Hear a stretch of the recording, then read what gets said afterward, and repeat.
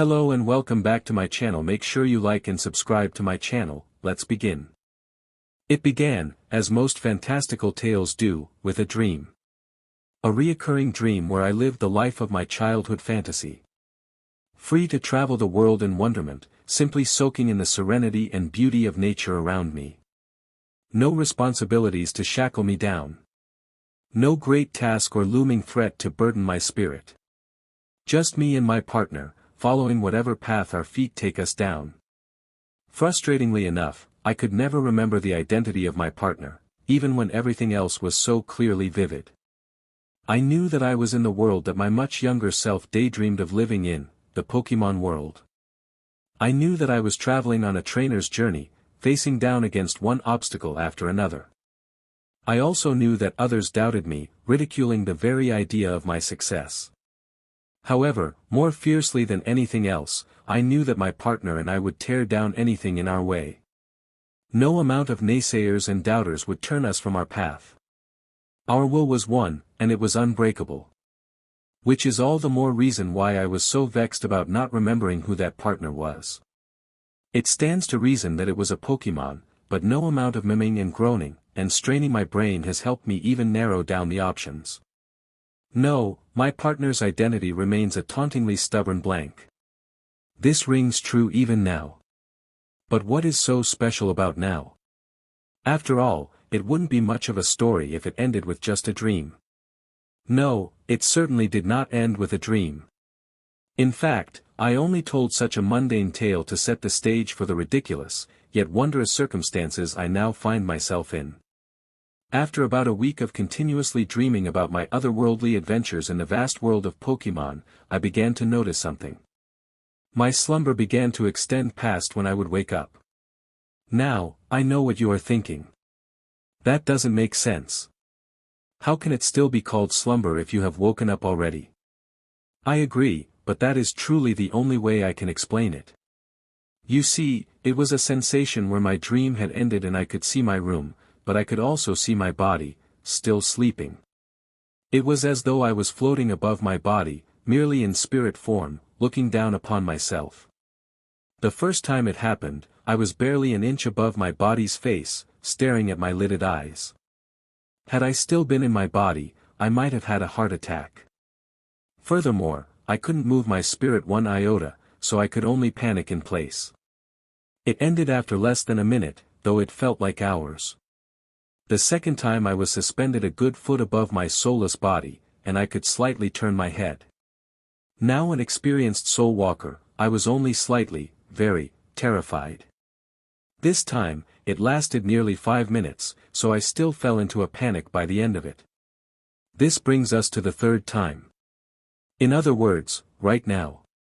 This time, I can move my body freely. Well, I would be able to move freely, were I not being held in place.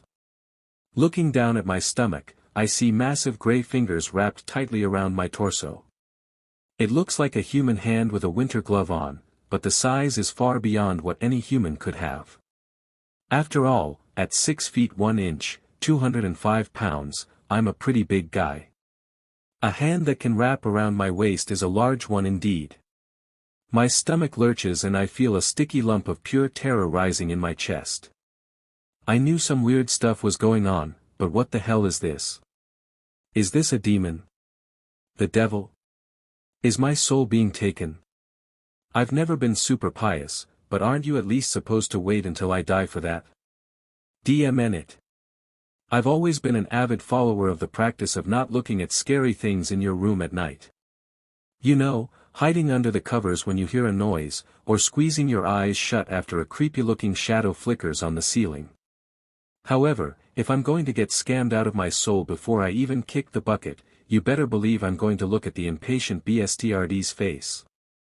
With a Herculean effort, I begin to turn my head to look at my soulnapper's ugly mug. Then I look forward again and take a deep breath, 'cause this is some seriously scary shit. Now, before I can psych myself out again, I rapidly twist my head back and peek at the being behind me. A massive gray face with bulging yellow eyes and a jagged yellow mouth awaits me. I can only be glad for my new discovery that souls aren't able to defecate, as I would have soiled my breaths otherwise. Why on earth is its mouth so wide? Wait. Those eyes aren't actually looking at anything, and that mouth is just a striae. Nope, never mind, the mouth just moved. Pretty sure the eyes actually aren't real though. In fact, a floating red orb in what I had first thought to be a hat seems to be what's focused on me. Holy sheet, it's a dusknoir. What in the name of all that is holy is going on here? I'm trying to freak out here, but my soul can't make any noise, so I'm just kind of flailing around in its hand. The red orb narrows into what I can only assume is a squint, and it starts to pull me towards it. The absurdity of the situation has helped to distract me from my fear, so I can at least think properly again. I'm trying to remember everything I can about dusknoir, which isn't too hard, considering it's one of my favorite ghost types. I know that dusknoir can pull people to the spirit world, which is essentially the Pokémon world's equivalent of an afterlife. I think it usually does this to dead souls that haven't passed on, but it can also pull out a living person's soul. That, I remember distinctly from the episode where a dusknoir straight up kills Oak because he said he wanted to see the spirit world. Obviously, Oak didn't actually die, which tells me that they can also put souls back into bodies. I think I remember something about them guiding lost spirits too. While I struggle to remember anything that might be relevant to my absurd circumstances, my thoughts are interrupted by a single, fierce tug that sends me up and over the gripper Pokémon's head. Only now do I see the gaping, black hole in the very fabric of the universe that had been floating above Dusknoir's head. I guess seeing a real-life Pokémon was just too distracting, because how in the hell did I miss that? Anyways, the Dusknoir has let me go at this point, having already gone through with the action of yeeting my helpless spirit into the distortion in space. As soon as I enter the dimensional tear, images flash in and out of my vision, far too fast to keep up and far too fleeting to remember. All I know for a fact is that there were untamed wildernesses and strange creatures innumerable. Finally, my vision settled on a forest, thick with vegetation and showing no signs of human interference. Well, other than the still corpse of a young boy, he just looks out of place, to be honest. More than a little freaked out, I look around for the Dusknoir and almost feel lost when I don't see it. After all, what do I even do as a bodiless soul in a seemingly foreign world? If it's going to drag me into an eldritch portal, the least it could do is take some responsibility. Noir. As that thought comes to my mind, an inhuman voice behind me turns my head. Just in time to see a massive grey palm sumo slap me upside the head, shoving my entire soul straight down into the boy's corpse. Ugh, I let out a groan that carries all the pain of my splitting headache. Why do these dreams just keep getting weirder? My tired mumbling sounds awfully high-pitched, but the headache and drowsiness don't allow room for me to pick up on that. Instead, I sluggishly sit up and put my head in my hands. The constant pounding isn't going to make for a pleasant day, that much is certain. Thankfully, it's the weekend, so I don't have to go out at all, and nobody will bother me now that I live alone. Time to catch another hour of sleep and hope the problem is gone when I wake up. I let myself fall weightlessly back, only to give an undignified yelp when my head bounces off what feels like a rock. Once again, I spend some time curled up with my head cradled in my arms. That certainly was not my pillow, and now that I've quite literally been knocked awake, I can tell that I am not on my bed, nor am I in my room. Peeking out from my protective arm cradle, I confirm that it was indeed a rock that my head hit. That, combined with the fact that there is grass all around said rock, heavily implies that I am outside. Why? Ignoring all my current ailments, I explode up to my feet and wildly look around myself. My jaw drops in shock when I see my surroundings. I'm currently in the middle of what has to be the thickest, most untamed forest I have ever seen in my life. Not only is there greenery and massive trees as far as I can see in any direction, but the woods are truly alive with a cacophony of noises. It almost feels as though I am out of place in such a location. Not because I have no idea what the hell is going on, that too, but because this feels like a place so ruled by nature that a human shouldn't encroach upon it. Though, beneath the panic at being in an unknown wilderness, beneath the strangeness of feeling out of place, beneath everything else,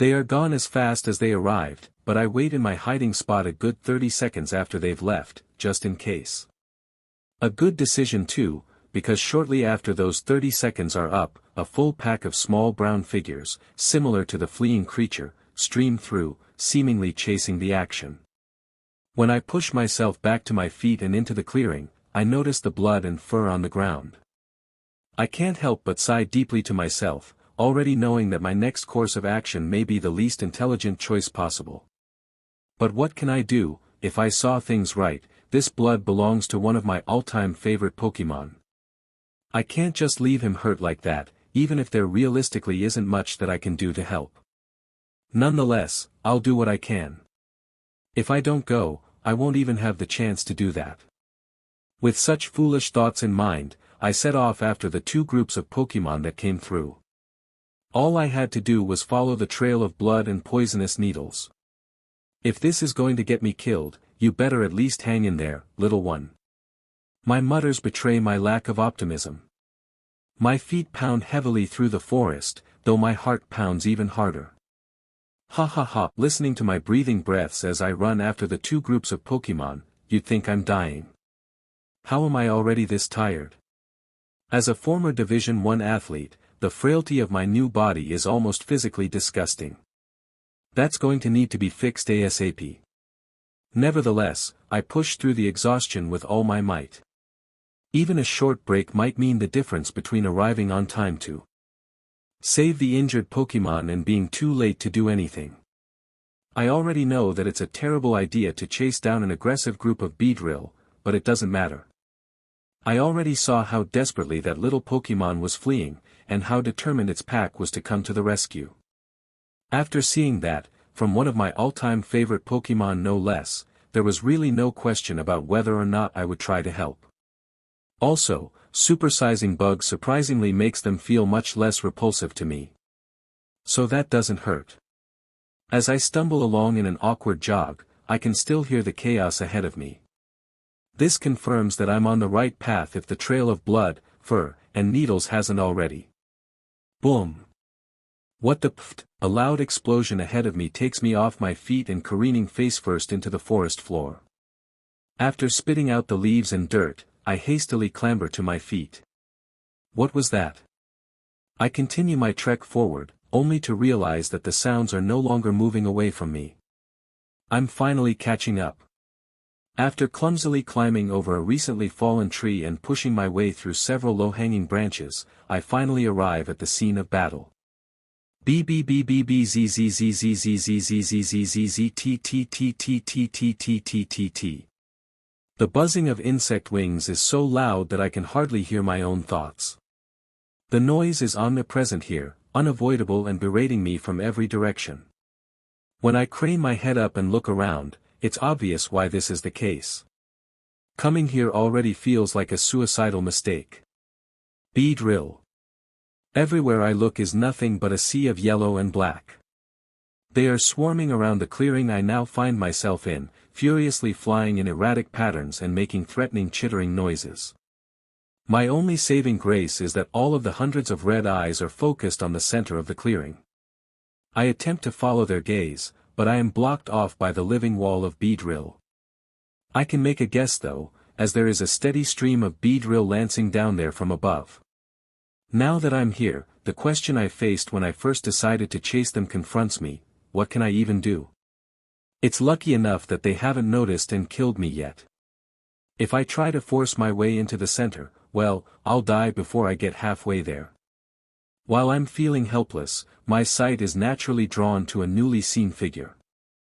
High in the sky, far above the clearing, higher than even the massive tree tops, is an orange light.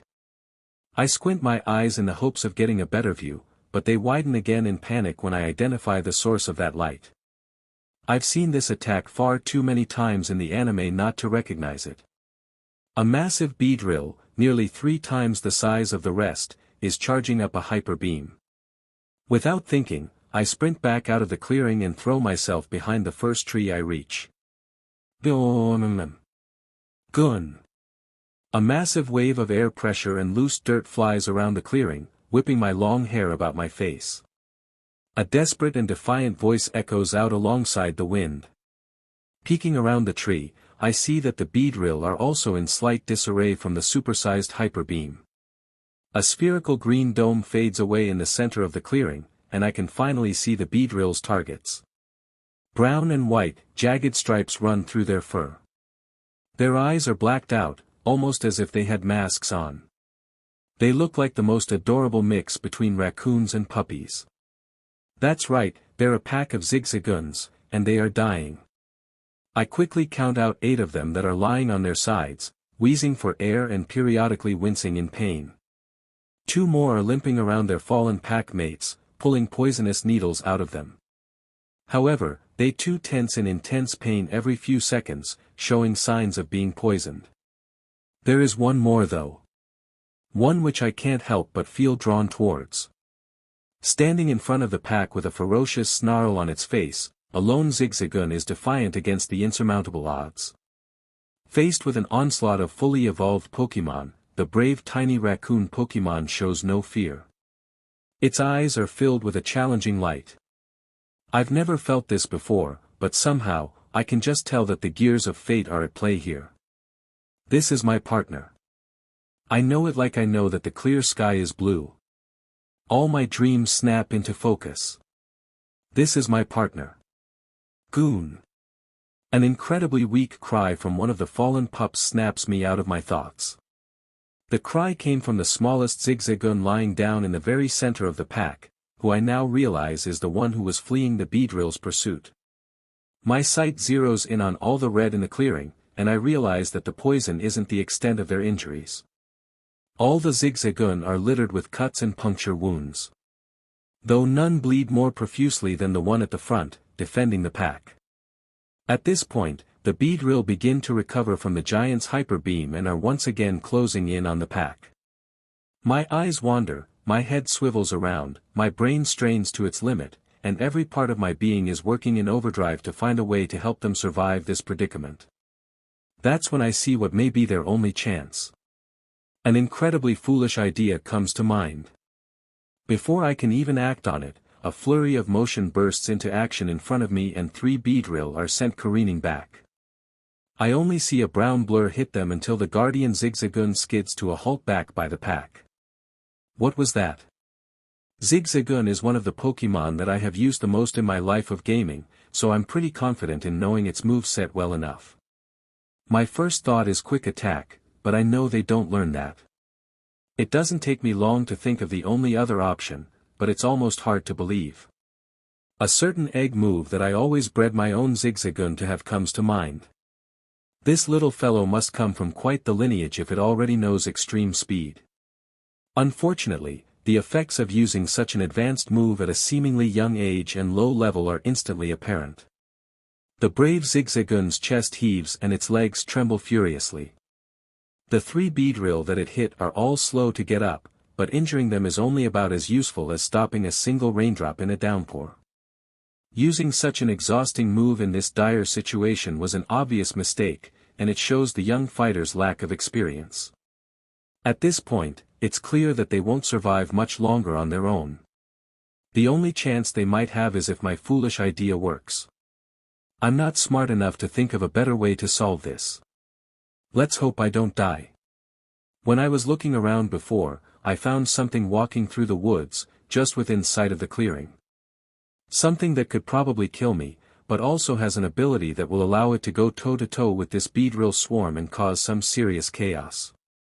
An adult Ursaring lumbers through the woods, unconcerned by the life and death struggle close by. Ursaring would make the perfect distraction for me to run in, scoop up the zigzagoon, and book it. With its ability, Guts, Ursaring will only grow strong after being poisoned by the Beedrill. On top of that, it's enough of a powerful brute that its rampage would throw even a swarm this massive into chaos. I don't think that even an Ursaring can beat this many Beedrill, but they will all need to turn their attention to what is obviously the bigger threat. Now, I just need to find a way to make it go berserk. Luckily, the anime's first episode showed me exactly what I need to do. Pokémon really don't like it when you throw rocks at them. I can't shout or make any noise, because that would turn the Beedrill's attention to me first. Thus, my only option is to pelt the big superpowered bear with a rock and hope that the Beedrill will panic and stop it when it charges at me to kill me. Sounds like a foolproof plan, right? I'm screwed, aren't I? Zig. A panicked voice has me turn back to the center, just to see that the massive Beedrill is starting to charge another hyper beam. The zigzagoon pack probably won't survive another, so there's no time to wait. I pick up a fist-sized rock and wipe it in a poison puddle on the ground for good measure. With a practiced motion, I turn and beam it at the Ursaring with all my strength. Ursaring is taking her usual stroll through the woods. She knows that there is a nice berry grove nearby with some of her favorite sweet pink berries. In no rush, she continues to amble through the trees in that direction. The forest is a bit noisy today, but that doesn't matter. There's nothing here that would dare offend her, so why should she care when the weaklings squabble? The Beedrill could be a bit troublesome, but cowardly Pokémon who can only rely on numbers could never scare Ursaring. Thunk. A sharp pain strikes Ursaring's head, just below the ear. It's by no means a debilitating injury, and it hardly even hurt in the first place. However, there is a persistent stinging at the point of contact, reminiscent of a Beedrill's poison sting. Far more infuriating than the pain is the fact that something dared to attack her in her own forest, especially with such a pitiful attack. Ursaring looks in the direction that the pitiful attack came from, and, for a moment, all her anger melts into confusion. After all, standing there with its body still in the position of having just thrown something, is a scrawny little human child. The young boy looks at Ursaring with a face reminiscent of how a deerling might look at her. Then, the kid's terrified stupor breaks into an aggravating smirk, as if to say, yeah, that was me. Do something about it. Now, this isn't the first time Ursaring has seen a human, so she knows how this usually goes. When a human picks a fight with you in the woods, it's almost always because they are what you call trainers, and they want to forcefully recruit you to their team. It's the old contract between Pokémon and humans since long ago. Pokémon cooperate with humans, and humans help Pokémon grow stronger. Ursaring has no qualms about that, but the child in front of her is clearly not a Pokémon trainer. All trainers have a strong scent of various Pokémon clinging to them, and the boy has none of that. Meaning that this sniveling brat just pelted her with a rock without any team to challenge her. Had he done it just to be a nuisance? With her ire rising above her confusion, Ursaring's face shifted to a ferocious snarl. Seeing that, the boy's face pales, and he turns to run into the center of the clearing. Roar roar roar. The movement triggered Ursaring's instincts and she bellows out her anger, barreling her way toward the human child in a full sprint. It won't take long to catch up. She knows that she needs to hurry though, as the child is foolishly running directly into the Beedrill swarm. Ursaring doesn't want them to kill the boy before she can get a bit of justified revenge. As Ursaring enters the clearing, a massive orange beam falls from the sky to meet her. A hastily thrown hammer arm stops the hyper beam in its tracks, but not before Ursaring's charge has been halted. Looking to the sky, she immediately sees that the local Queen Beedrill is the attacker. She knows that the Hive Queen is reasonable enough, and she could simply explain that she's after the human boy, thus avoiding a pointless fight. However, such a thought is something Ursaring would never even consider. Ursaring is the true ruler of this territory of the forest. A child naively throwing a rock is one thing, but how could the queen allow a full-on attack to go ignored? The Beedrill seem to have gotten too comfortable with their excessive numbers lately. Ursaring charges a hyper beam of her own, readying the attack much more swiftly than the Queen Beedrill had, and fires into the swarm. By strafing her aim all around, dozens of Beedrill fall unconscious from a single attack, though she knows that this won't easily happen again, now that the battle is starting in earnest. As every Beedrill in the area turns to face her, Ursaring sends one final glance toward the human, committing his face to memory. The child is knelt down in front of that famous rascal of a troublemaking zigzagoon, seemingly attempting to convince him of something or another. They seem to come to a quick agreement, as they soon move to carry the fallen pack out of the clearing. Any further consideration is saved for later, as the massive Queen Beedrill imperiously orders her swarm to attack Ursaring as a unit. Staring up at the sea of attacks, Ursaring grins as her muscles swell from a swift use of bulk up. It's time to remind the forest dwellers why she's the ruler around here. When the massive superpowered bear gives you the, "I'm going to kill you" look, it really makes you reevaluate your life's decisions leading up to this point. It's now or never, so I swivel around and sprint toward the zigzagoon pack. The swarm of human child-sized, lance-armed bees now appearing much less threatening in comparison to the beast behind me. Maybe it's because I now recognize them as my unwilling allies in protecting me from the consequences of my foolhardy plan. Roar, roar, roar. An earth-shaking roar bellows out from behind me, but I can no longer afford to turn back. I'm rapidly approaching the center of the clearing, and I now need to convince the zigzagoon to help me without slowing down. I do, however, take note of the fact that the Beedrill have all turned to face the larger threat behind me now. Go, my faithful defenders. Show that honey-liking lug your sense of Gen 1 superiority. Another explosion rings out behind me, the wave of air pressure boosting my speed like a tailwind. Seems like the colossal Beedrill above decided to redirect its aim at the new challenger. It isn't long before I feel the heat of another light beam zooming around the air above me. Ursaring must have just answered back. Why am I being subjected to so many hyper beams, barely an hour after my arrival in the Pokémon world? What happened to my relaxing adventure through the beauty of the natural world? Fighting back my tears of injustice at the cruel betrayal of my dreams, I finally arrive before the zigzagoons.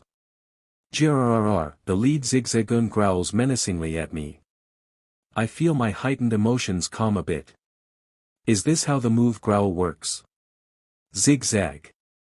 Listen up, little guy. I kneel down and put my palms on the ground, face up to show that I mean no harm.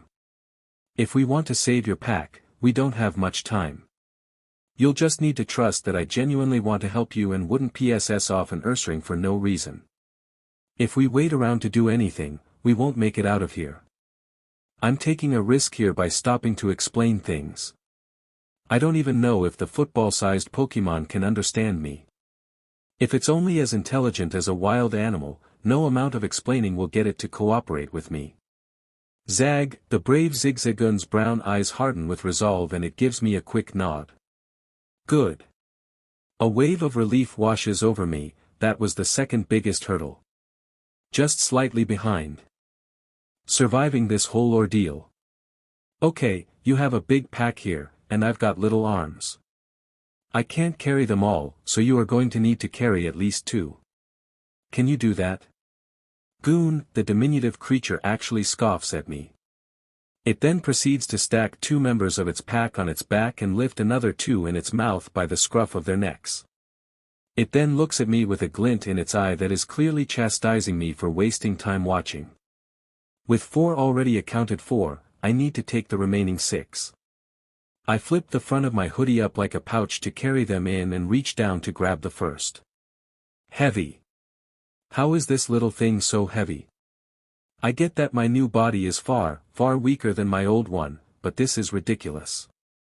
Each of these little things must be at least 30 pounds, and that's if I'm lowballing my estimate. Despair starts to sink in when I realize that there's no way that I can carry all 6. Zigzag. 2 of them call out to me and lift a third between them, each getting a grip on the third scruff with their mouths. I recognize these 2 as the less wounded pair that was helping out the fallen pack members before. They give me one last look before heading off after the guardian. I'm left with 3 for myself, 2 of which seem to be the runts of the pack. They left me the lightest 3 to carry. It will still be a challenge with this body, but I can do it. No, I have to do it. There's no other option. One at a time, I scoop the final 3 prone zigzagoons up and place them in my makeshift hoodie pouch. My arms wrap below it for further support, and I push my feet off the ground to squat up. All told, there must be around 80 pounds of Pokémon in my arms, and my body is shaking like a leaf, but I've got them up. We're going to make it. One step at a time, I march on after the lead zigzagoon, hoping that it will know the best direction to flee towards. I can feel the lactic acid burning in my legs and lower back, but the sounds of battle behind me don't allow me to stop. One foot after another, never breaking pace. If I take a break, I might not be able to start moving again. To distract myself from the burning in my legs and lungs, I take to examining the Pokémon in my arms. Not one of them is longer than a foot, even with their tails included. Despite that, their muscle density must be off the charts because I'm currently feeling how heavy they are. Their large eyes are squeezed shut, but the black strip of fur across them, combined with their little button nose, is utterly adorable, even in their battered state. When thinking of their current state, my eyes can't help but trace over the multitude of cuts, scrapes, and bruises covering each of their bodies. There is something else that's even more of a pressing issue though. Hey! I call out to the lead zigzagoon. It doesn't stop, but its ears twitch and I know that I have its attention. These little ones aren't going to last much longer. Their injuries can heal, but we need to deal with the poison. Do you know where we can find a healer? Maybe a Pokémon Center? Zag! A muffled yell is my response. I have no idea what was said, and I can't imagine it can say much more while carrying two of its packmates, but it sounded confident enough. All that's left is to trust and follow. Ha ha ha. My legs are on fire. My chest feels like it's caving in. My arms and shoulders are numb. I'm not even going to think about my back. Between my exhausted heaves for breath, I can only redouble upon my conviction to get this body into peak physical shape. It's been nearly a half hour since we've left the clearing, and my body has given out long ago. I've been running exclusively on willpower and necessity. The knowledge that slowing down could very well mean death for the adorable young beings in my arms is the strongest motivator I could ask for. Unfortunately, that doesn't mean tomorrow morning is going to feel any less unpleasant. Worse yet is that I run out of things to distract myself with. The last and most effective one that I had was mentally freaking out with giddiness over the fact that I had communicated with a real-life Pokémon, but even that thought has now been overtaken by my sheer exhaustion. As I trudge through yet another thick wall of foliage, I'm forced to a halt when I see that the zigzagoon have all come to a stop. What's wrong? Why have you? My words trail off when I wearily raise my head to find what halted our progress. Wow! I can only breathlessly exclaim my shock when I see where we are. I carefully squat down in one final effort and set my 3 passengers on the ground as gently as possible. When I stand back up, I simply soak in my surroundings. We're in yet another clearing, but this one is so vibrant with color and life that it's almost hard to believe. Pinks, reds, blues, and a single spot of yellows, the entire clearing is spotted with plentiful berry trees of various kinds. I quickly identify them, a large patch of pecha berries, sherry and oran berries galore, and a single tree of citrus berries. It looks like I was right to trust the pack's little defender, as the pecha berries are just what we need. Assuming, of course, that they work the same as they do in the game.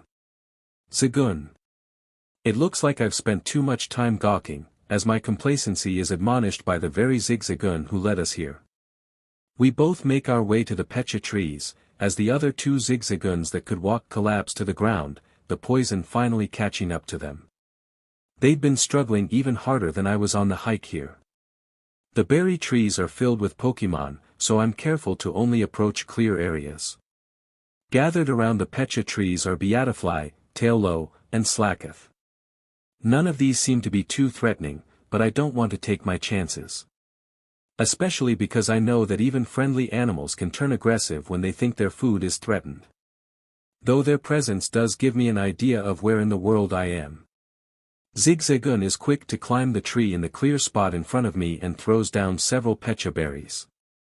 I scramble to scoop them up and turn back towards the pack. I make a couple of trips back and forth across the clearing until every member of the 10-pup pack is munching on a sweet pink berry. Only after the entire pack has finished eating, does the guardian zigzagoon finally eat one for itself. I collapse to the ground in relief. My muscles are screaming in pain, but not even that can detract from the immense sense of accomplishment in my heart. They're all going to make it. Zig! A cheerful voice calls out from above me and a soft ball hits my shoulder. My head turns to see that a blue berry lies on the ground beside me. Tracing the direction of the noise, I can see Zigzagoon happily trotting along the branches of the oran tree, paying no mind to the wurmple, cascoon, and lone swallow that it passes by. Once again, it tosses a berry to every single member of its pack before grabbing one for itself. This time, it climbs back down the tree and trots right up next to me, where it plops down and starts eating. I can't help but grin at the cute display before taking a deep bite out of my own oran berry. My eyes widen at the burst of flavor. There really isn't a category I could put this in to describe it. It isn't sweet, but neither is it sour or bitter. The best way I can put it is that it is like a burst of rich flavors that are almost similar to a red grape, but not as sweet and much stronger. However, the flavor, novel as it is not the most surprising part of the experience. No, it is that I can physically feel the pain in my muscles fading away. It's not gone by any means, but there is a dulling effect to it that has taken place immediately upon taking the first bite. If this is the effect of a mere oran berry, what could a stronger type do? I can't help but look towards the single citrus tree, but the pincers scattered along its branches deter any ideas I have of testing the waters. Now those things are dead scary looking. When I finish my berry, a nudge to my side takes me out of my thoughts. Zigzag. The guardian of the pack is bouncing back and forth while looking at me with its tail wagging. Suddenly, it lunges forward once again, nudging me in the thigh. Zagoon. A smile splits my face and I lunge out to grab it, ready to begin roughhousing in the same way that I used to play with my family dogs. We soon descend into a giggle, or in its case, yipping, pile of tussling limbs. Though this little one is far smaller than my parents' 3 Great Pyrenees, its strength is in a class of its own. I'm swiftly tiring out, but we're both having too much fun to notice. How can you not love Zigzagoon? They're just little bundles of joy and energy. After a few minutes of joyful play, we're both lying next to each other, breathing heavily, one of us in joy, the other in exhaustion. You can guess which is which. A quick peek to the side tells me that the pack is sleeping soundly. I take a deep breath to prepare myself for what I'm about to do. Hey, Zigzagoon. My voice is calm and even, masking my bundle of nerves. Have you ever thought of leaving this forest? Zag? Zigzagoon sits up and looks at me with its head tilted. I've only just arrived here, so I don't really know how things work yet, but I know there are people called Pokémon trainers. I just start speaking my thoughts as they come, I don't spend the time to filter or think my words through. They travel the world alongside their Pokémon partners, exploring the unknown, challenging insurmountable obstacles, and battling one another to test their bonds and rise to the top. Zigzagoon's eyes are wide. It's obviously a young Pokémon, and this appears to be the first time it has heard of anything beyond the bounds of its home. Pokémon trainers battle alongside their partners to take on the world and prove themselves as the very best. I can feel myself getting passionate as I speak. My own goals are beginning to form themselves. I want to take the world by storm, conquering one obstacle after another. I want to rise to the top and prove that my partner and I are the best there's ever been. I want to travel the world, unfettered and free to go wherever my feet take me. I want to live as I please, enjoying every moment. I stop to look at the young Pokémon, seeing that it is staring up at me with starry eyes. But to do that, I need a partner. Now, some people may think it's foolish to choose a Zigzagoon as a starter if my goal is to become the strongest trainer in the world. After all, what is a Lanoon to a Garchomp? Wouldn't I be better off giving this speech to one of the Slakoth or Pinsir around me? Heck, even a Weedle would give me the chance to utilize Mega Evolution. To those people, I would say shut up and watch me. Zigzagoon is my most used Pokémon of all time, and I'll be dead before I say it's incapable of becoming strong. I'll admit, as a child picking up Pokémon Sapphire for the first time, Zigzagoon was a useful HMSLV. However, bringing him to the Elite Four changed everything. He learned belly drum along Victory Road and swept Sydney with his speed. Even after that, he was the core of my initial offense in every single Elite Four battle during that playthrough, which was my first time ever completing a traditional Pokémon game. That was the moment where child me felt terrible for treating him like he was only good for HMs.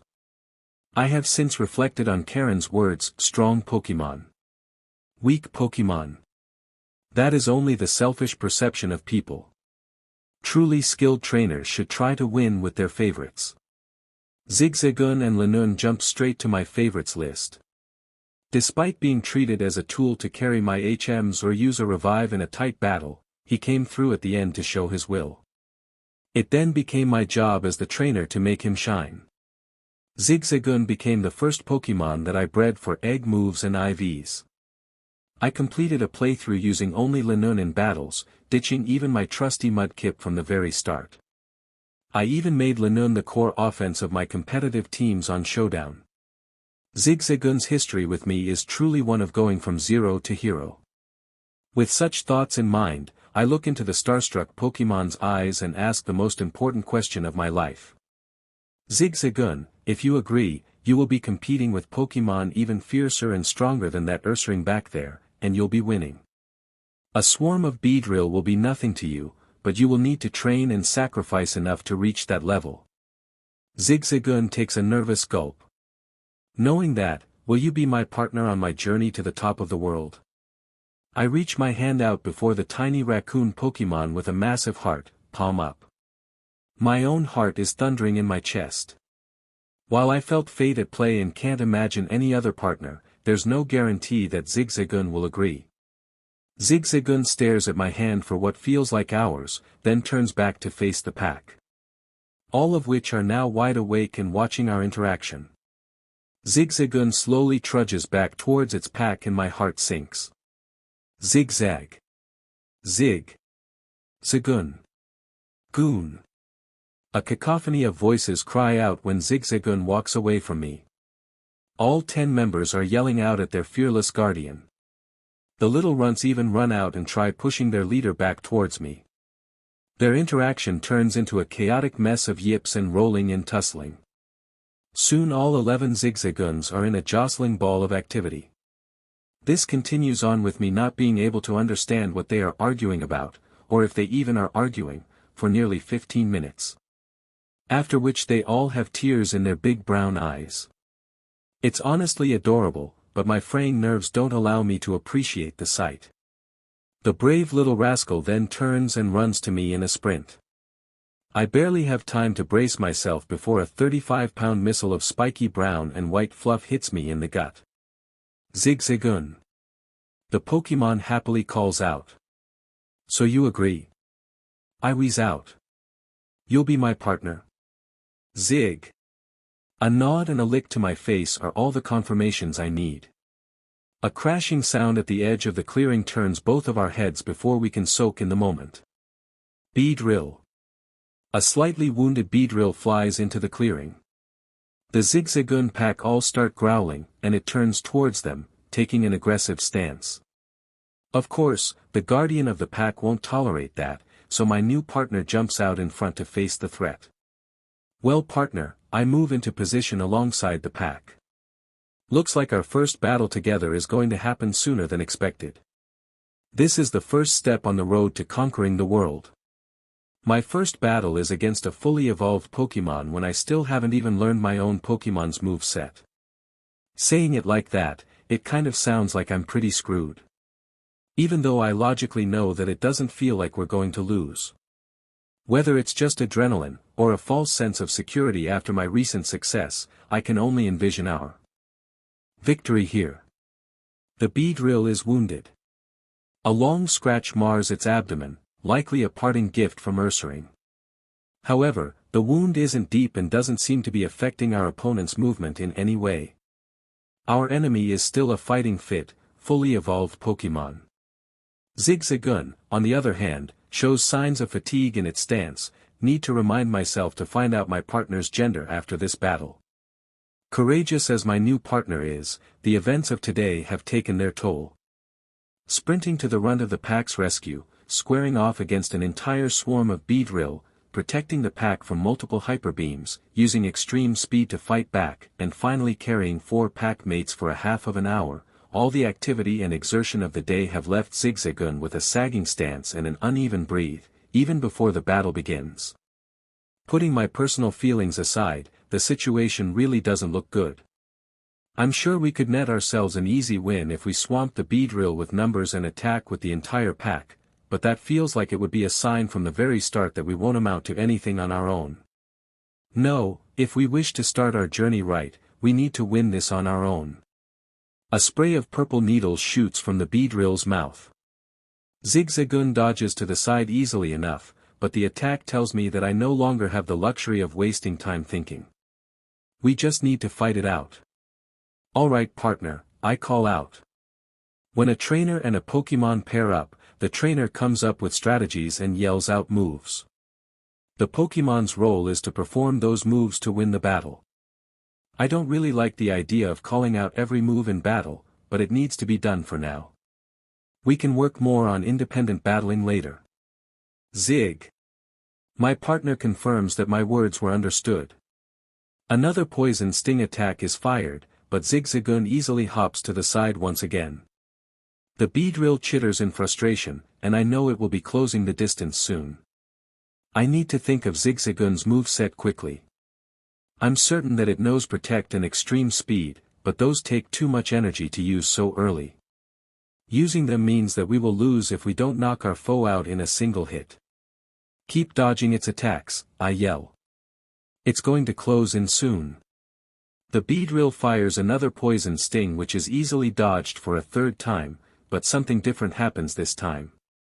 When Zigzagoon lands from its side hop, Beedrill is instantly upon it, having predicted my partner's dodge and blitzed the landing spot. Jab after jab rains down at the tiny raccoon Pokémon in what can only be Fury attack. Zagoon. The startled Pokémon takes the first 2 hits directly in the side before managing to slip under the third. Sand attack right up in its face. I need to create an opening that we can use to counterattack. Zigzagoon swipes its front paw up and sends a stream of sand directly into the oversized insect's red eyes. The bug type instantly recoils, instinctively halting the rain of jabs to wipe at its eyes. Now, tackle. The little fuzzball rockets forward and rams its shoulder into the bug's abdomen, right over the slash wound. Drill. Beedrill recoils back, beginning to fly up. Don't give it any distance. I yell. Sand attack again. Then circle around and tackle one of the wings. Another burst of sand in the face keeps the bug-type Pokémon disoriented. My little scrapper then surprises me by sprinting up a tree to tackle the Beedrill's back from a superior height. Attacking the wings succeeds in sending both fighters spiraling down to the ground, kicking up a cloud of dust, but that's perfect.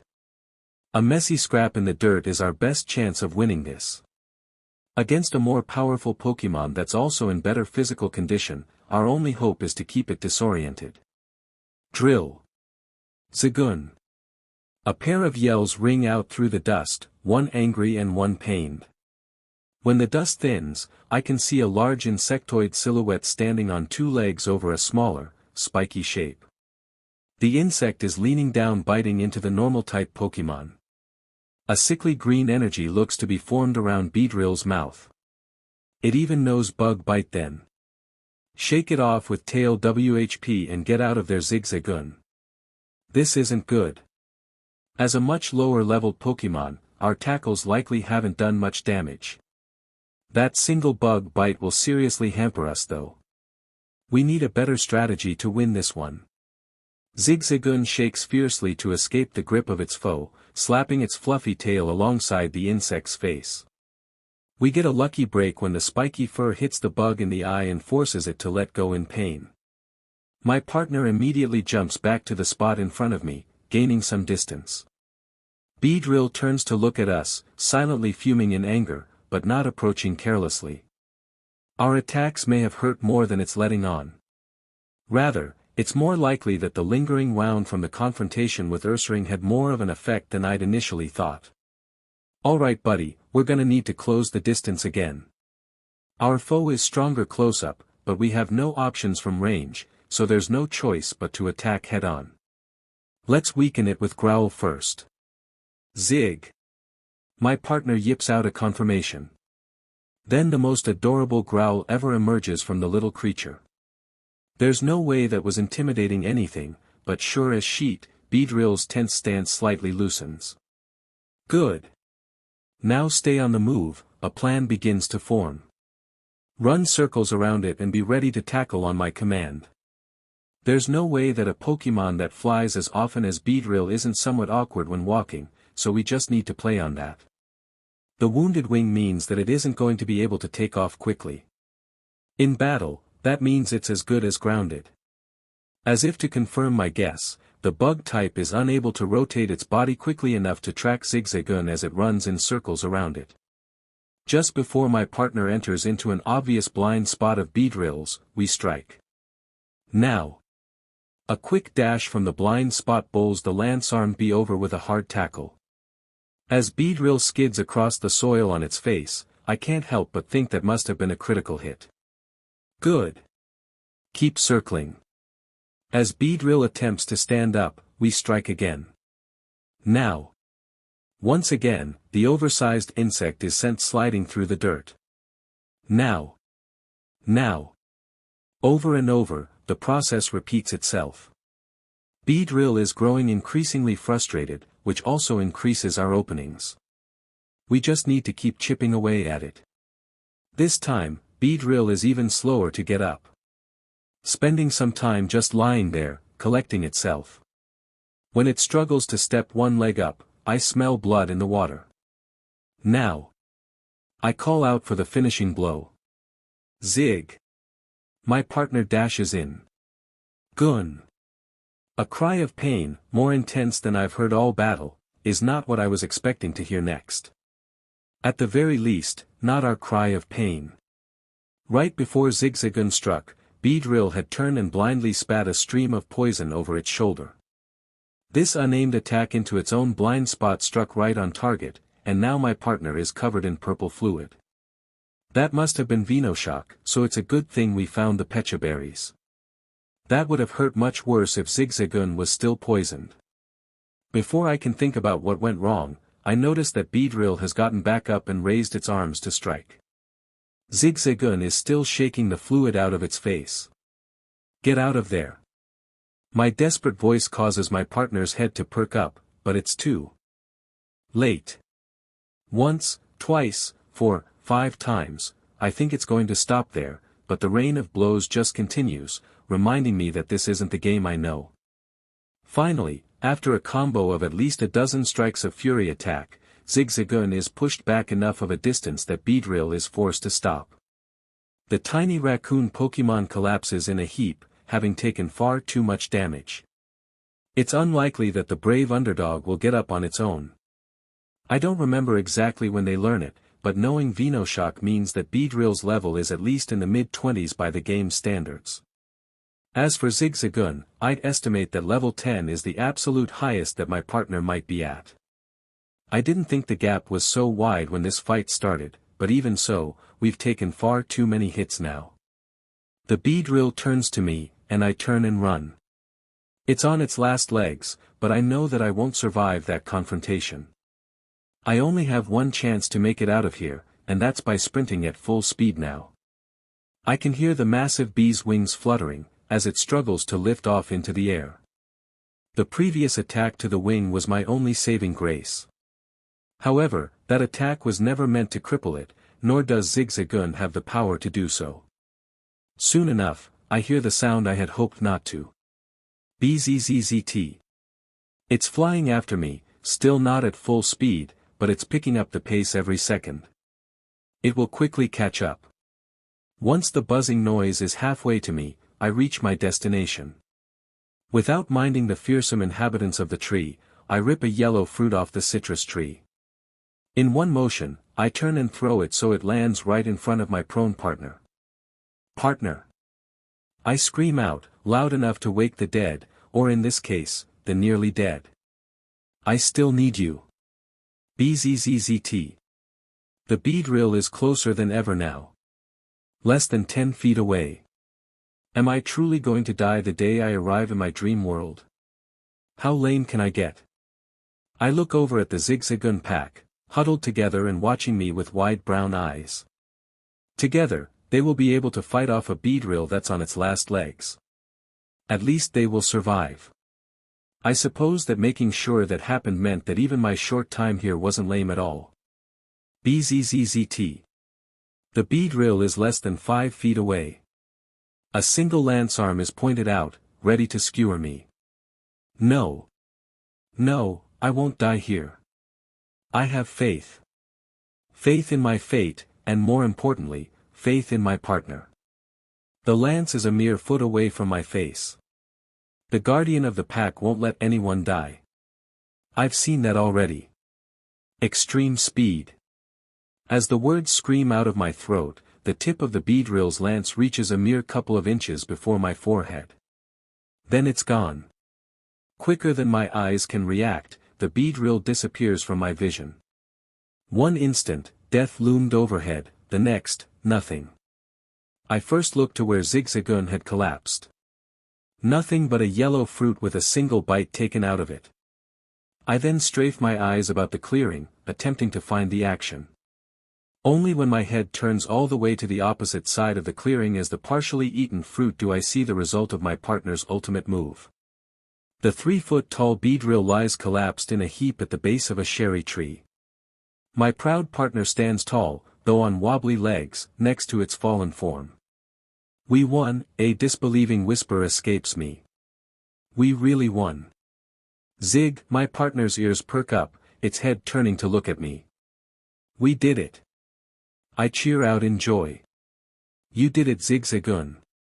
The surging emotions in my head barely allow me to think straight. Are you kidding me? You're the freaking best.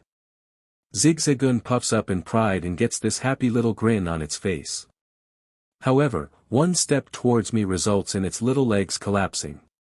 Too exhausted to move, the victor of our vicious struggle lays on the ground with a tongue hanging out.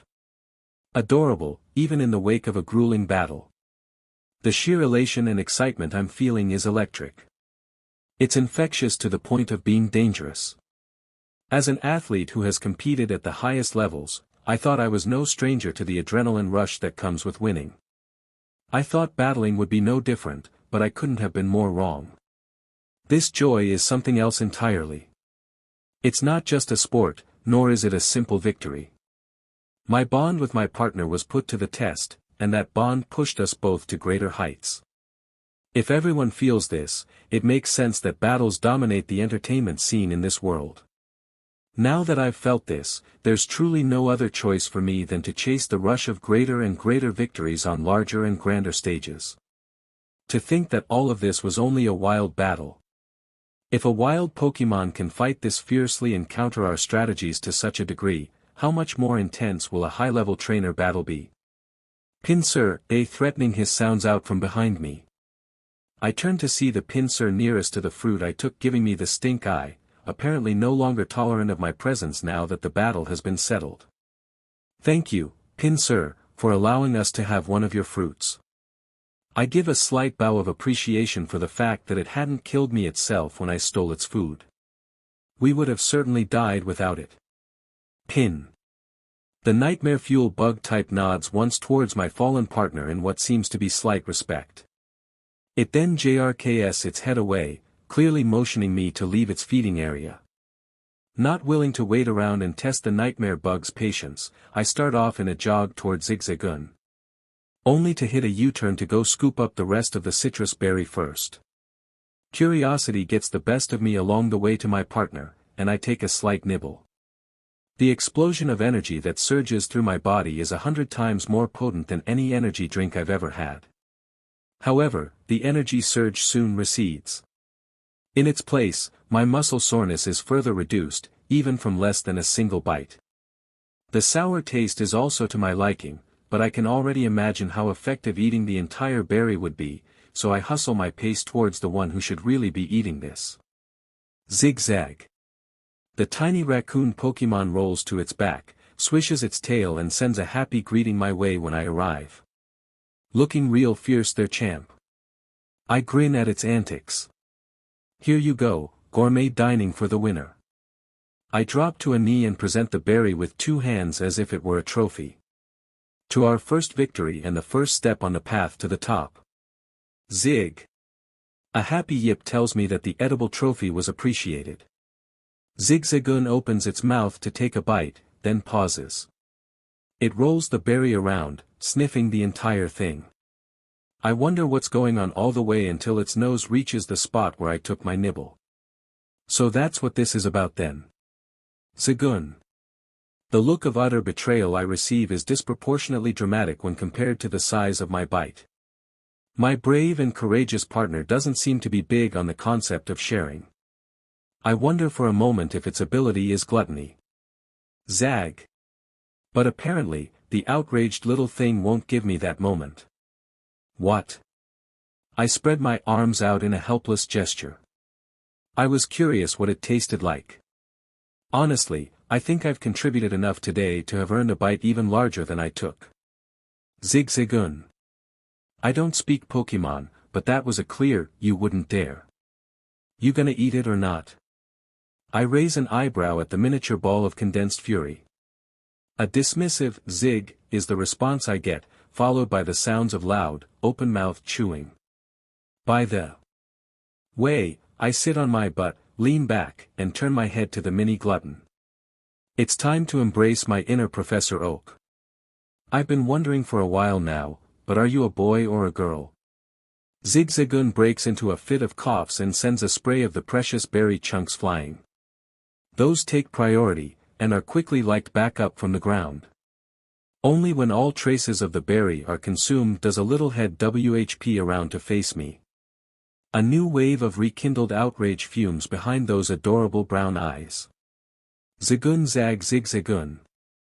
The incoherent chattering commences and the Pokémon looks to be mere moments away from lunging at my throat.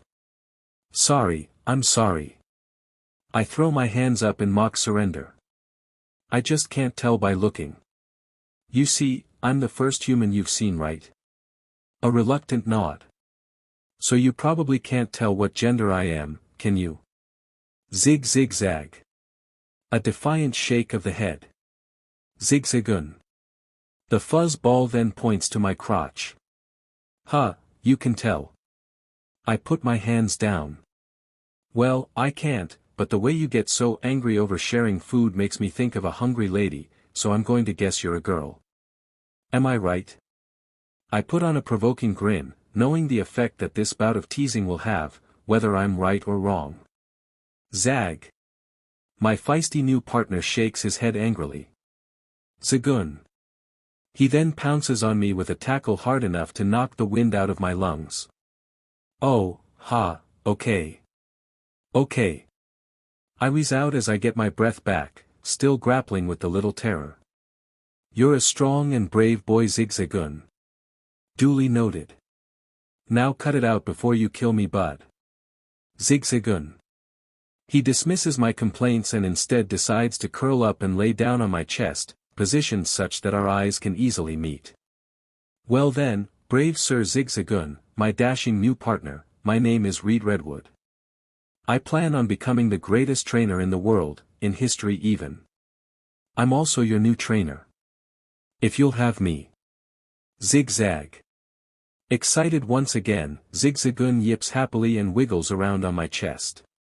In that case, I smile back. You now know my name. The next order of business is to find out what your name is. Zig. His head tilts and he puts a single paw on his own chest. Zigzagoon. Yep, you're a Zigzagoon. I bob my head in agreement, prompting the cutie to nod along sagely. But that's not your name. Zagoon. His smug face falls to a look of confusion. That's what your species is called. I begin my explanation of the concept of names. Names are more special than that. Like you're a Zigzagoon, I'm a human. However, when I rise to the top of the world, people will know me as Reed Redwood, the strongest champion. I'll be more than just any old human, Pokémon trainer. Names have power. By making you into someone unique, they give weight to your existence. Instead of simply being known as a powerful Lanoon, the fuzzy fellow perks up at the thought of reaching his evolved form. You will be, who, the untouchable speedster champion. That is what we're trying to find out. Zigzagoon. Having grasped the idea, my partner is practically vibrating with excitement. Exactly. I snap and point my finger at him, flashing a cheesy grin. So now we need to find you a name that will inspire awe and fear for generations. Zigzagoon's excitement can no longer be contained, and he hops off my chest, bounding circles around me in happy leaps. Now, I clap my hands to get his attention, halting his bouncing. I've got some ideas, but the choice is ultimately yours. After all, it is your name. Zigzag. The way I see it, I start off, thinking of the few names that have resonated with me towards the courageous guardian of the pack. We have two routes we can take. We can name you for your speed, which will likely be a defining trait of yours throughout your battles, or we can name you after your character. I get no response to this other than more the pleasure of being able to watch my tiny raccoon creature do some happy little stompies with his stubby legs. On the speedster side, we could go with Silver or Levi. Those are both the names of heroic warriors who were too fast for their enemies to keep up with their attacks. I watch for a reaction, and don't see much beyond his usual excitement. But I think it would be better to name you for your brave character. Maybe something like Guts for your willingness to fight back against impossible odds. Maybe not, it doesn't quite fit. How about? There was an idea blossoming. A vision of a small Pokémon, overlooked by all as a common nuisance, rather than a competitive battler. In this vision, that diminutive creature, underestimated by all, takes the field as a titan. His presence on the field is an insurmountable wall, blocking the very concept of victory out of his opponent's sight. He would take to the battlefield as a Goliath. I slowly sound out the name, as if feeling out the idea. It's a name you will need to work your way up to owning, but when we reach the top, you will need to be the unstoppable Goliath of the team. You have no choice but to become that powerful if you want to be the ace of my team. Zigzagoon. His fluffy ears perk up at the name, and the idea of becoming an unstoppable force gets his tail wagging. I'm going to be honest with you here, I think it's best to warn my excitable partner of what's to come. Most of the opponents we meet are probably going to look down on you. His eyes widen in shock. I know, it's stupid, but most trainers think of Zigzagoon as a weak species, unsuited to serious battling. Even when you win, others will consider it an underdog story. That's where the name Goliath comes from. Zigzagoon finally stops moving. He now sits in front of me, hanging on to my words. It would seem that the idea of being underestimated is one that he dislikes quite a bit. Good. The name Goliath will be one that spits in the face of those who underestimate you. Once again, a cheesy smirk finds its way to my face. Goliath comes from one of those underdog stories. He was the champion of an ancient people who was feared as their pillar of strength. In the story, a weak and small man named David defeated him in a storybook underdog comeback. Zigzagoon, who had been listening intently, shows some displeasure at being named after someone who lost. I know, he lost, I shrug my shoulders. Did you think David would be a more fitting name? My partner thinks for a moment, then slowly nods, uncertain. That's definitely how others will think of you, at least at the start of our journey. I nod along. But consider this, do you want to always be thought of as the weaker Pokémon in your fights? That gets to him. Zigzagoon's fur stands on end and his face turns into a frown even more pronounced than when he noticed that I stole a bite from his berry. I've already realized it, but my partner's pride dwarfs his physical size. Goliath was a symbol of both the faith his people had in him and the loss of hope for their enemies when he arrived. It's true that he lost to a much weaker opponent, but let that serve as a reminder to never grow complacent, even when your opponent is as harmless as a newly hatched cater pie. I can see his interest rising. I mean that literally too, as his tail has begun to swish back and forth. My hope, no, my vision for the future, is that you will become the symbol of victory that our team rallies behind. My smile turns into one of pure happiness and pride. As the guardian of your pack, I've already seen a glimpse of what that future might look like. So what do you say? Will you be the little Goliath of our team? Zigzagoon. Zigzagoon. The newly dubbed Goliath yips with joy and chases his tail. I can feel the intimidation already. Great. I clap my hands together. Then it's nice to meet you, Goliath. Unfortunately, since you haven't quite proven yourself to be a symbol of power yet, you're goalie for now. An evil grin takes over my previously kindly smile. Zagoon. Goalie's cheery disposition is replaced with the burning rage of betrayal. Sorry goalie, I turn to walk away. Them's the rules. Don't like that? Prove yourself. I'll call you Goliath when you've earned it. I begin to walk back to the other side of the clearing, away from the feisty yipping behind me. Although, other than my noisy friend, the clearing is awfully quiet right now. In fact, it's dead silent. Not a single sign of the vibrant and lively atmosphere from before remains. A rustling in the bushes all the way across the clearing demands my attention. Head held high in arrogance, Ursaring lumbers into the clearing. Read Redwood. Badges, 0. Pokémon, 0. Companions. Goliath, goalie. Zigzagoon. Moves. Extreme speed. Protect. Tickle. Growl. Sand attack. Tail WHP. Tackle. Covet. Ursaring walked proudly through the forest. Why wouldn't she feel proud? She had just asserted the depths of her rule over the forest once again. The Beedrill colony, who had been so arrogant in their overwhelming numbers, fell like feeble cutiefly before her might. Here she stands, poisoned, covered in wounds, and physically exhausted, but as the victor against a swarm of hundreds. The poison in her veins only serves to strengthen her body and push her beyond her limits. Ursaring is the queen, and a queen does not fall to petty tricks like numbers and poison. The memory of the look on the Queen Beedrill's face as her entire army was cut through like butter sends Ursaring into a fit of guttural laughter. It's a deep and grating sound that sends all the surrounding lifeforms running with fear. How dare that oversized insect even call herself a queen in Ursaring's presence? The beating that Bug received was more than satisfactory enough for Ursaring to get over her wounds.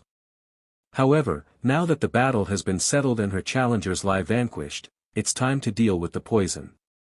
Ursaring was originally headed for the berry grove before she got caught up in that fight, so she's simply continuing on her way there now. It's not too far off, so she'll arrive shortly. Something keeps nagging at the back of her mind though. The unpleasant feeling even kills the hearty mood she was in after her victory and cuts off her laughter.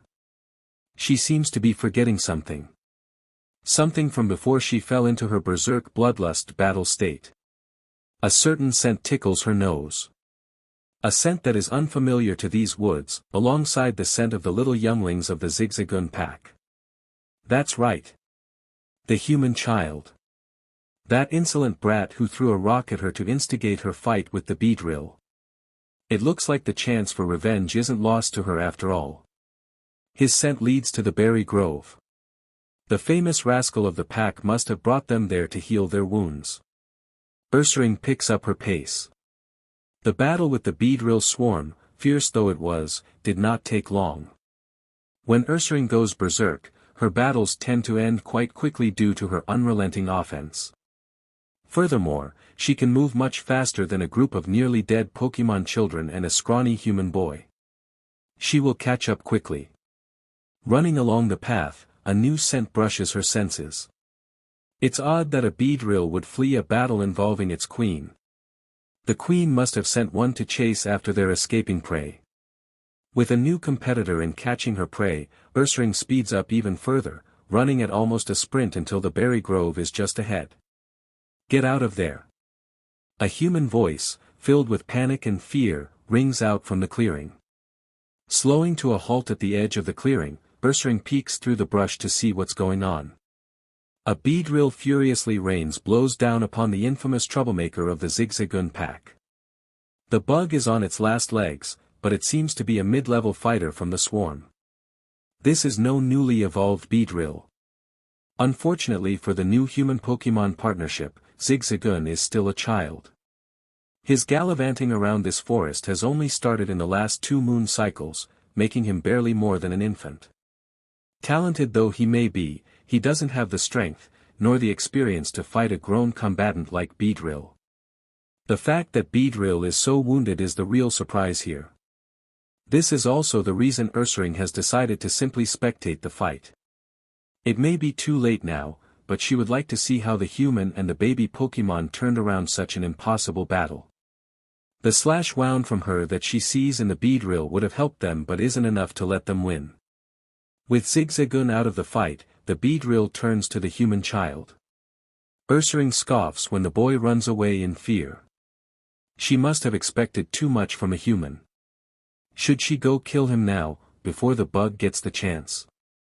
Right when her disappointment peaks, something odd strikes her. The boy isn't afraid. He is running away. This much is true, but he is not running in fear for his life. The boy runs with a purpose. Ursaring traces his path and sees that he is running to the tree with the best healing berries. The one occupied by the Pinsir, a fairly powerful group of Pokémon. Is he betting on getting them to fight the Beedrill? Does he plan to use the same strategy he had with her, getting a more powerful Pokémon to fight his battles for him?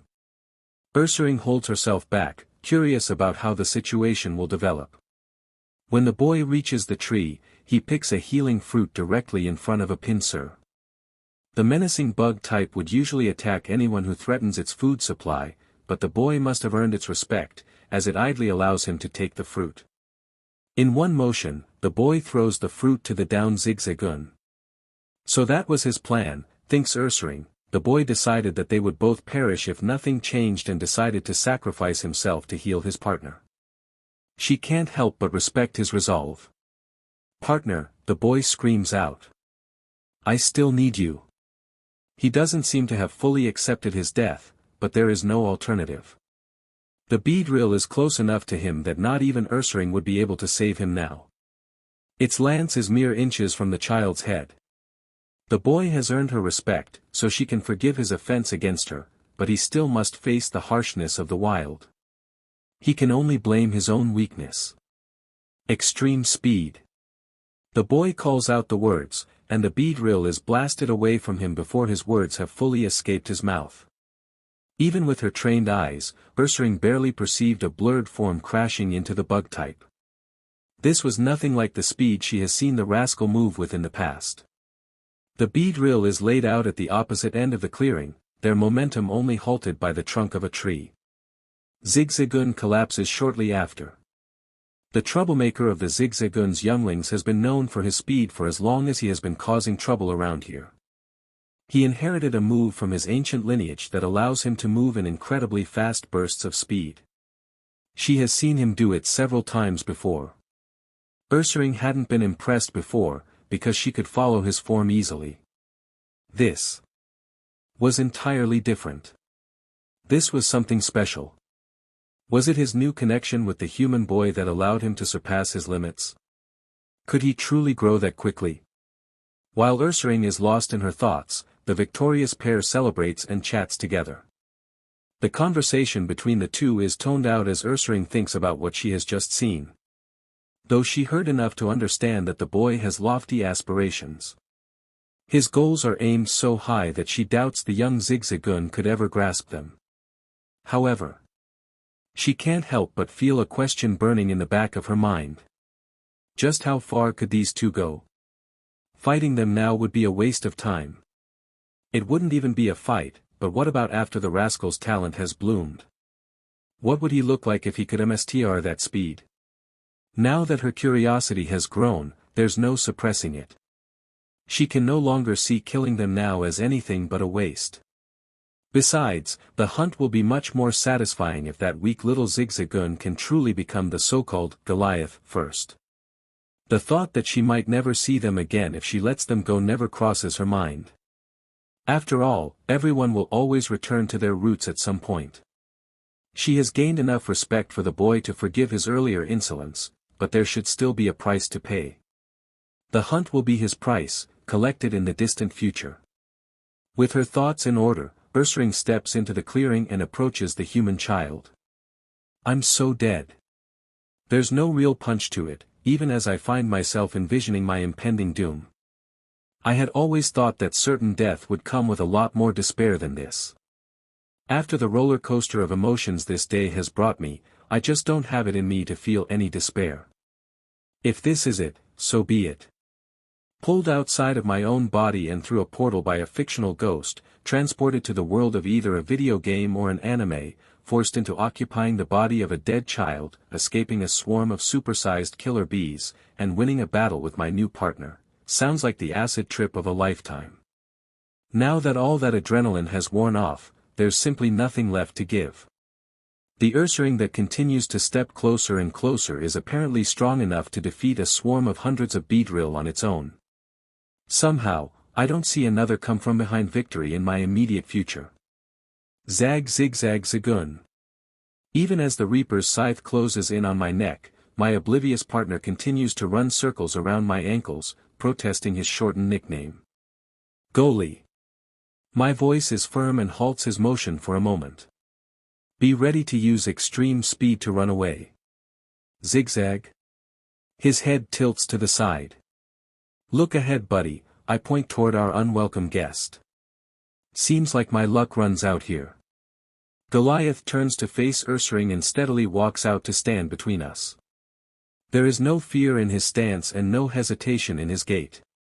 Only cold determination is present in the tiny Pokémon's bearing. The guardian of the pack won't let anyone die. Goon. Goliath calls out to the bear. Zigzagoon. Ursaring stops for a moment, scoffs, and continues to pad forward. Goliath's hackles rise at the obvious dismissal and he starts to yip out his rage. The massive bear walks all the way up to my partner's face before simply continuing past him with no signs of aggression. Goli is being noisy with his attempts at intimidation, but Ursaring isn't paying him any mind. Instead, the beast of a Pokémon walks right up to me, until we're standing face to face. My heart pounds in my chest and sweat drips from my brow. I can barely hear Goli's yips over the sound of my own pulse. Ursaring, a deep, guttural voice commands my attention. A massive claw taps my chest and shoves me on my backside with irresistible force. Before I can entertain the notion that it might eat me alive, I am also passed by and ignored. Instead, Ursaring snaps up a pecha berry off a low-hanging branch before heading towards the citrus tree.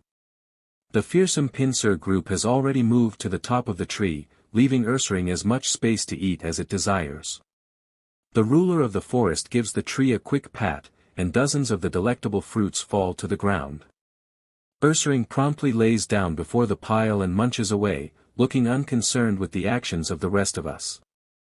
However, I notice that the bear's eyes never completely leave Goliath. There's no caution or worry there, but much intrigue. Unsure of why I'm not being chowed on in place of the berries, but unwilling to stick around and find out, I scoop my feisty raccoon up in my arms and jog out of the clearing. Ha ha ha. After the kind of day I've had, a couple of minutes of jogging is already enough to empty the gas tank. If it really wants me dead, Ursaring can still probably catch me in less than an hour, but the distance I just made helps my confidence if nothing else.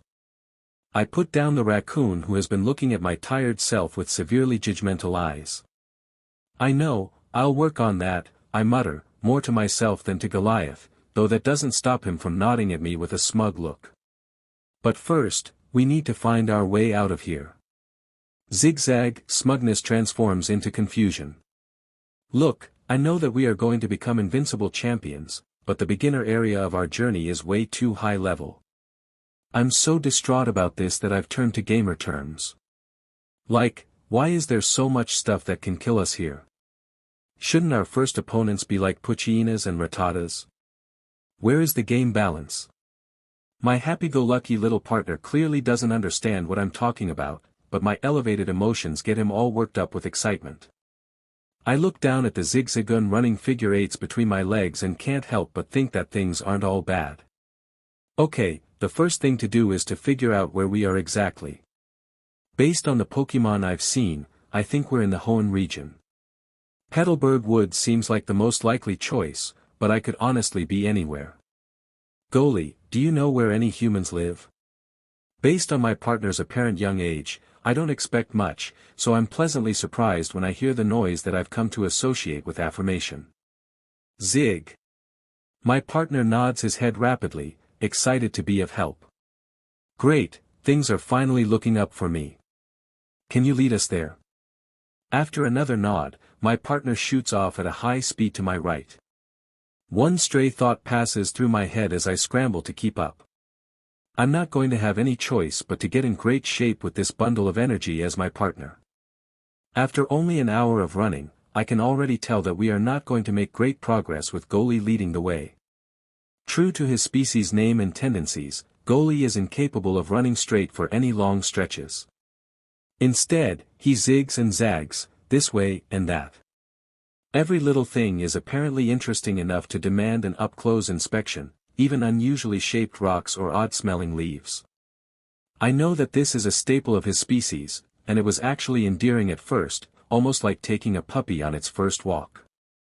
However, after the 100th leaf investigation, I'm beginning to think we are never going to get out of this forest. The only things our constant sidetracking is good for are my lungs and my legs. Every bit of forward progress is at nearly a full sprint, so my weak body is appreciating the breaks. Speaking of breaks, Goli has once again veered off course. Goli! I yell out. Between my heavy breathing. Rocks and leaves can't be this interesting. You've literally lived here your whole life. What are you going to do when we enter a city and everything is actually new to you? I watch as my brave little fighter sticks his nose into yet another pile of leaves. No matter how many you check, the leaves aren't going to do anything different. I lament before continuing to walk down our initial path, silently grateful for the break from my running. Zagoon. Cascoon. See, now let's keep going. Wait, Cascoon. I stop in my tracks and spin around. Wait, what did you find? Zag zigzagoon. Well great, now my partner's getting snarky with me. It's hard to take offense to the snarky tone when he's rolling a pink cocoon around the forest floor as he says it though. I'm almost worried that it might attack him, but it doesn't seem like it will. Its eyes are narrowed in what might be annoyance, but it's hard to tell the emotions of a spiky pink ball with eyes. Cascoon only learns harden, and Goli looks to be having fun, so it should be fine, right?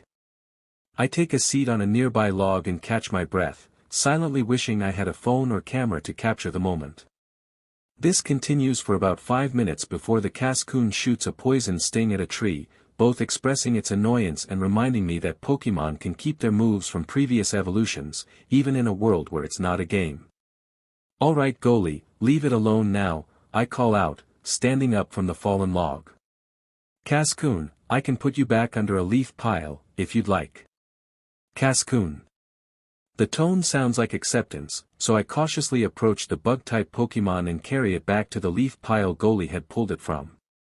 Its body is incredibly soft to the touch, but I quickly set it down before it gets annoyed enough to poison me. With Cascoon properly hidden once again, Goli can no longer wait and sets off at a breakneck pace toward our destination once again.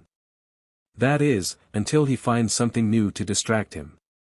6 days later and I'm now much more tolerant of Goli's explorations. After all, without him, I may have starved before getting out of these Dmed woods. Even if we double our pace and cut the time it takes us to reach our goal in half, 3 or 4 days without food would spell the end for me. Goalie's ability to find every berry tree and drinkable water source has been a literal lifesaver. I had never thought that this forest would be so massive, but I guess that's to be expected now that I'm in a real new world. The maps can't possibly be as small as they are in the games. Still, I'm pretty sick of sleeping on the cold forest floor at this point. Goalie has been getting antsy and doing much less sidetracking since we started off this morning though, so I think our destination might be nearby. Jogging at a sedate pace behind my partner who sprints back and forth, I think back on the past few days. Day 1. After the encounter with Cascoon, not much else of note happened for the next few hours. We found an oran berry tree and had a quick lunch before stocking up on a few berries to go and heading back out. A sleeping slaking had us holding our breath and tiptoeing by, but the pack of Vigoroth around it seemed content to let us pass, so long as we caused no harm. Maybe they too wished to keep their powerful leader asleep. Day 2. We had our second battle on this day, though it wasn't nearly as intense as the Beedrill fight. A Wurmple with a massive chip on its shoulder wasn't very happy about Goalie knocking it off a tree branch in another one of his little adventures. The Wurmple was larger than any other of his kind that I had seen thus far, so I approached the battle cautiously, but that wasn't necessary. It only knew tackle and string shot, but our opening move, sand attack, forced all the string shots to miss. Goalie then ran circles around it with his much superior speed and knocked it out after 3 tackles. Though we did leave it an oran berry before leaving because I felt that the whole incident was Goalie's fault to begin with. Day 3. A Mytiana pack woke me from my sleep and nearly made me CRP my breathes. They didn't attack, but seeing 6 of them circling us definitely got me and Goalie up and on the move quickly. Not even my feisty raccoon wanted to test their patience. That whole day had no sidetracking and only one break to eat. Day 4. Our third battle, once again instigated by Goalie. During our trek through the trees, Goalie sniffed out a taillow eating a citrus berry on a low branch above us. This is where I learned that he probably knows Covet and that Covet is a pretty nasty move. Goalie did that poor bird filthy. He called out to the taillow and waved to it with a cheerful face, chattering in pokespeak. When taillow called back, Goalie climbed the tree and approached. Even I thought that he was just making a new friend. Seeing him use Cascoon as a toy ball should have clued me into the fact that my partner's a bit of a little sheet. My eyes are wide open to that now though because when Goalie got up close with the taillow, he showed some next level disrespect. Goalie backhand smacked the stuffing out of that bird, stole its berry, and ate the whole thing before anyone could react. This led to a battle of course, as the poor bird was outraged enough to learn rage on spot. I felt bad, so I didn't give any orders to Goalie here. I just told him he was on his own. He struggled a bit with a flying enemy, but a well-timed use of Protect knocked the flying type to the ground. The battle was over before taillow could get back in the air. Day 5. I noticed that my body was already feeling tangibly stronger at this point.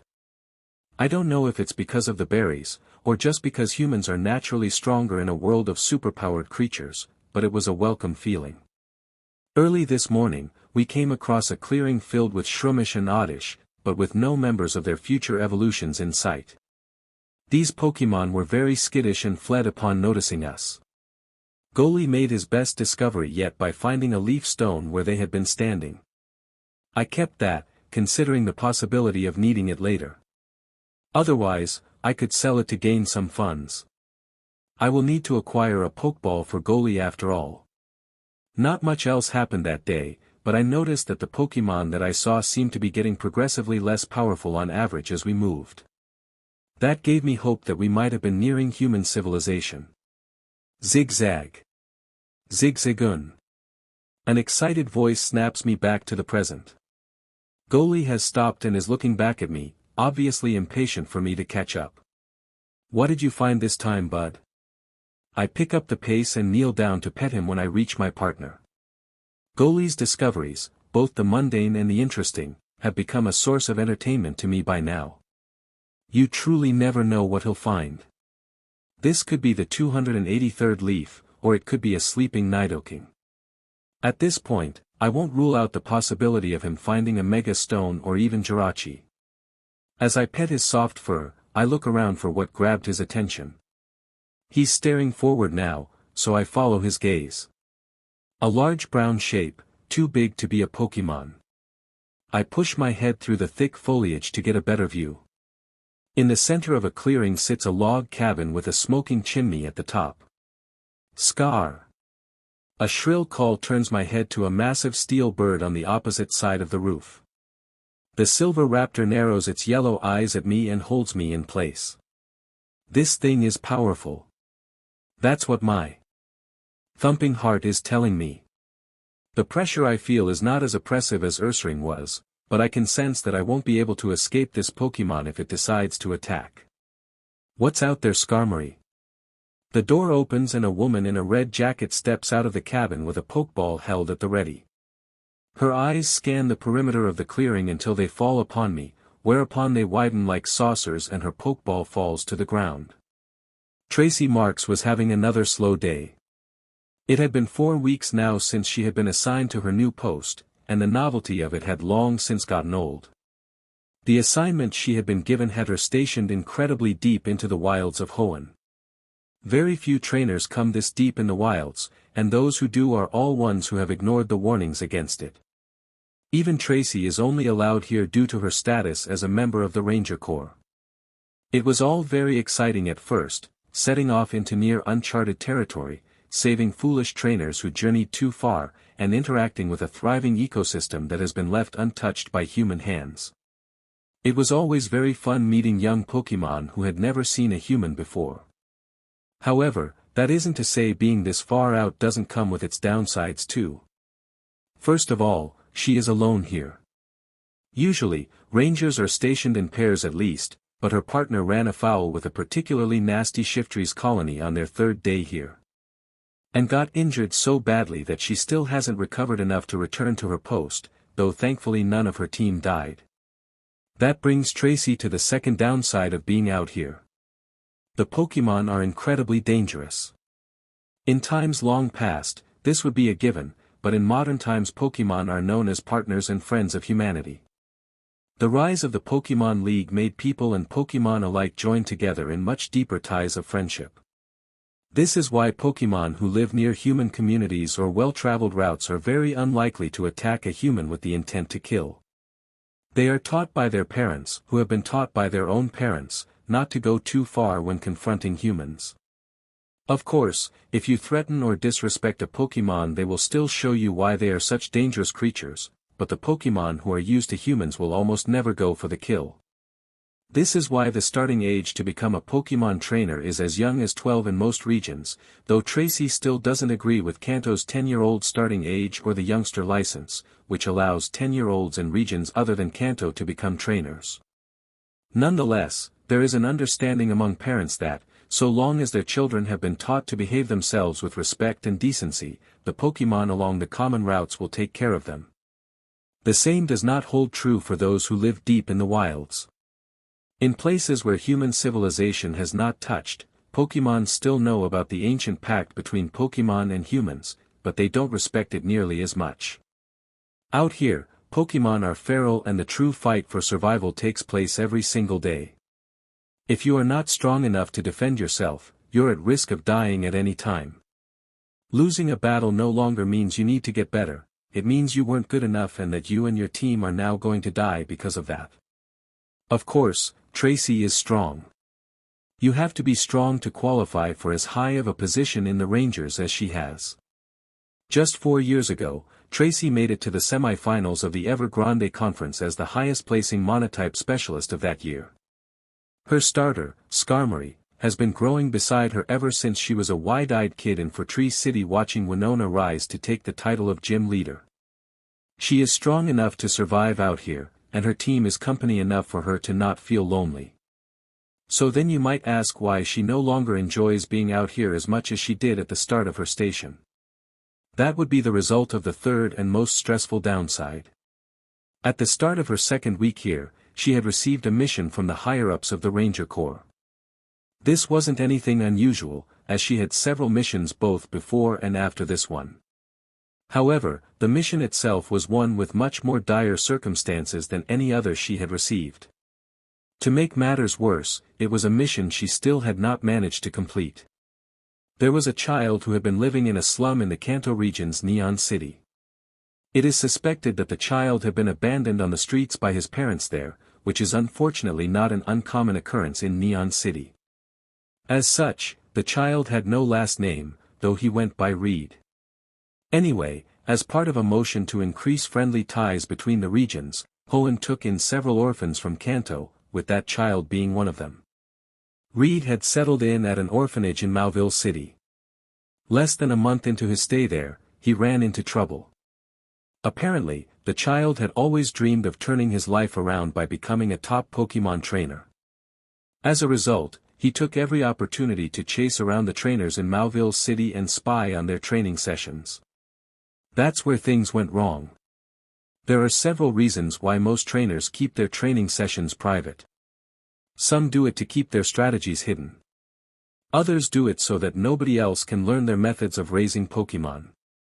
The man that Reed was spying on that night was hiding his training for a third reason. The move his Pokémon was learning was dangerous before it learned to control it. His executor was learning how to control the move teleport when it was startled by discovering the boy hiding nearby. In a moment of panic, it lost control of its move and teleported the boy to a random location. The Mauville police and the Ranger Corps worked together to locate him, but it was long, slow work. An unskilled teleporter is actually much more difficult to track than a skilled one, due to the wasted psychic energy it lets off. It was only after a full week had passed that they finally found out where Reed had been dropped at. The deep and dangerous regions of the border woods, far off the traveled routes and to the north of Fortree City. During the week that she had received the mission to search for him, half a dozen other rangers had been sent here to help. However, finding one human child in such a massive stretch of untamed wilds is like looking for a needle in a haystack. It would have been easy if they were closer to civilization, as they could have enlisted the local Pokémon's help, but that's impossible out here. The Pokémon here are uncooperative and rarely leave their own territories, much less to look for a human. After another week had passed with no sign of him, the other rangers were forced to return to their posts, one by one. It's now been 3 weeks of searching the forest, 4 weeks since the boy had gone missing, and most people on the case have given the boy up as dead. Problems resulting from misusing a Pokémon's powers are all too common around the world. It wouldn't even be an exaggeration to say that they are a weekly occurrence. What makes this case so different is that they are usually solved within a week. Just like how there are so many powers that can cause things to go wrong, there are just as many powers out there that can help fix those problems. Unfortunately, with so many variables at play, sometimes it isn't so easy to fix the damage. Incidents similar to this are known to happen once or twice every few years. Those types of occurrences usually don't have happy endings, and Tracy had all but given up on finding the good end to this story too.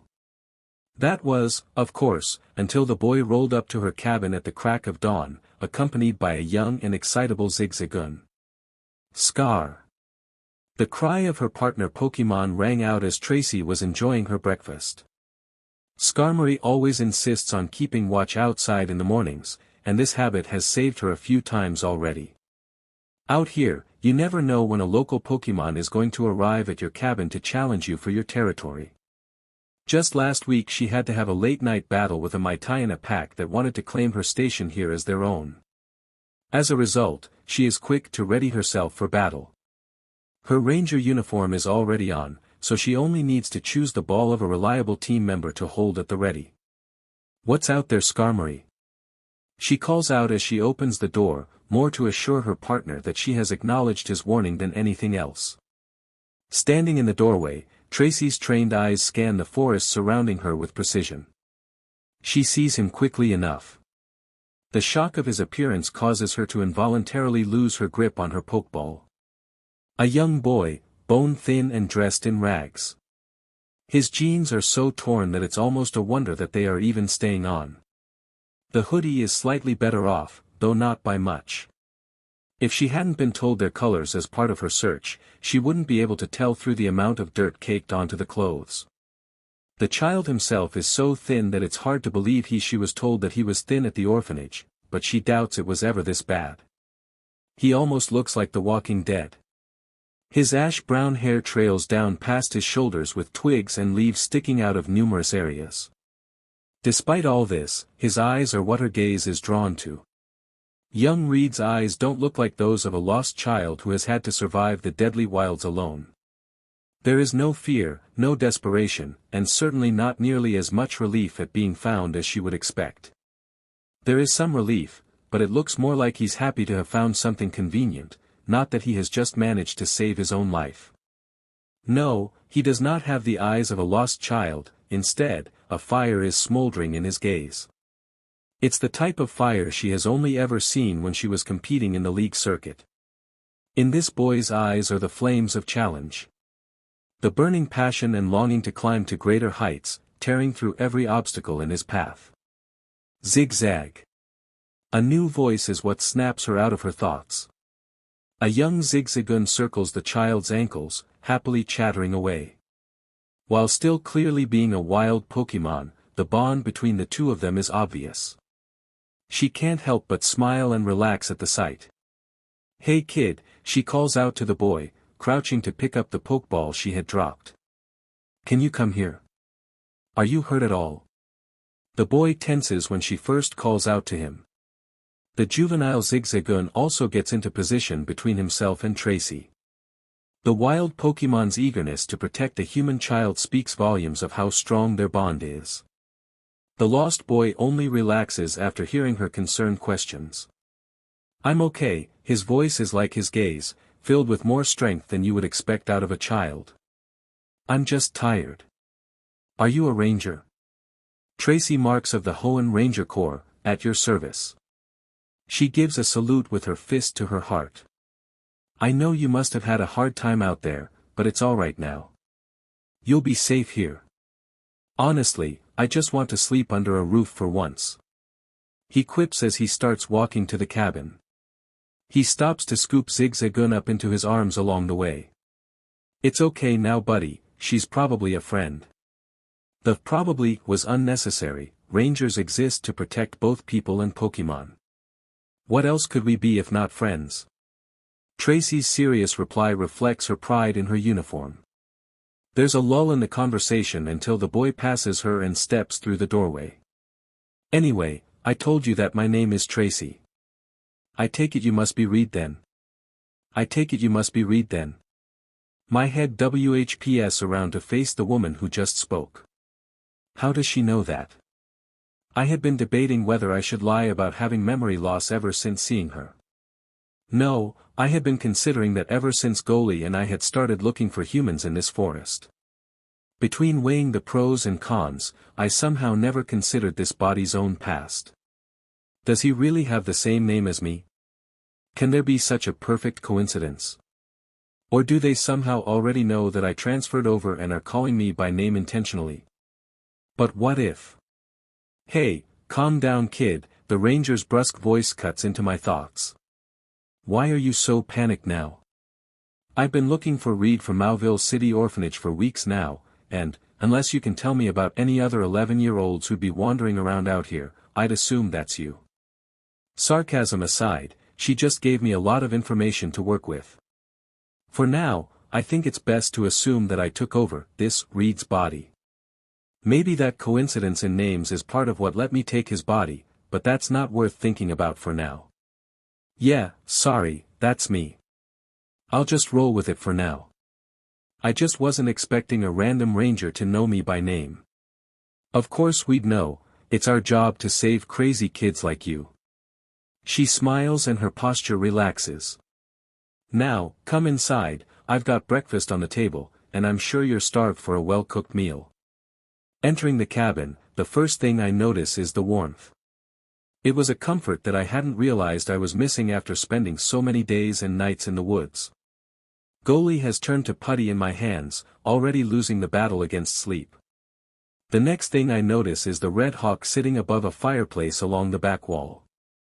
Her talonflame radiates nearly as much power as the Skarmory I had seen outside. I can't help but wonder what her ability as a trainer is. Your Pokémon seem pretty strong. I casually speak my thoughts as I sit before the plate of still warm bacon and eggs. Let's not think about where those came from. Are they? Ha! She scoffs. You must not know much about rangers. She speaks with a hint of the pride I had seen in my fellow athletes before.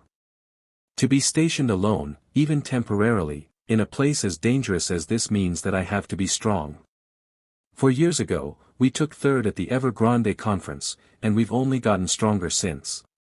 She fiddles with the watch on her wrist as she gloats. I bet we'd win if we entered it this year, not that rangers are allowed to. Wow! I exclaim with genuinely impressed awe. No wonder they look so powerful then. Having learned that the 2 Pokémon before me are at or near the elite level, I can't help but wonder how strong Ursaring was. The pressure from Ursaring definitely eclipsed what I felt from Skarmory. You said this forest's dangerous, where exactly are we? Sorry, hold on a second. She mutters while tapping away at the device on her wrist. With a final tap, she looks up at me again. This forest is called the Border Woods. It's a vast and untamed expanse along the northern coast of Hoenn. The closest Hoenn city to us would be Tree, but we're actually so far out in the wilds that it'd be quicker to fly north to the Ore region if we wanted to head back to civilization. Her watch starts beeping to cut off anything else she might say. Well, we're going to teleport anyway. Nobody would think to bring a child to a place like Ore. With that, she tapped the watch and held it to her face. Tracy marks reporting the completion of my mission, code 004872. The response comes through an earpiece, so I can't make it out. Instead, I decide to stew on all the new information as I munch on my breakfast. First, I am an 11-year-old orphan, also named Reed, from Malville City. It's a little unfortunate that Stephen Stone isn't my dad, but I can make do. No parents means no awkward explanations, acting, or guilty lies. Second, I'm in a very dangerous place called the Border Woods, where even powerful trainers need to be cautious. Tracy's near-elite team doesn't even stack up against some of the wild Pokémon I've encountered. Third, Ore is a place in this world. Meaning that spin-offs and minor games or shows seem to have at least some presence in this world. I need to make a note to investigate the existence of Cypher at some point. Shadow Pokémon are a whole can of worms I'd rather not have opened. Fourth and last, I will likely be returning to Malville City very soon. I need to be ready to interact with people who definitely know the previous me. Luckily, I can use the trauma excuse to justify any changes in my disposition. Understood, sir. Tracy's voice snaps back into focus. We'll be teleporting back to Malville Station promptly. She hangs up and turns to me. Well, as you've heard, it's time to go back home. She takes out a Pokeball from her belt. I know you may be scared to teleport again after what happened, but I can promise you that Xatu is a practiced expert. She grins as a tall green totem bird is released in between us. You can expect a quick and smooth trip.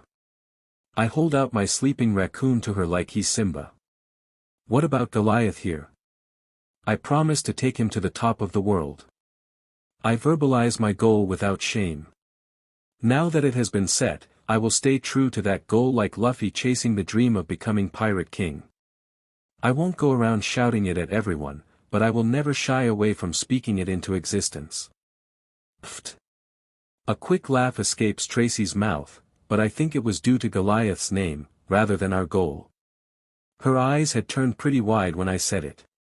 Don't worry about him, kid.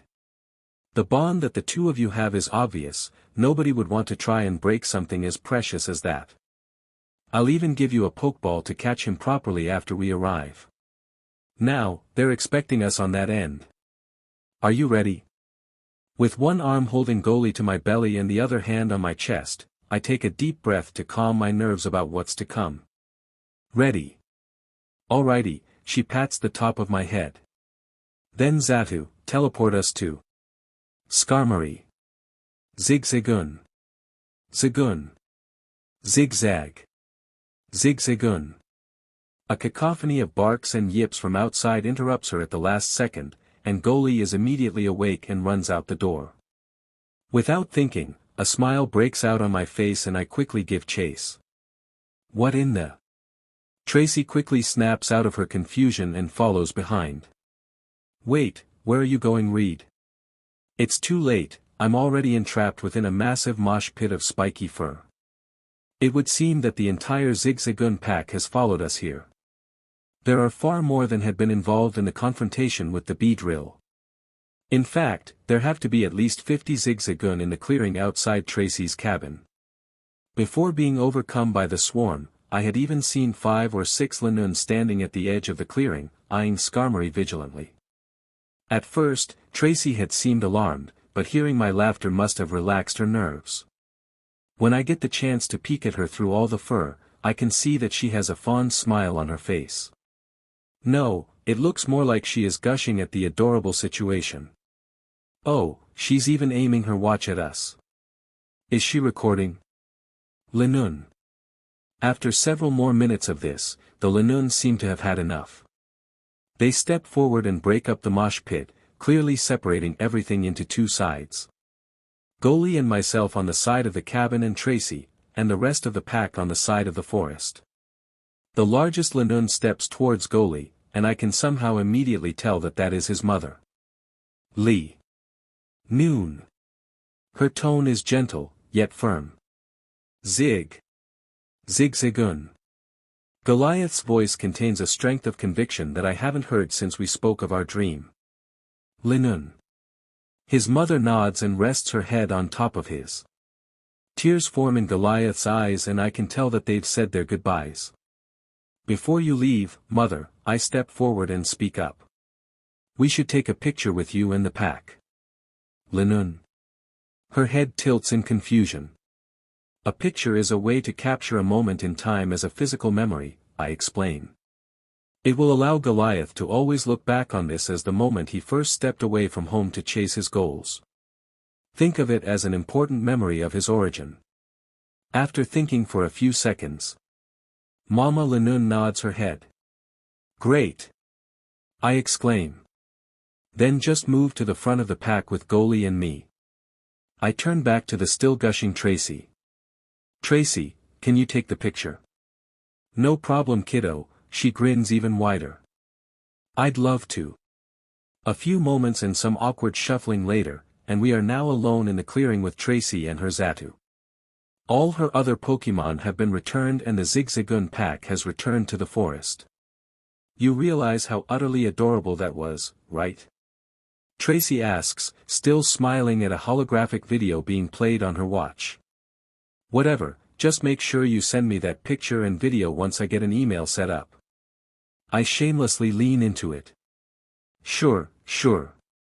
She pats my back and points at the paper in my hand.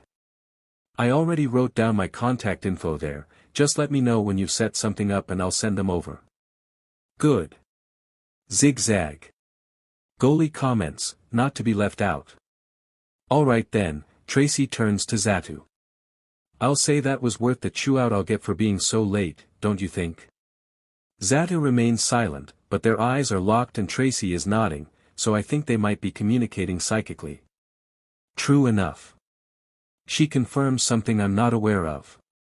Then let's not give them any reason to make it worse than that. Xatu, teleport us to Mauville City Police Station. As her words end, my vision blinks black for an instant. After that single instant, I can feel a new temperature and I can see all new colors. I'm no longer in the wilds. Upon my arrival at the Mauville City Police Station, everything began to move in a blur. Tracy was pulled aside by a man who was so angry that he had veins popping out of his neck and temples. See you in a bit, wild boy.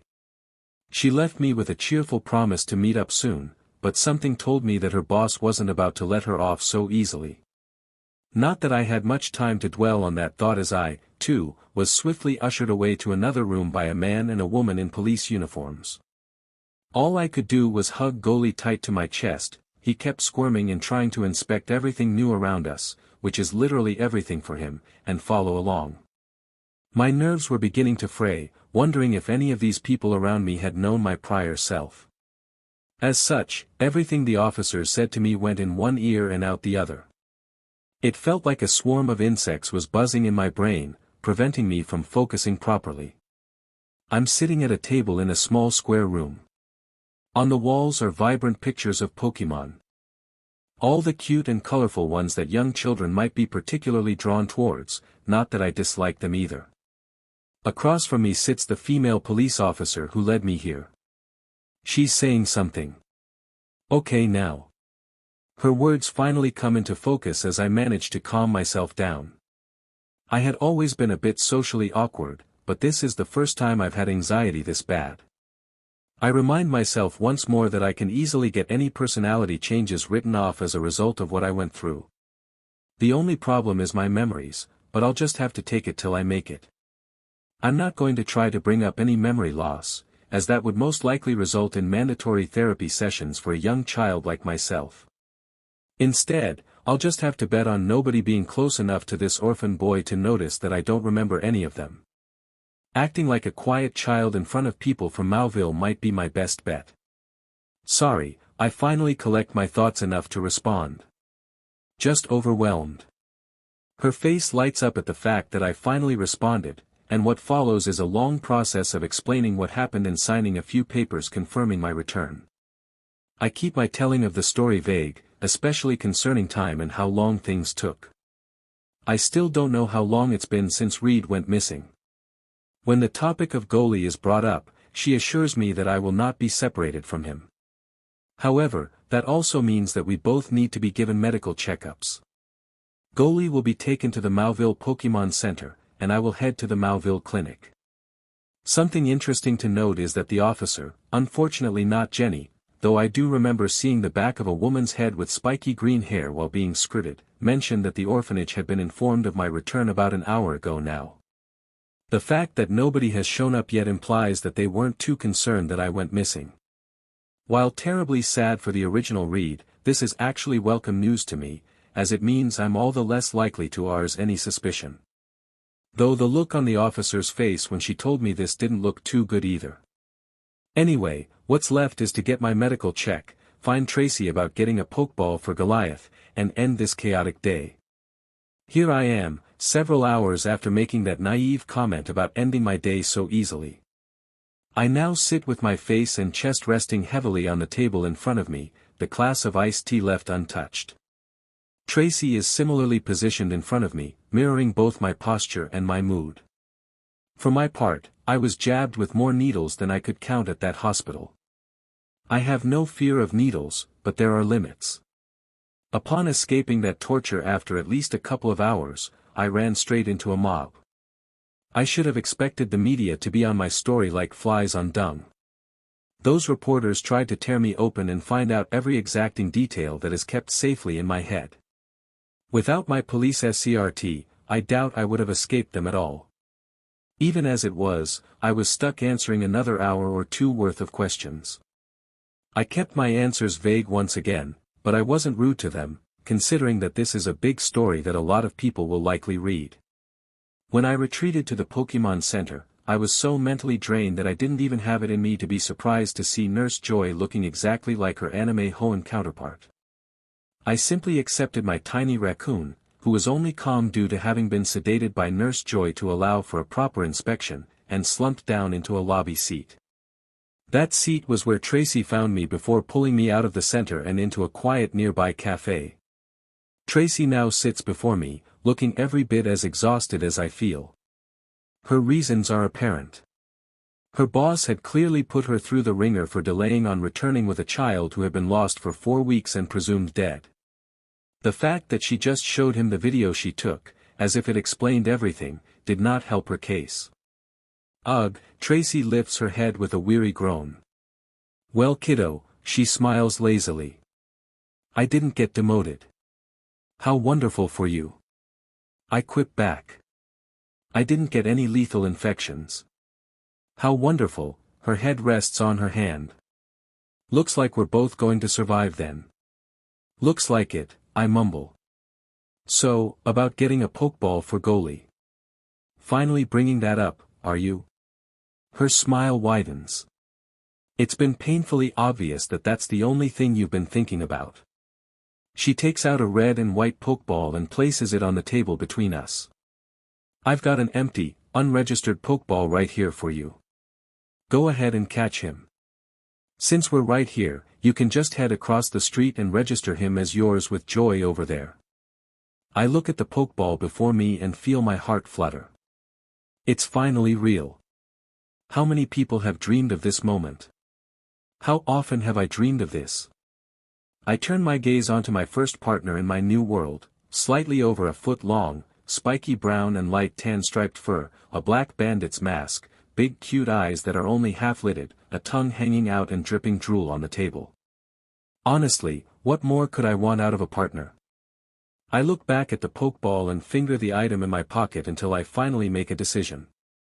I can always make more money later, but my first catch can only happen once. Actually, I had a bit of a favor that I wanted to ask you regarding that. My voice is apprehensive and slow. Well, then ask, she urges. There is no displeasure on her face though.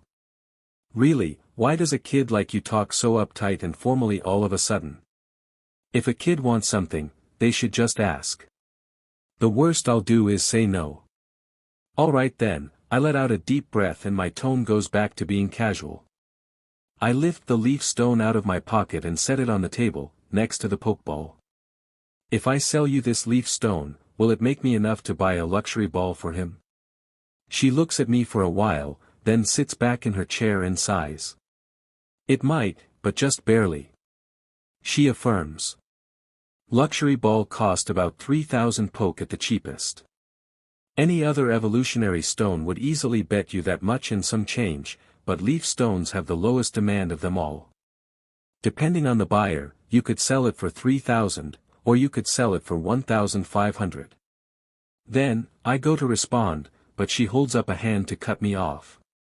But I can't recommend that you get one, Tracy warns. I get why you might have some kind of illusions about luxury ball, coming from a place like Neon City, but they're just a pointless way to show off your money. What? I'm initially taken aback by both the new information about myself and her disapproval. But don't luxury ball help you bond with your Pokémon easier? Aren't they more comfortable inside for them too? Tracy shakes her head. Nope, those are just rumors that the rich started and those who envy the rich have spread. She leans forward and looks directly into my eyes. If they really were more comfortable, don't you think that every powerhouse trainer would have their Pokémon in them? I guess. In fact, there are only downsides to using them. She continues. I'm sure you know, but there aren't only good people out there in the world. People using luxury ball are the #1 targets of both criminal organizations and common thieves alike. That makes sense, I nod along. I guess that wasn't as well thought out as I'd assumed. No worries kiddo, Tracy's smile returns. Just take it as a lesson not to vainly flaunt any wealth you might run into. There is a lot more good than bad out there in the world, but never forget that bad exists. I won't. As it turns out, this ended up being a conversation I really needed to have. I can never forget that it's not only dangerous Pokémon that can be a threat to me here. Every region has its own local crime group. And just remember that you're friends with the coolest, most appealing, and strongest ranger around. She flexes her bicep. If you ever do get yourself into trouble, just remember that you've got my number and give me a call. I'll send all the bullies packin'. I'll make sure to keep that in mind, I smile back in gratitude. I suppose I should just catch him with this then. I reach out for the Pokeball, but she catches my wrist in her hand. Not so fast buddy. She wiggles her free finger at my face. I can see that you want your first catch to be special, so as a proud member of the Ranger Corps, how can I allow you to settle for less than your perfect dream? She turns back to her bag and digs through it once again. When she turns back, a pure white ball with a red line across the seal is in her hand. A premier ball? I honestly hadn't even thought of using one. In the games, I pretty much only used Quick Ball and Ultra Ball for regular catches and Luxury Ball for my main team. So you know what it is, Tracy smiles kindly at me. The inside of every Pokeball is pretty much the same, an artificial biome specific to the needs of whatever Pokemon you catch. Serious trainers only use the different types of Pokeballs to increase their catch rate, but that's about it.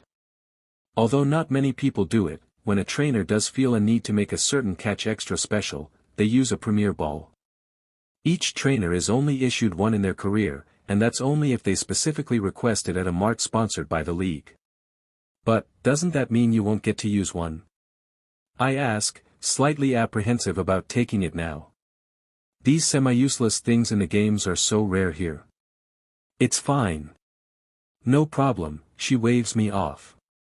Once you've registered Goliath at the Pokémon Center, the system will recognize that I'm not the one who used the Premier Ball, and I'll be able to get a new one. This is only possible because you are still unregistered as a trainer. If this was a year later, once your journey starts, it wouldn't be allowed. She finishes her sentence by picking up the pure white Pokeball and tossing it to me. Now, hurry up and catch that drugged-up stinker before he wakes up and runs off to cause trouble. I scramble to catch the Premier Ball before turning to look at my partner. Part of me was expecting to have a grand and emotional scene where my partner and I solidify our trust and dreams by looking into each other's eyes with passionate gazes as my new Pokemon willingly taps the button of the Pokeball. You know, the sort of thing that happens with about half of Ash's catches in the anime. Unfortunately, that seems unlikely at the moment. I poke Goali's side and my finger sinks deep into his fur before squishing his belly. No reaction. Goalie, I call out to him. Wake up, buddy. This is a pretty big moment for us. No reaction. I lift his paw and let it go. It drops to the table without resistance. No reaction. That was pretty fun, so I do it a few more times. Tracy reacts. Her watch, a Pokétch, I now know, is recording us. I grab his hanging tongue and gently pull it further out of his mouth. Still nothing. His half-lidded eyes and lack of reaction make him seriously look dead, so I lift him with both hands and hold him out in front of my face. He hangs limply in the air. I give him a little shake. He tail WHPS me in the face. Tracy is fighting for her life between cracking into a fit of laughter and holding her camera steady. Well, he's clearly alive. I guess that will need to be good enough. I put my Pokemon down with a deep sigh and pick the Premier Ball up once again. My eyes go back and forth between the ball in my hand and the comatose raccoon on the table. Myriad emotions pass through my eyes: exasperation, humor, pride, glee, expectation, determination, fondness, and love. Am I really going to conquer the world with this silly little trash panda? Yes. Yes, I am. I tap the ball on Goliath's head and it doesn't even shake. The click that confirms a successful capture is instantaneous. Congratulations, kid, Tracy's voice confirms reality to me. You now own a Pokemon. Despite myself, a massive grin splits my face. 30 minutes after separating from Tracy at the cafe, I'm walking towards the orphanage. I managed to get some directions from Nurse Joy after registering Goliath under my name. While registering him, I found out another crucial bit of information from the kind pink-haired beauty. 12 years old is the starting age for trainers in Hoenn. As an 11-year-old, I can officially register as a trainer for another 8 months. This means I also can't have official battles until that time. Fortunately, that only means that I can't wager money or enter any tournaments. When I asked her about it, Joy told me that I can still have casual battles at any time. She even recommended using the field behind the Pokémon Center, since plenty of trainers are always looking for battles with their young and new Pokémon there. As I walk along the well-lit but empty night streets of Mauville, I begin to think of my plans for the future. Well, I try to think of my plans, but a burst of light from my right pocket indicates that Goalie has woken up and freed himself from his ball. He materializes on the street before me, and isn't that cool to see? Immediately, his ears perk up and he begins to pace in circles.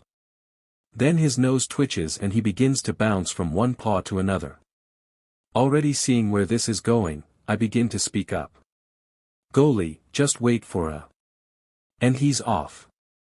Somewhere in the distance behind me, the bell from a convenience store's front door resounds and Goalie takes off after it in a full sprint. I reach for his ball, but it's impossible to get anything out of my jeans pockets quickly. Realizing he'll be out of sight before I can get his ball, I can only turn and sprint after him. He quickly zeroes in on the convenience store bell, and it is soon in sight. Just when it seems that his curiosity will be sated, a neon light flickers at the end of a nearby alleyway. Goalie makes a sharp right turn to chase the new source of stimulus. There's truly no time to plan with this zigzagoon as my partner. I just need to go or get left behind. Even as I sprint after him, alternating between breathing for breath and calling his name, there is a wide smile on my face. My uncontrollable giggles interrupt me every now and then. I wouldn't have it any other way. The Mauville orphanage is an alright place. The director of the place is named Mrs. Melda. I don't know her first name, but I don't really need to. She doesn't particularly like or care for any of us, as evidenced by the fact that nobody even bothered to come to find me when I was missing until well past midnight on the very day I returned from being missing for 4 weeks. She doesn't care much about us, but she makes sure we have everything we need. To most children, this is probably emotionally damaging. To me, this is perfect. I asked her for a library card. She got me one and sent me away. I asked her if I can take classes on Pokémon care and being a trainer. She signed me up to trainer school and shooed me off. It's been 3 days since I arrived here, and I have decided that the Mauville orphanage won't be a terrible place to spend my 8 months preparing for my journey. It's definitely not a terrible place to be, and yet here I am, standing on the opposite side of a field as a group of several orphans, about to have a grudge match with one of them. Let's crush him and his pathetic zigzagoon. My opponent tosses a pokeball into the air. Go Fani. Goalie is already on the field, just stewing in anger at our opponent's ridicule. I almost worry that he plans to ignore the adorable blue, miniature elephant before him and attack the trainer. Alright Goalie, let's focus now. I call out to my angry partner. Don't waste time being mad, just show them why they're wrong. Goalie's rage calms to a cool heat. He's ready. One of my opponent's friends, another of the older orphans, steps up to act as the referee. The battle is starting. Before that though, how did we get here? When I first arrived at the orphanage, I made no attempt to hide Goalie. He didn't want to be secluded in his ball, hidden from all the new sights, sounds, and smells.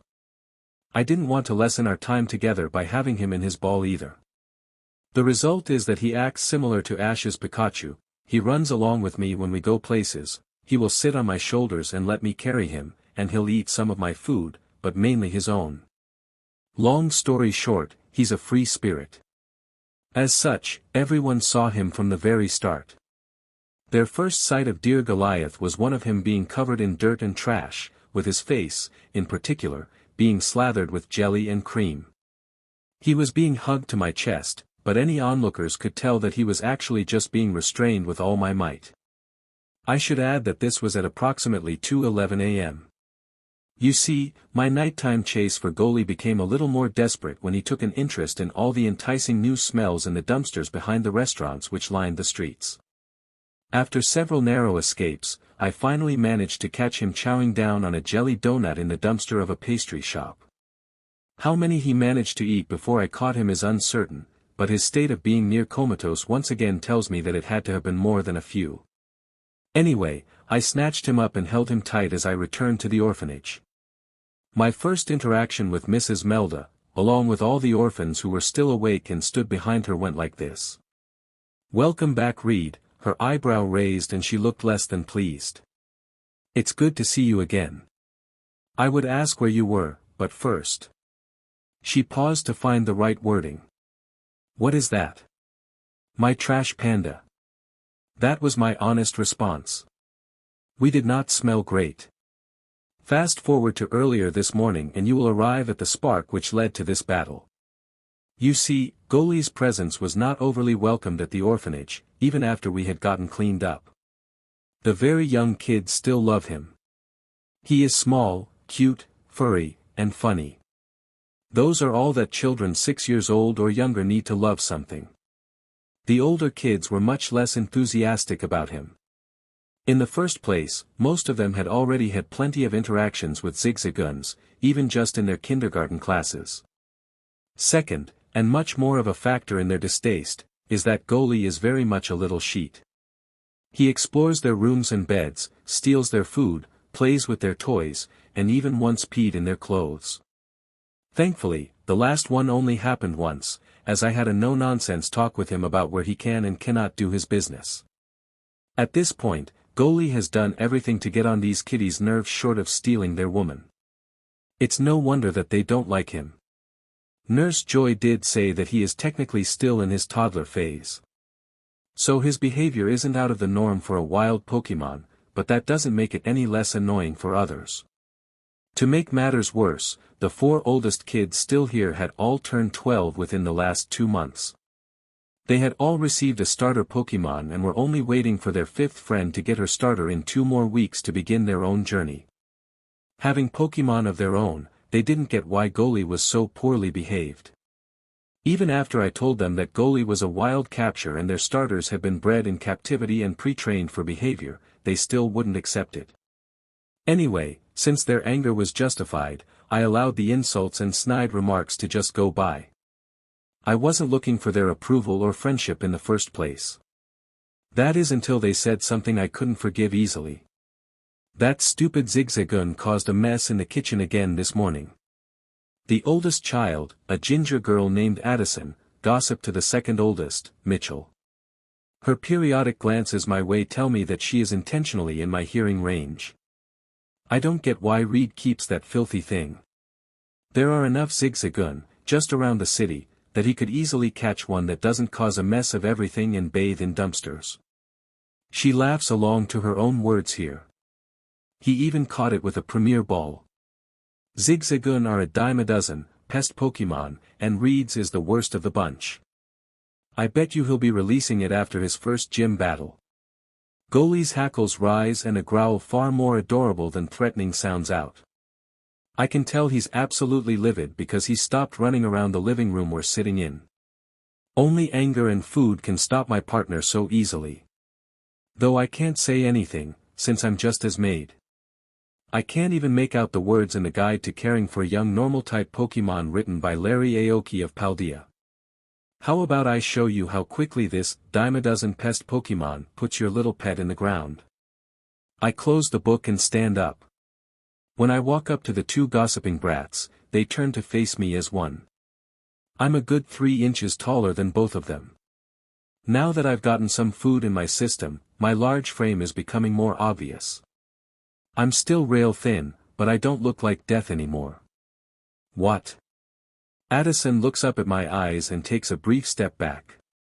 When she notices that she'd been intimidated, she glances at Mitchell and steps back forward, getting in my face. Did you really just say that? Did you hear that, Mitchell? She turns back to her friend. Looks like the trainer's as brain-dead as the Pokémon. Mitchell's haughty voice always pisses me off. He must not understand what a zigzagoon is. I understand well enough to know that I can put you on your butt. I fire back. I also know that Goalie can do the same to either of your Pokémon, probably both of them to be honest. That may have been a bit of a stretch. Mitchell and his Taillow are one thing, but I've seen Addison training her Fanpy already, and I know that it's strong. She's already had it for a full 2 months. In that time, she hasn't had any of the distractions a normal trainer would on their journey either. She had entirely dedicated the time to training her partner up in preparation for the gym circuit. I've heard about enough. Addison's tone is flat and no longer laced with teasing ridicule. Let's go out to the field. Fanpy's been wanting to do this since your pest stole her Poffin yesterday. Mrs. Haley only gives me one of those each week. I feel a twinge of guilt at that last bit, and Goalie pointedly looks away from me, but I follow her out to the field regardless. The guilt is washed away easily enough by remembering her words. Several others follow us out to the field. I can even see Mrs. Melda watching from the upstairs window. This will be a one-on-one casual battle between Reed's Zigzagoon and Addison's Fani. The fifth oldest, Lacey, has stepped in to act as our referee. This battle will continue until either Pokémon is judged to be unable to continue fighting. Trainers, are you ready? We each give her a slight nod. Then let the battle begin. Defense curl. Get up close. We both shout our orders as soon as Lacey's voice cuts out. I already know what she's planning. The main focus of all her training sessions is to combo defense curl into rollout.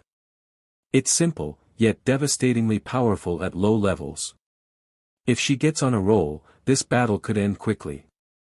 Goliath uses his great speed to close the distance in record time. I've long since noticed that he's incredibly fast for his species, even without using extreme speed.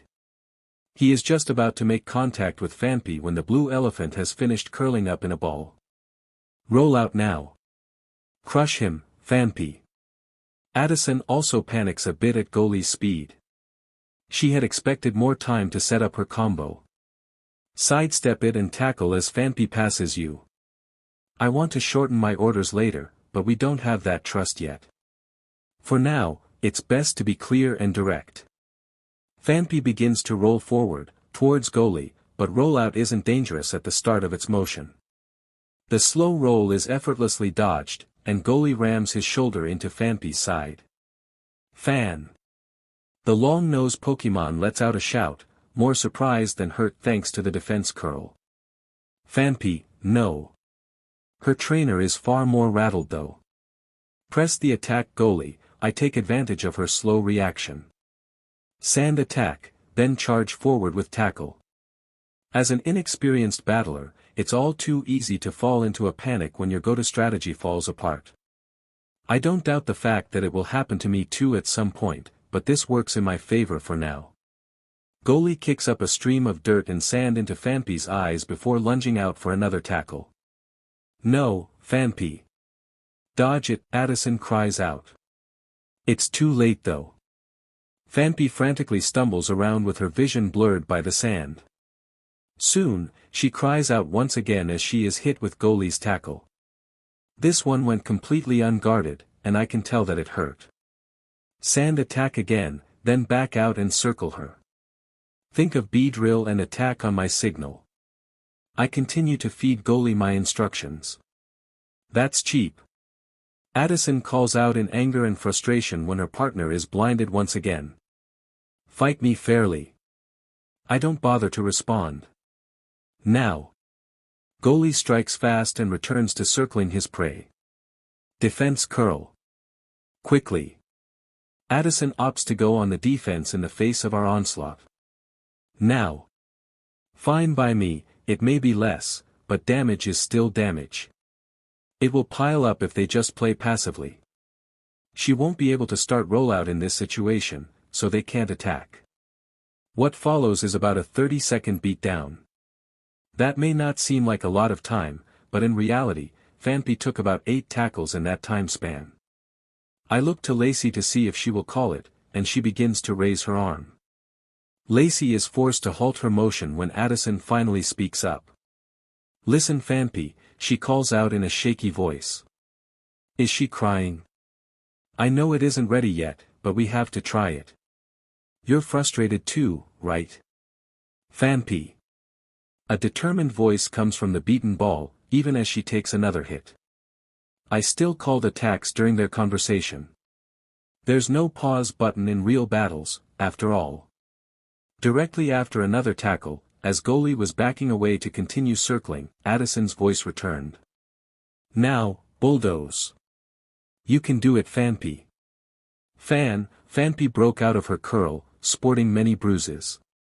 She stands back on her hind legs, and I begin to worry. Pyyyyyyyy. Fani's legs stomp down with much more force than they look like they should be capable of containing.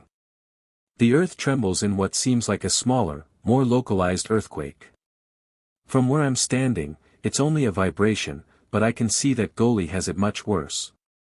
Being only a couple of feet away from Fani, he is at the heart of the tremors and is unable to stand up. The intensity of the shaking ground has his legs collapsing under him every time he tries to get up. He winces in pain every time. Injuring the legs must be how Bulldoze reduces speed. This isn't good. Things only go from bad to worse when my opponent's voice rings out. Now, roll out. Go away from zigzagoon and build up speed first. Addison urgently calls and her Pokémon is quick to comply. You can't let her. My voice is desperate for the first time in this match. I know how this can end. Chase her down and tackle. Before she picks up any speed. Bulldoze has ended and the ground is now still. Goli leaps to pursue Fani, but his legs collapse and he falls on his face. He had taken more damage to his front legs than either of us had thought. My warrior is quick to get up and run through the pain, but it's too late. Fani has rolled far away from him and is now in the process of making a wide U-turn back in this direction. Run him down, Fani. Addison grins with her face bright red, either from her previous tears, her current excitement, or both. Stop chasing, Goli halts at my words. We have no choice but to counter now. I look at the approaching ball of power. We have probably got about 10 seconds until she reaches Goli. No, she's gaining speed, so more like 6 or 7 seconds. No time for a complicated plan. It's going to be harder now, but you need to do the same as last time. Sidestep and counter with tackle. You know your timing better than I do. I trust you to dodge at the right time. Zigzag. I hope that means, I've got this. There's no time to think as Fani is about to make contact. When they are less than a single foot from collision, Goli makes 2 swift side steps, one to avoid a head-on collision, and the other to ram his shoulder into Fani's side. The timing was perfect. His attack's aim was perfect. He did everything exactly right and showed me once again why he is his pack's battle prodigy. He did everything perfectly, so why is he spinning through the air, out of control? Why is Fani continuing to roll past him, unhindered? The answer comes to me in an instant: power. Goli's timing, speed, and technique were all perfect, but his tackle didn't have rough strength to interfere with the momentum and power behind Fani's rollout. Not to mention the fact that Fani is twice his weight and Goli didn't have a running start behind his tackle. Tackle is just a weak move in the first place. Goli hits the ground after several midair spirals and continues to roll for a distance. He's hurt. Badly. Zigzagoon. He quickly gets to his feet and barks out aggressively, but spirit alone won't keep him standing if he takes another of those. One more Fani, Addison can sense that as well. You've got this, girl. Goli looks my way, his eyes clearly asking me what to do, but I can only feel this battle slipping away from me. Fani is still rolling away from Goli, so we have time to think, for now at least. What can we do? How do we turn this around? Extreme speed? I had wanted to avoid using it so it doesn't become a crutch for us later. We need to learn how to fight without relying on an overpowered move to win. Otherwise, we will certainly hit a wall down the road when people know that's all we've got.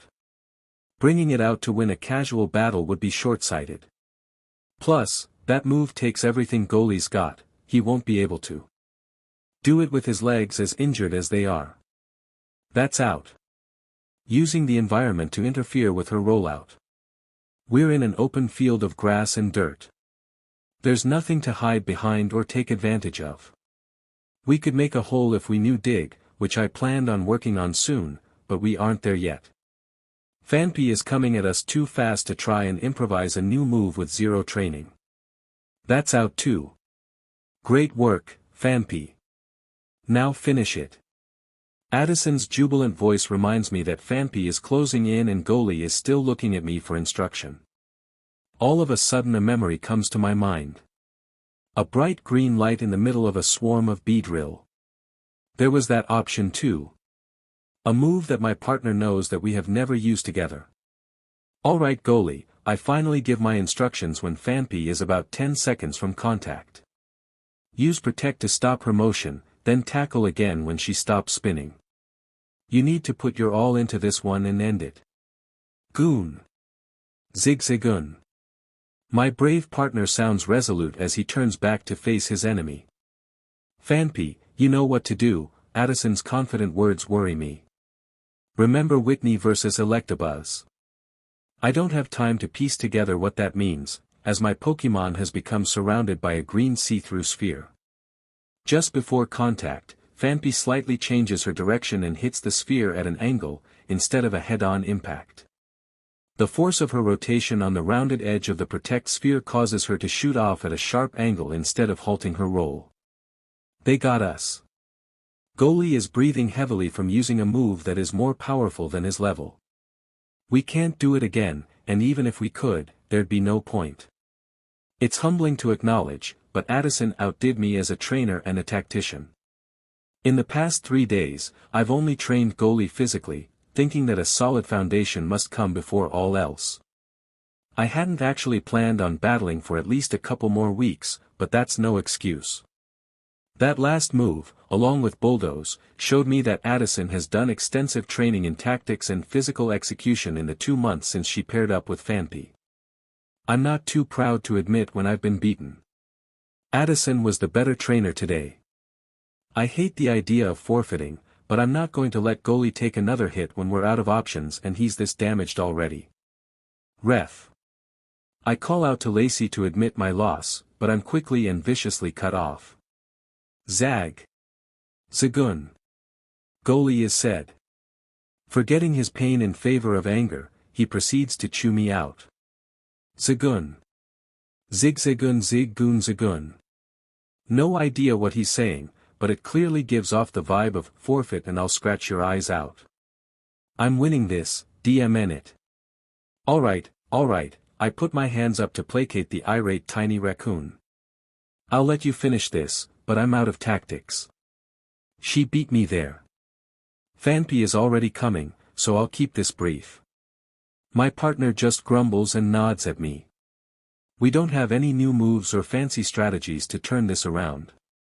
His eyes narrow and he shakes his head. No, you can't use that now. It takes too much out of you and you're too hurt to do it now anyway. You need to get much stronger if you want to use that in battles. Now face your opponent and listen, she's moving fast so we've only got one chance. Zig. He twirls around to see that Fani is approaching rapidly, moving faster than ever before. Our only chance to win is to go back to our first tactic, I explain, even as I worry about the result. You need to sidestep and re-attack with perfect timing, even better than last time. The difference is that you need to hit her much harder than last time. If you don't, we will lose. Got it? Zigzag. There is no doubt in my partner's voice, even in the face of my impractical non-plan. At this point, it's up to him. Roughly knowing his level, I'm gambling on him learning a more powerful attack than tackle in the heat of the moment. This type of nonsensical gamble is honestly too high risk, considering the danger that all of Fani's momentum now poses towards Goliath. That's why I elected to forfeit. However, Goliath's not stupid. If he chose to bet on my gamble and battle it out, I can only trust him. Fani closes the distance and threatens to shatter the bones of her much smaller opponent. I'm biting my fist with nerves at this point, but Goliath continues to prove his fighting genius. Once again, Goliath pulls off a perfectly timed dodge at the last second and immediately moves to counterattack. I instantly recognize the difference in this motion. Instead of simply throwing his body weight at her with his shoulder, a dull, white energy surrounds the crown of his head, which he hunkers down and aims at the side of Fani's rolling form. All 4 of his paws dig into the earth and a forceful pull shoots his body forward. Goliath's head, now glowing white, slams into Fani's side and sends her body rocketing away. Fani, no. Addison's desperate cry tells me that she, too, has recognized the situation. She runs out onto the field towards her fallen partner. This battle is over. The gathered crowd of spectators watches in silence, spellbound by the sight. Fani is unable to battle. Lacey manages to break out of her shocked stupor and announce the result. Zigzagoon and Reed are the winners. Her words break the spell of silence on the crowd, and the entire orphanage erupts into loud cheers and chaos. I think nothing of it as I run out and catch my partner, who leaps into my arms. I once again taste the addicting rush of pleasure from our victory, but it's laced with something else this time. Something bitter. I lost that trainer battle. Goliath simply carried us by winning the actual Pokémon battle. Goliath won, not me. It still feels great and I have never felt this much pride in either of my lives, but it's not good enough. I'm not good enough yet. Never forget that yet. I need to become better, much, much better. I will be better. Addison. Badges, 0. Pokémon Team. Fani. Mitchell. Badges, 0. Pokémon Team. Taillow. Reed Redwood. Badges, 0. Pokémon, 1. Companions. Goliath, Goalie. Zigzagoon. Moves. Headbutt. Extreme Speed. Protect. Tickle. Growl. Sand Attack. Tail WHP. Tackle. Covet. Addison didn't say a word to me after the battle. She returned her Fani and took off running in the direction of the Pokémon Center, her shoulders lurched with hiccups and sniffles. Instead, as I was being flooded with the cheers and excitement of the children, it was someone else entirely who called out to me. Reed, Mrs. Melda's raspy voice called out from the upstairs window. Come see me in my room after you've taken care of your Pokémon. The window closed before I could muster up a response. I'm curious, but there's no time to think about what that's all about. I look down at the battered warrior in my arms and decide that he needs healing just as badly, if not more desperately, than Fani. With that realization, I push through the swarm of toddlers and children until I'm alone on the path to the center. I confirm that Goalie is asleep in my arms before my mind drifts to something else. The entire battle plays on repeat for the entire trip. What do I need to become a better battler? My immediate reaction is that there is too much to count. Even as the battle was playing out, I felt that I'd been outplayed as a trainer. Not to mention, this was a battle against a child with only 2 months of training under her belt. I replay the entire battle sequence in my head to find out what went wrong. With extreme speed sealed, closing the distance and interrupting her rollout was the best starting move we could have done, no matter how much I think about it. What followed was an unrelenting offense, similar to what we used on Beedrill. The result was also about the same. Just like Beedrill had before her, Fani endured the barrage of tackles and bided her time for a chance to counterattack. Also similar to the Beedrill fight was that she surprised us by being at a higher level than I'd assumed and had pulled out an unexpected move, but that doesn't excuse the loss of control. We had been dominating the battle up to that point and had full control over the tempo. Our opponents were in a state of mental breakdown and had frozen up with no answers to our offense. But eventually, they turned it around. Why? It doesn't take long to see the answer. Goalie was too weak to put them down. Both Beedrill and Fani took probably 5 to 10 times as many hits as they dealt out, but their attacks hurt worse. Every hit they landed had a distinct effect, whereas our attacks did little to nothing individually. Having only tackle to work with meant that we didn't have a finisher. In Smash Brothers terms, we were building up the damage meter, but we never hit hard enough to get the KO. Was there something I could have done to work around this? Probably. If I had recognized the problem during the battle, I could have mixed some tail WHPS into our barrage to help increase the damage we were doing. However, now that I think back on it, I'm not even sure I can say that Addison was the better trainer. Her initial plan failed and she fell into a panic without giving proper orders to her Pokémon. Our lack of offensive options was the only reason she had time to collect herself and turn things around. Well, her Fanpi's mastery over rollout was impressive, even if she still had a slow start. Addison mentioned Whitney during the battle, so I wonder if she learned by watching that Pink Menace's Miltank. Regardless, the shortcomings that were made apparent in that battle are all just the results of my determination to have a zigzagoon as my partner. We will need to work around having less power, fewer moves, and fewer options than most of our opponents. I always knew this, but it's much more real now than it ever was when I was just playing a game. It's my responsibility as both a trainer and as the one who has shown Goliath now our, dream to find ways to overcome those shortcomings.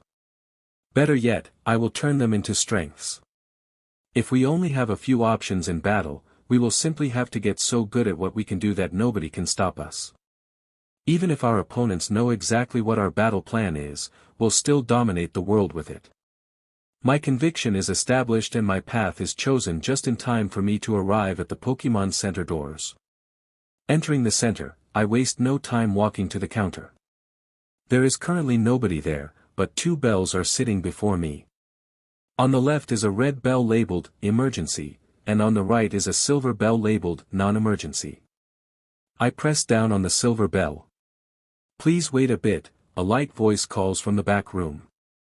I'll be out there as soon as I can. We are a couple of months into this year's league circuit, so the place is pretty busy. After all, Watson is known to be a great gym leader to challenge at the low badge level. Just from what I've heard around town these couple of days, I know that he offers great advice to trainers who challenge him for their first, second, or third badges. From the 4th badge and beyond, it's more about a test and less about being a learning experience. Anyways, the amount of trainers healing up their team after battling with him or his gym trainers means that it's a couple of minutes before the lovely nurse Joy steps out from the back and greets me. Oh, her eyes light with recognition upon seeing me. Hello Reed, I was expecting to see you again soon. Dear Addison told me that Goalie here had quite the battle with her Fanpi. By the looks of things, she was right. Yeah, I'm proud of him, but he's in rough shape. I set Goalie on the counter between us. He should be fine after some rest with you though, right? Oh, absolutely. Joy assures me with a smile as she moves my tiny raccoon to a small cart pushed by her Chansey. He looks like he really pushed himself, but it's nothing serious for a Pokémon. In fact, he's resilient enough to recover from something like this on his own, given plenty of time and rest. With our help here, he'll be back to 100% after about half an hour of care. Okay, please take care of him then. Once Joy promises to take care of Goalie, I turn to leave before a sudden thought strikes me. By the way, do you know where Addison went? I don't see her. Addison went straight to Watson's gym after leaving Fanpi here with me, Joy informs me. She said she has to prove herself before she starts her journey. I'd imagine she's finally registering for a gym challenge. With my curiosity satiated, I thank the kind-hearted nurse for all her help and set off back towards the orphanage. It's a 10-minute walk, so I figure I can take care of my conversation with Mrs. Melda and be back in time to pick up Goalie.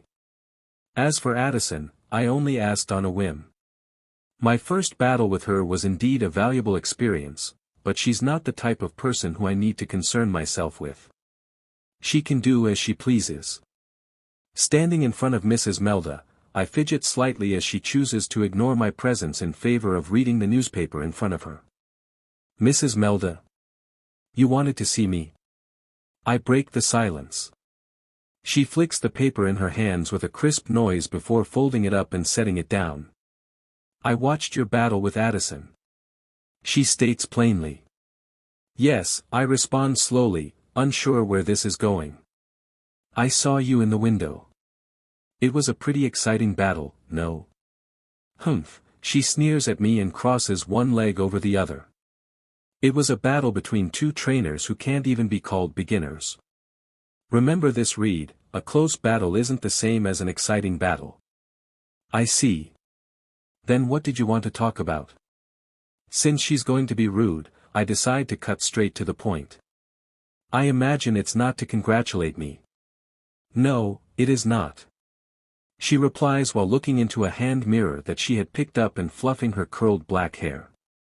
I have an offer for you that was originally going to go to Addison. She pauses to take a peek at me but continues when I don't respond. As a trainer of moderate promise, I wanted to sponsor her trainer's journey in the name of the Mauville orphanage, but I now believe that you would make a better investment. That is, unexpected. Of course, just looking at Leon from my Pokémon Sword playthrough told me that sponsorships are a thing here, but I didn't expect to be offered one for a long time. I had assumed those would only be offered to trainers who had earned them. When I voiced my thoughts, Mrs. Melda had a simple enough explanation. That is, of course, the case for any sponsorships that come with serious money and benefits. Large companies only look for established powerhouses, rising stars, or trainers who have something else going for them, like beauty. She explains. What I'm offering is more commonly called a local sponsorship, and it won't come close to what you would get from a company like Sylph, but that should be obvious. So what are you offering specifically, and what do I need to do? To get straight to the point, she replies. I will grant you a startup fund of 5,000 poke, a new set of travel gear, and I will supply you with an adequate starter Pokémon once you are of age. You may practice with your zigzagoon until then. I promise that you will never see a better offer than this given to a no-badge beginner trainer of no renown. Just take that as a sign of the promise I see in your future as a trainer. And what do you want from me in exchange for such an investment? Honestly, it sounds like far too good of a deal. It's good to the point that I'm hesitant.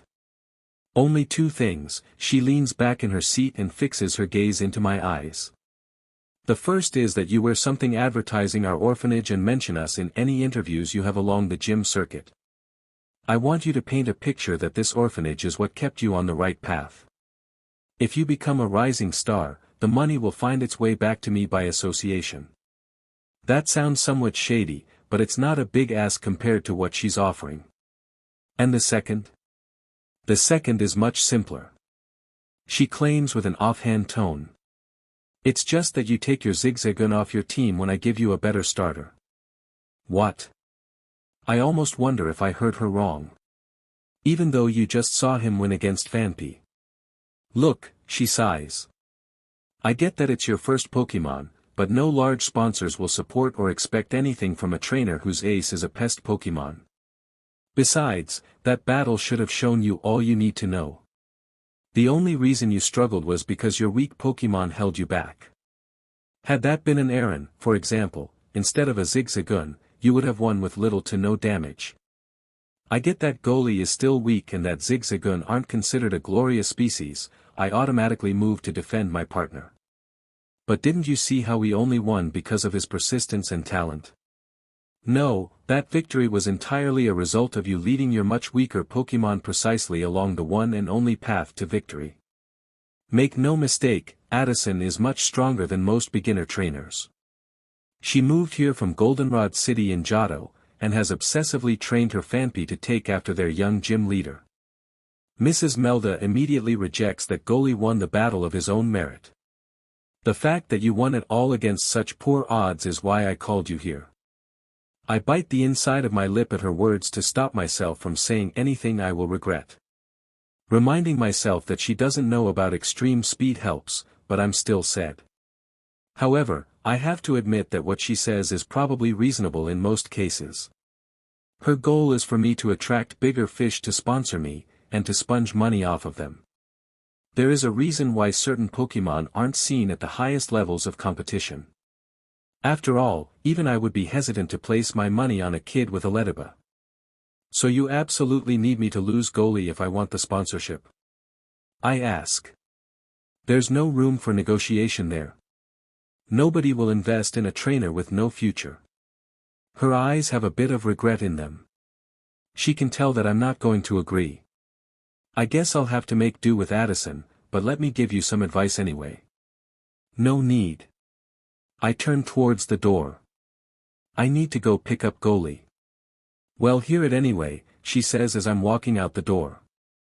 If you want to live up to all your talent and potential, you need to catch Pokémon with as much potential as possible to match. I'm already out the door and heading down the stairs, but a husky shout leaves me with one last sentence. Don't throw away what you could be for sentimentality. Electrike, use quick attack. Protect, my order is out before my opponent finishes saying his command. Follow up with a sand attack and a headbutt.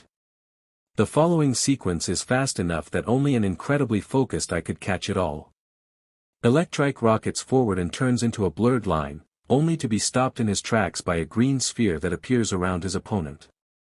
Before he can recover from the painful collision, a compact stream of sand blurs his vision and a heavy impact sends the poor electric dog rolling back towards his trainer. Electrike, no. The battered canine stands on shaky legs in response to his trainer's call. All right. Great job, buddy. Now, let's end this. As my opponent prepares his final attack, I quickly call out our countermeasures. Time to put our practice to the test, Goli. My partner yips fiercely in response. Shock wave. Dig. A small stream of electricity shoots out from our opponent. It's far slower than I feel lightning should move, but still fast nonetheless. However, it's not so fast that we can't react. Goli's paws turn into blurs as he rapidly overturns the dirt below him and dives underground, just in time for the electric current to pass over him. Watch out, Electrike, I can see that my opponent is worried. He didn't expect us to still have more in our arsenal. After all, in all my battles here, I've only attacked with 3 moves: tackle, headbutt, and, on rare occasions, covet. Stay on the move. Don't stop until he comes up. Electrike. The green and yellow dog begins to jog around the battlefield, still a bit wobbly after getting his bell rung by Goli's headbutt. Now. I call out the final blow when Electrike stops to turn at the edge of the battlefield. Zigzagoon. An aggressive call for victory accompanies my partner as he bursts from the ground. No. My opponent's voice is resigned. Elec. A wild shout of fright escapes his prey. Trike. A confused pup questions what happened with a tilted head. Goli had erupted from the ground in response to my words.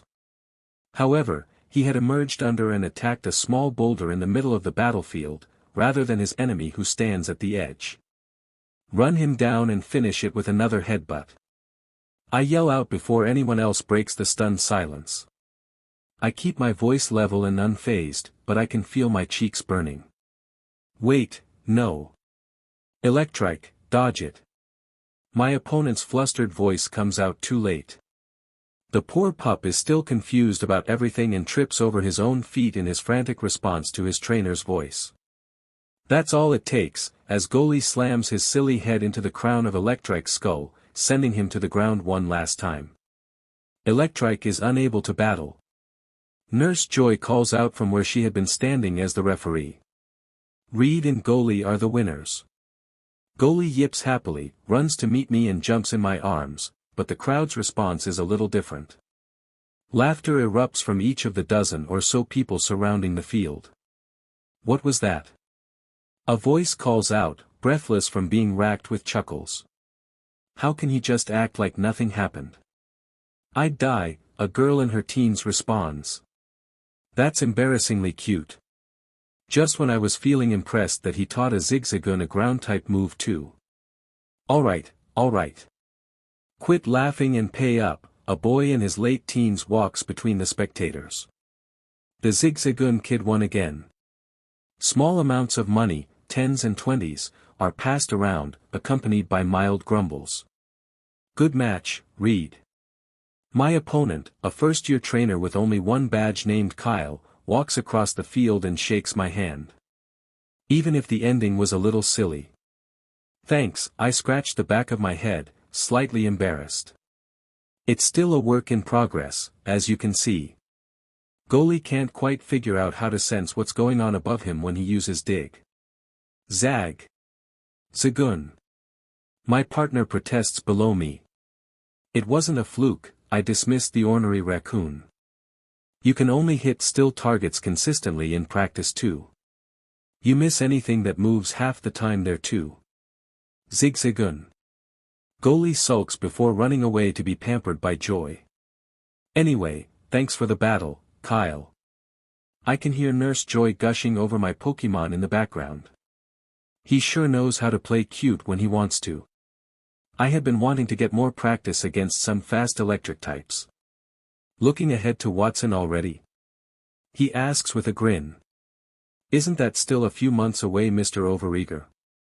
We begin to walk off the field as two new battlers approach. Joy carries Goli with her as she returns to the referee's box. This will be the last battle before I heal all combatants who need it. Joy's voice rings out. This is a one-on-one battle between 6.5 months, to be exact. I return to my conversation with Kyle. But you can never start preparing too early. Besides, most trainers around here get an electric type as their starter, so I'll probably face a lot of them at the start of my journey, even outside the gym. Unless I want to go broke early, it's best to start preparing now. I suppose so. He replies as we sit down to watch the battle that's about to begin between a Nuzleaf and a Flaffy. A month and a half after my first battle with Addison, and I've fallen into a consistent schedule. I start each morning at 5 a.m. with a 2-hour physical strength training session together with Goli. My plan to make him capable of battling at the highest level requires him to be able to hit very hard, so it's imperative that his strength is trained to the highest capacity. I got a membership to a Pokémon and trainer gym, not the badge kind. I'll lift weights, while Goli will attack various sandbags with tackle while being weighed down by a heavy full-body vest. His strength had already impressed me when he carried so many of his fallen packmates, back when I first met him, but seeing Goli wear a 200-pound vest at his size is a clear reminder of how absurd this world is. I then go to my trainer prep school from 8 to noon, after a shower and meal. This school is actually far more useful than I had expected. I half expected it to be incredibly shoddy, based on how little Ash knew about Pokémon at the start of his journey. Now I know that Ash must have just been a little slow because these schools are thorough. So far we have gone over care and maintenance for various Pokémon types, basic trainer etiquette, how to set up a camp, and safety lessons for traveling in the wilds. Looking at the syllabus has me excited for the rest of the course, with units on things like Pokémon tracking, egg care, Pokémon dietary planning, battle tactics, and the final unit teaching new moves. I work at a small Poffin shop which recently opened up from 12:30 to 4, I don't make much here, based on my short working hours, but it's still important that I build up some funds for the start of my journey. Looking at the prices of trainer-related items tells me that being a trainer is anything but cheap. I've already sold my leaf stone for 2,500 poke, but that won't get me far. A lot of that has already been eaten up by getting dietary supplements like Pokémon protein and carbos for Goli, and regular protein powder for myself. Besides, I just like working here. Mrs. Haley is a sweetheart who has taught me all kinds of Poffin recipes and never lets me leave without a little bag of treats for both Goli and myself. 5 p.m. is battle time.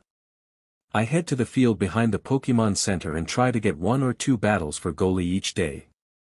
Thus far, we haven't lost, nor have we had a battle as close as the battle with Fanpy. Having a hard-hitting move like Headbutt helps, but it's also true that the trainers who hang around Mauville Pokémon Center this late in the gym circuit season and are willing to battle a kid with a zigzagoon are either those who washed out early after 1 or 2 badges or those who had a very late start in their journey and are practically fresh-faced beginners. They aren't exactly ace trainers. In fact, Mauville's gym challenges have slowed down to the point that Nurse Joy can even enjoy taking the time to ref these battles. Thinking back to my battle with Addison though, Mrs. Melda has been keeping me up to date on her progress. Apparently, she blitzed her way through her first 3 badges on the first month of her journey. Mrs. Melda said this brought minor attention to Addison, but the 4th badge is where the gym circuit turns real and those who aren't serious begin to fall out in droves. Addison is still training for her challenge against Brawly for her 4th badge. Anyways, after I've gotten my daily battles in and finished eating supper while watching the more experienced battlers and learning from them, I move on to 2 hours of technical training. This training session is much more private and takes place in a secluded clearing I found slightly off-route, outside the city. I always record every one of my battles with the Pokémon I bought with about half of my leaf stone money. Goli and I start this training session by reviewing the day's battles and any other battles I feel contain things we can work on. We then brainstorm what improvements could have been made. This training session is where we practice our moves, train in various tactics, or try to learn new moves. Recently, the focus had been learning dig, after I had to reject a battle against a girl with a shuppet since I had no way to harm it. Our next goal, after mastering the accuracy portion of dig, is to learn Iron Tail. It shouldn't be too hard, since I already know the exact method to teach it. These training sessions are where I learned that I will need to shelf my plan to battle without giving orders. I had originally wanted to act as more of a sports coach than a battle commander, calling out every action. I wanted to teach Goli how to fight in our training, then leave it up to him in actual battles, merely calling a move or warning every now and then. However, while he has matured quite a bit since leaving the forest, Goli just isn't smart enough to battle on his own. Independent battling is still just a hope for our distant future.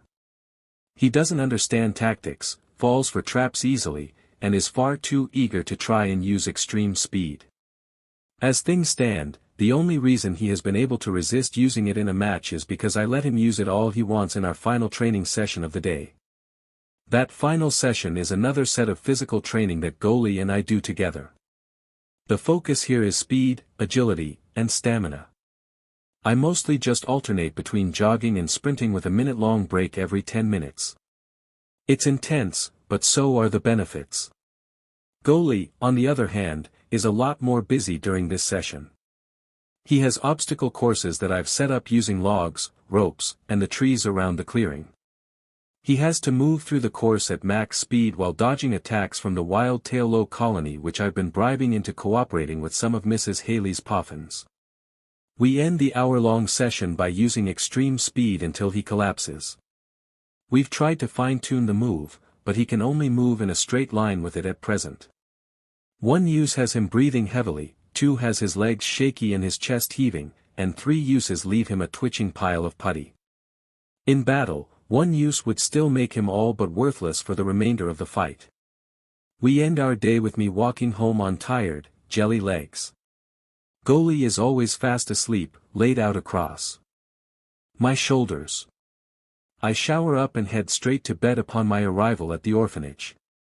Lying in my bed, I read whatever book on Pokémon training strikes my interest until I fall asleep and do it all over again. It may sound like a hard schedule, but I honestly believe that I am living the dream. Besides, my weekends, when I have no school or work, are spent goofing off around the city with Goli. There is a ton to do in Mauville, both inside and outside the city limits. Life couldn't be better. Well, until my journey starts, that is. That isn't to say that everything went well. When our record at the Pokémon Center battlefield reached 82-0, nearly 4 months after our battle with Addison, we finally bit off more than we could chew. Our unofficial battle record, padded by many worthless wins over kids with Wurmples, Poochyenas, Taillows, and all other sorts of low-level Pokémon, had started to get to our heads. Kid, are you sure about this? The Tiffany blue-haired woman named Katie looked hesitant to battle a young kid with only a zigzagoon. I do have a new member to the team that I'm training up, but I'm still a 5-badge trainer. I understand, I asked her to battle because she seems incredibly familiar, though I can't remember where from. Interesting hair colors don't always mean you're important in this world, so I could be wrong too. However, I think battling you would be very beneficial to Goli and myself. We are on a very long win streak, and battling the local beginner trainers isn't helping us as much as it used to. Just think of it as a training session. Please. Very well, she walks to her side of the battlefield. Just don't take this to heart. Treat it like a learning experience. I don't say anything to that, instead, I just send Goli out onto the field. Hey, some of the nearby locals begin to gather around the field. Reed's about to battle the advanced trainer from Lily Cove. He's been on a hot streak lately, but I guess that's going to end this time, huh? He hasn't battled anyone with more than 3 badges before, has he? Another voice chimes in. Don't these people have anything better to do than bumming around at the battlefields all day, every day? I'll go ahead and step in as referee if you don't mind. Nurse Joy steps out of the Pokémon Center's back door to join the fun. She definitely should have something better to do. Well, I wish nothing but the best for Joy, so I guess she deserves her fun. Are both trainers ready? We nod. Then this will be a one-on-one, unofficial battle between Reed of Mauville and Katie of Lily Cove. Trainers, release your Pokémon. Let's go, Misdreavus. Katie releases a floating ghost-type Pokémon, and I already know that I'm in trouble. The combination of being a ghost-type and having levitate means that over half of our moves are ineffective. Be ready, goalie, I call out. This isn't going to be easy. You can't beat a ghost-type fighting like you normally do. Trainers ready, Nurse Joy raises her hand between us, before rapidly slashing it downwards. Begin. Double team. I immediately call for our newest evasive move as a precaution against our more powerful foe. Now, stay on the move and surround her. Will-O-Wisp. Katie's response comes quickly. 3 blue flames slowly float out from Misdreavus and move accurately toward the real goalie, drawn to his body heat. A look of panic comes across goalie's face when he realizes he has been found out already. Put out the flames with sand attack. I can't afford to let him fall into chaos, so I'm quick to give him a new order to follow. Psybeam. Katie's relentless and calculated offense continues. Ms. Dree. A pink ball charges up in front of the ghost's mouth. Voos.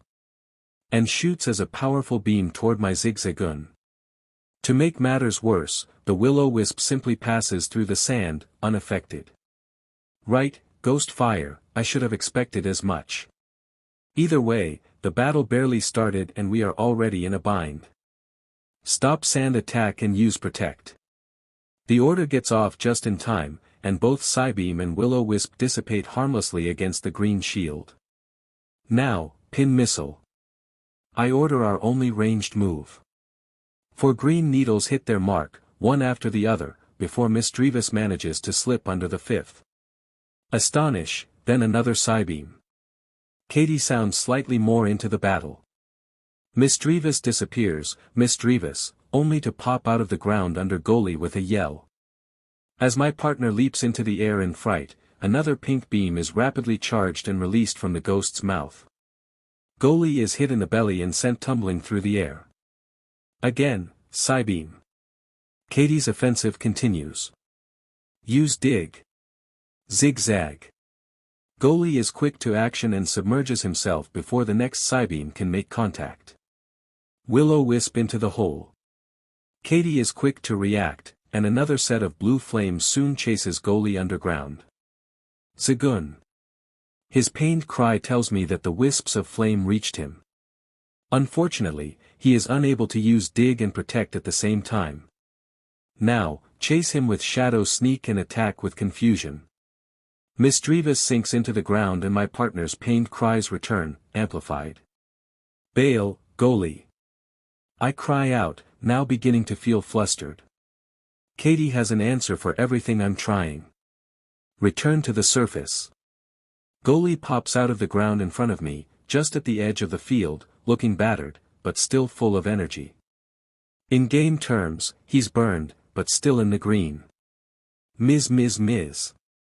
Misdreavus chuckles in a slightly adorable fashion as she rises out of a shadow on Katie's side of the field, almost entirely unharmed. Do you want to keep going? Katie asks, sounding genuinely concerned, but that somehow pisses me off more than if she was mean about it. I think you've already proven yourself to be a very talented young trainer. No, I respond gruffly. We can keep going. I don't wait for a response, and instead order goalie's next move.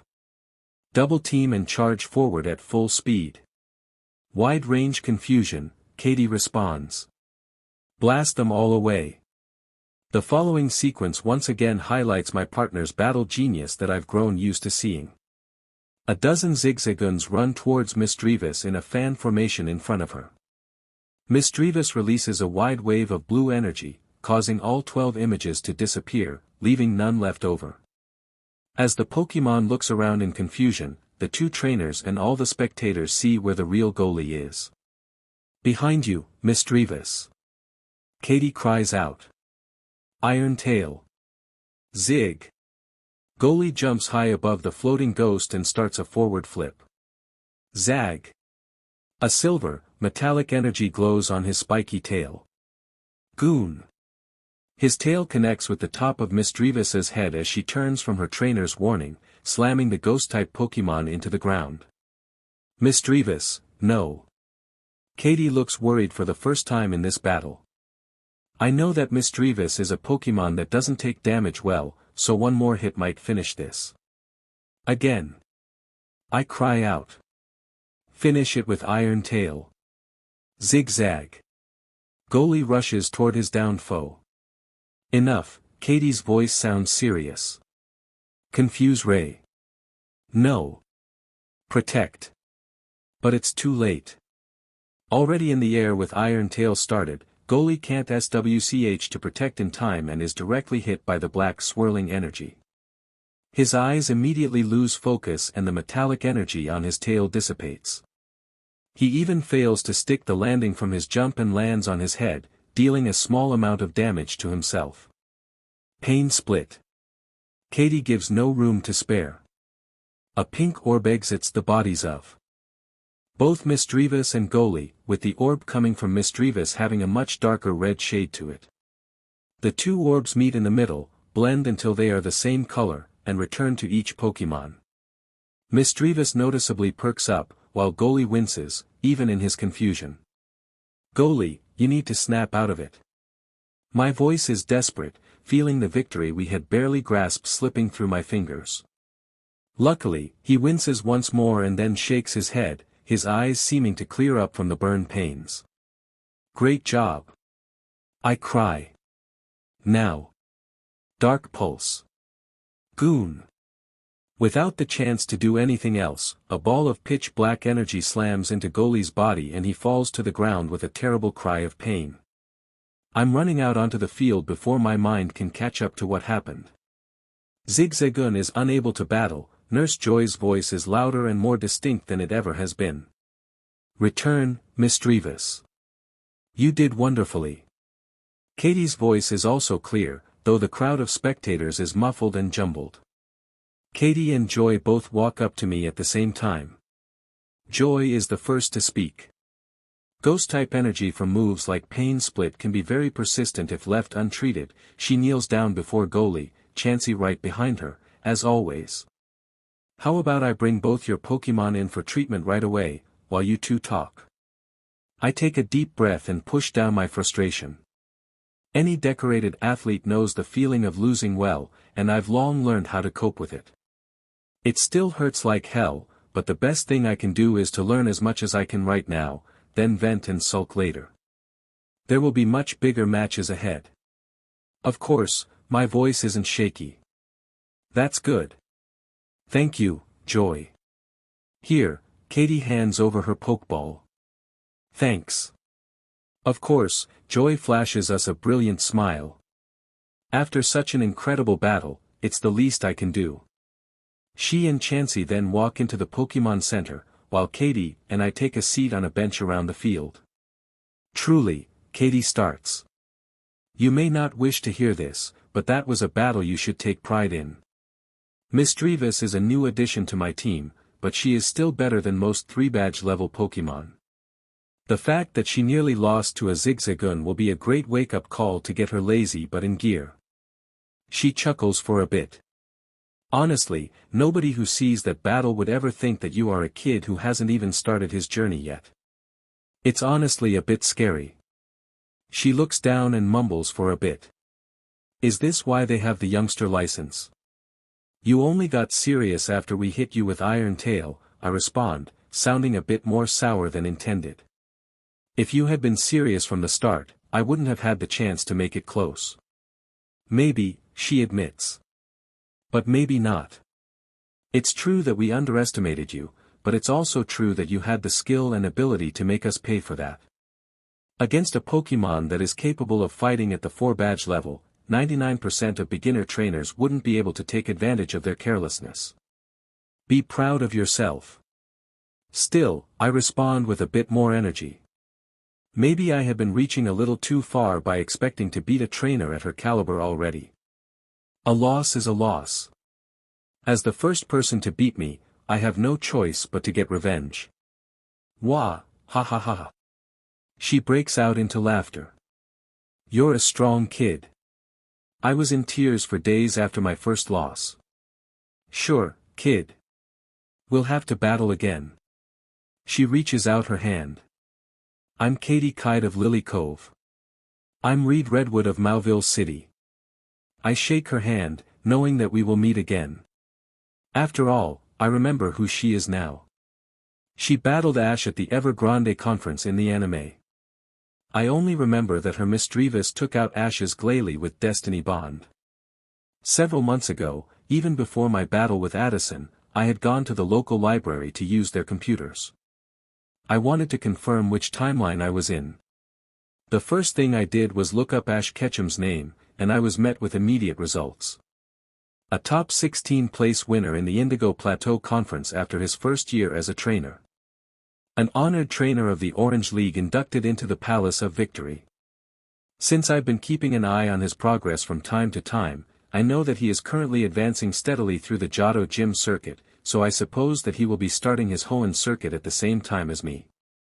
Armed with this knowledge, I've long since been writing everything I can remember, starting from the Hoenn anime all the way through the last anime I watched, Sun and Moon, in a notebook. Honestly, it's not much. I can remember quite a lot of details about Johto, and Sinnoh, as my favorite anime seasons, but even those are just scattered scenes without details. Like the fact that there is a shiny Metagross somewhere. No clue where though, so it's really of no help to know that. No, I'm best off just having a few helpful reminders, like the names of people I should know, and otherwise taking in the world as though it were all new to me. That's because it is all new to me. Relying on a scattered memory of an old children's anime to guide me just seems like I'm asking to trip myself up.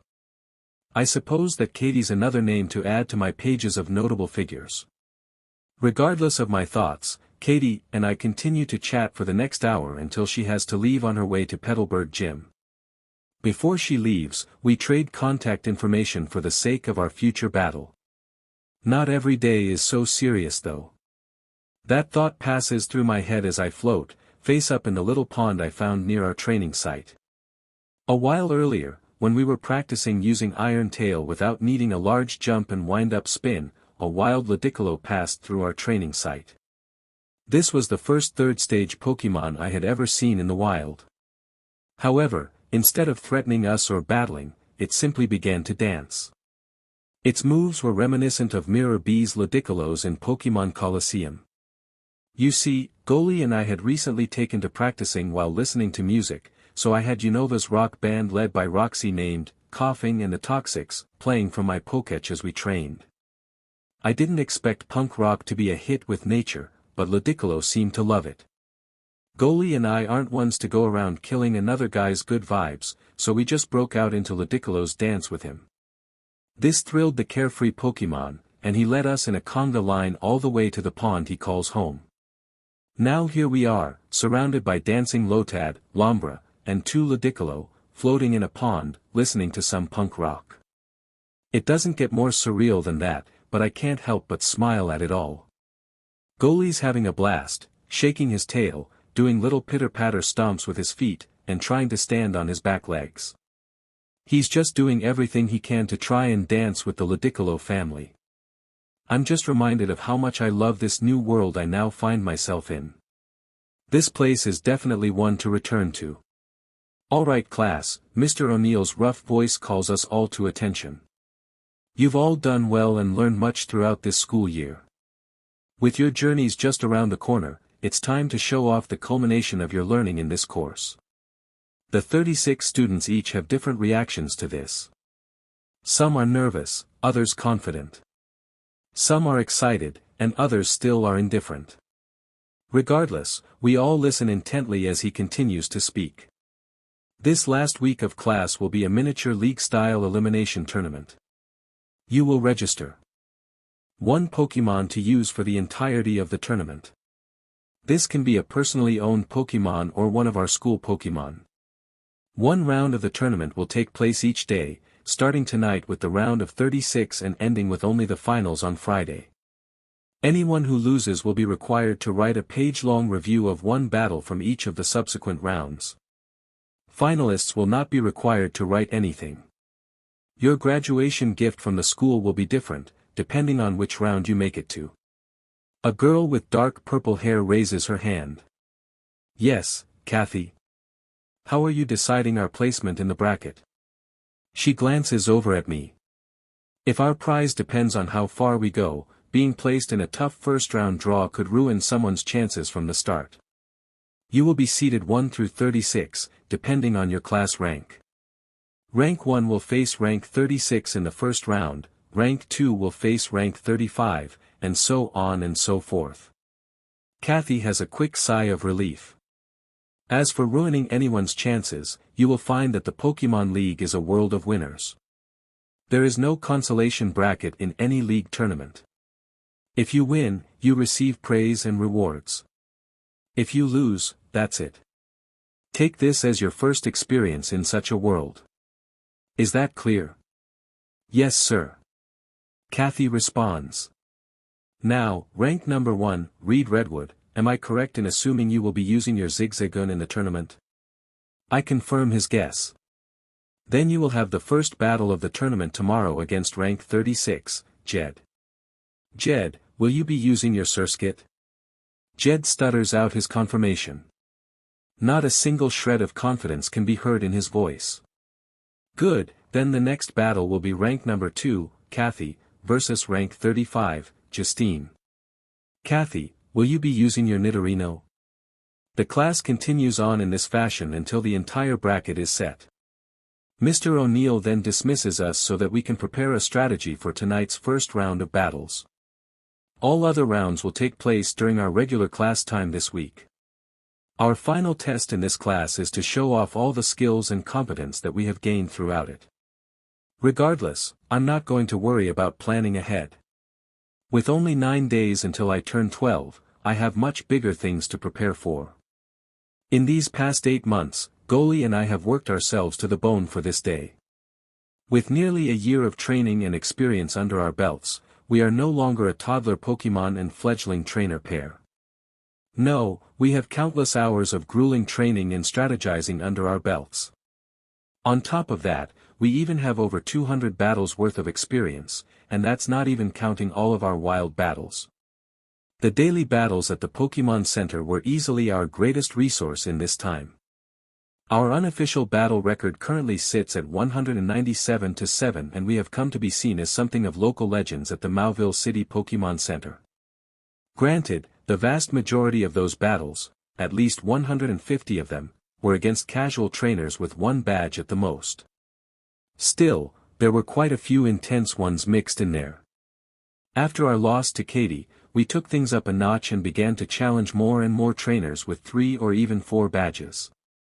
We've had many great battles, from a victory over a 4-badge trainer's Maitayana to a crushing defeat against a 3-badge trainer's Breloom. Regardless, I can confidently say that Goliath is currently at the level of a 4-badge Pokémon, and only needs a small push to reach the 5-badge level. Honestly, it's to the point that Goli could have evolved a long time ago had I let him, but my research into the Zigzagoon Linoon evolutionary line has led me to believe that I'm better off restricting his evolution for now. You see, the strongest Linoon currently used by any trainer belongs to gym leader Norman of Petalburg, and it isn't even used on his competitive team. There are also no known instances of a Linoon or Zigzagoon using extreme speed, so I can easily see how lucky I was to meet Goli. It feels more and more like fate has guided us together. Anyway, Norman's Linoon had to learn Belly Drum to even reach the level that it did, but it isn't very good at it. You see, Belly Drum is one of the most difficult normal-type moves to learn, with Hariyama being the only Pokémon to learn it naturally and easily. Even other Pokémon who were capable of learning it in the games, like Linoon or Azumarill, struggle immensely to learn it. The idea of the move is that the Pokémon needs to build up an incredible amount of normal type energy in the core of their body, the belly for most, as in the name. After that energy has been built up to the point that it is nearly painful and ready to burst out of the Pokémon's body, they attack themselves with external normal type energy to send all of it vibrating throughout their body, filling their every cell to the brim with normal type power. Those vibrations do a number on the Pokémon's soft insides, which is why the move does so much damage to its user. Now the concept of needing to hold in that energy is why I don't want Goli to evolve yet. As a normal type Pokémon, holding in his evolutionary energy is practically the same as the gathering of energy for Belly Drum. I suspect this is why most Pokémon who learn Belly Drum learn it at a much lower level if you don't evolve them. Using an Everstone would be pointless, but holding that energy back on his own will allow Goli to not only learn the move faster but also to have much greater mastery over it when he does learn it. I had discussed this plan with Joy a while ago, due to some safety concerns I had. Her response was that physically, there is no harm in holding back an evolution. Where we could run into trouble would be mentally and emotionally. Pokémon are creatures of instinct. If they sense that they can ascend to a stronger form, and their trusted trainer won't let them, they could feel hurt and betrayed. Joy and I both sat down with Goli after that and I told him how I thought waiting would allow him to grow much stronger in the future, but that he didn't have to if he didn't want to. Joy then warned him that restraining his evolution would feel uncomfortable without an Everstone to assist the process. Goli didn't care. When he heard that it would make him stronger, he didn't need to hear anything else. Over the course of his wins and losses on the battlefield, he has fostered a hunger for victory and strength as great, if not even greater than mine. Regardless, we have 4 more battles until our staggering unofficial record clears away to nothing and our official record of 0-0 is set. I have a folder in my private PokeTube channel titled Unofficial Battles, with 204 videos in it, and right next to it sits an empty new folder called Official Battles, and I can't wait to fill it up. I'm certain that Goli only needs one good battle to learn Belly Drum and gain a new trump card, but with the new league gym circuit right around the corner, there are no trainers here at the right level to push him there. The class battles aren't worth mentioning, I say to Goli, even as he sprints back and forth around the street. This is where you will reach the next level. Goli looks back at me, curious about what I'm talking about. When he sees me pointing to the Mauville gym, his tail wags rapidly and he yips with joy. We have frequently been here to watch Watson battle, and my partner has all but stormed the field to have a battle here every time. The lights, the crowd, the intense battles, the electric atmosphere, pun intended, everything about the gym challenge feeds perfectly into Goli's desires and excitable personality. I walk through the front doors of the gym with Goli crisscrossing between my legs after every step. My destination is a woman sitting at the reception desk. "Hello, Reed," she greets me with familiarity. As I said, I'm pretty well known here as the crazy zigzagoon battle who challenges advanced trainers as a kid. "How can I help you?" She pets Goli as he hops up on the counter. "Hi Allie, I'd like to register for a gym battle with Watson 2 weeks from today on the 1st of May. I can't help but grin with excitement at the thought. Is it finally going to happen? She, too, smiles at the thought. I just know that this one's gonna sell out. The whole city's been waiting to see the strongest zigzagoon versus leader Watson for months now. Even the old man himself has been excited about it. After a moment, she gains a slight frown on her face. It's too bad that it'll be a one-badge match. I'm afraid the crowd won't get an exciting match like they want. About that, I never had any intention of facing Watson's one-badge team. I would like to request a special rules battle. I request a one-on-one battle with a member of Watson's 5-badge team. What? Allie drops her pen and looks at me like I'm insane, her green eyes opened wide. Most trainers at the 5-badge level have been training for 2 years. Even with all the time you've spent with your zigzagoon, that's not even close. Not to mention, any Pokémon he chooses to use would be fully evolved, you know. It's not going to be something a zigzagoon can beat. Her forehead is sweaty as she frantically warns me of my stupidity. I know, But a gym challenge is only meaningful if it's a challenge. I simply smile at her. If I'm certain that I'll win before I even go there, there's no point in doing it. Ha! She barks out a disbelieving laugh. You're absolutely crazy. But this will sell. This will sell like crazy. She scrambles to pull a paper out of a folder and hands it to me with a pen. Here, fill out this special request form and I'll get it to Watson for review. I've already got you booked for the first, but we will email you confirmation of whether or not Watson approves your request as soon as he's reviewed it. Between you and me, that old man totally will though.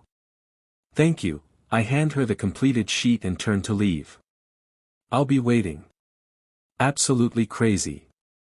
Her transceiver is already out and dialing her friends to share the news. Humph, why don't these Hoenn kids get that the Pokémon is so much better? Goli only now realizes that I'm leaving and regretfully hops off the counter and away from the lovely scratches he was getting to follow behind me. I haven't even walked for 30 minutes before I get the email confirming that my request was accepted. Sir Skit is unable to battle, Mr. O'Neill's voice announces to nobody's surprise. Zigzagoon and Reed are the winners. The battle wasn't worth mentioning. It lasted less than 30 seconds, and the only minor difficulty was catching the quick little bug. Double team and a barrage of pin missiles, both fake and real, solved that issue. We planned to follow with takedown, but just the bug-type attack, which shouldn't have been very effective, was enough to put our opponent out of commission. It makes sense. Level-wise, we should be around level 30, while Sir Skit was probably around level, though I have come to find that the concept of levels doesn't actually exist as they do in the games. They are still an easy way to quantify the raw power that different Pokémon have attained. Metatite is unable to battle. Zigzagoon and Reed are your winners and move on to the quarterfinals. Another uninspired battle. My opponents come into the fight with no expectations to win, and they don't even try. Battling people who are already convinced of their loss is, frankly, a waste of time. Goli doesn't gain anything from it. Even with type advantage, Liam, my opponent this round, had no plan to go with it. Once again, I simply used a combo of double team into pin missile and won in a single attack. Magnemite is unable to battle. Mr. O'Neill's voice is even as always, giving no hint of his inner thoughts. Zigzagoon and Reed are the winners. They will advance to the semi-finals tomorrow. This one took more than one move, but that was more due to the nature of steel types than any merit of my opponents. When Magnemite flies high into the air and Dig can't reach it, I only have attack options that don't deal effective damage. Well, Goli has actually learned a move to deal with this, in case Watson decides to use a Magneton or, heaven forbid, a Magnezone.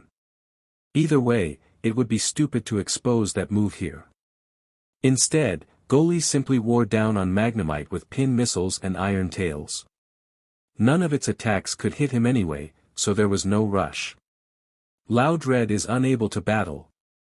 The result is accompanied by some actual cheering this time, rather than polite clapping. Zigzagoon and Reed win and move on to the finals. Give another round of applause to Grace for making the semi-finals. The cheers were warranted this time. This was actually a decent battle. Not a difficult battle, mind you. It was still a landslide, but they seriously tried to win this time. I had to think and Goli had to put in some effort. Facing off against a Pokémon that uses sound waves with echoed voice to attack was an interesting experience, though not really a pleasant one, as my ringing ears remind me. Unfortunately, everyone in the class remembers when Grace's shy little Whismur evolved into a Loud Red just last week, rocketing her up the rankings from the 12th place up to 5th. Though she managed to defeat rank 4 Alex's Voltorb, her Loud Red is still only a newly evolved Pokémon. She would have been a much better battle after a couple more months. Either way, while still being easy, it was a fun battle, so I sit down next to Grace in the stands and chat with her about her Loud Red while the other semi-final match takes place. Nidorino used toxic spikes. Unsurprisingly, my opponent in the finals is Kathy. Dig under them. I've battled Kathy more than a few times behind the Pokémon Center. As such, I'm more than familiar with her style, and more importantly, how to easily overcome it.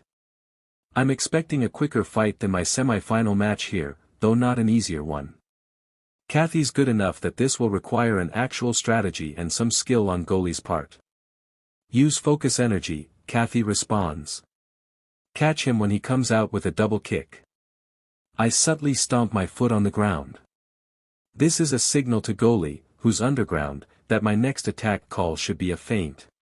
Now, attack. A bump of dirt emerges below Nidorino, who immediately reacts by jumping up and stomping the ground with his two back legs, both glowing with fighting-type energy. Unfortunately, a bump of dirt is all it was that he attacked. Attack. I call the real attack and Goliath bursts out under Nidorino's new position, sending the larger Pokémon tumbling across the ground. No. Nidorino, get up quickly. Kathy's voice urges her partner. Don't let up, charge him down with Iron Tail. I don't give her a chance to breathe. Goliath deftly avoids the toxic spikes and soon plants a heavy Iron Tail attack on the crown of Nidorino's head, putting the poisonous beast down for the battle. Nidorino is unable to battle. Mr. O'Neill's voice rings out one more time. Zigzagoon and Reed Redwood are your champions.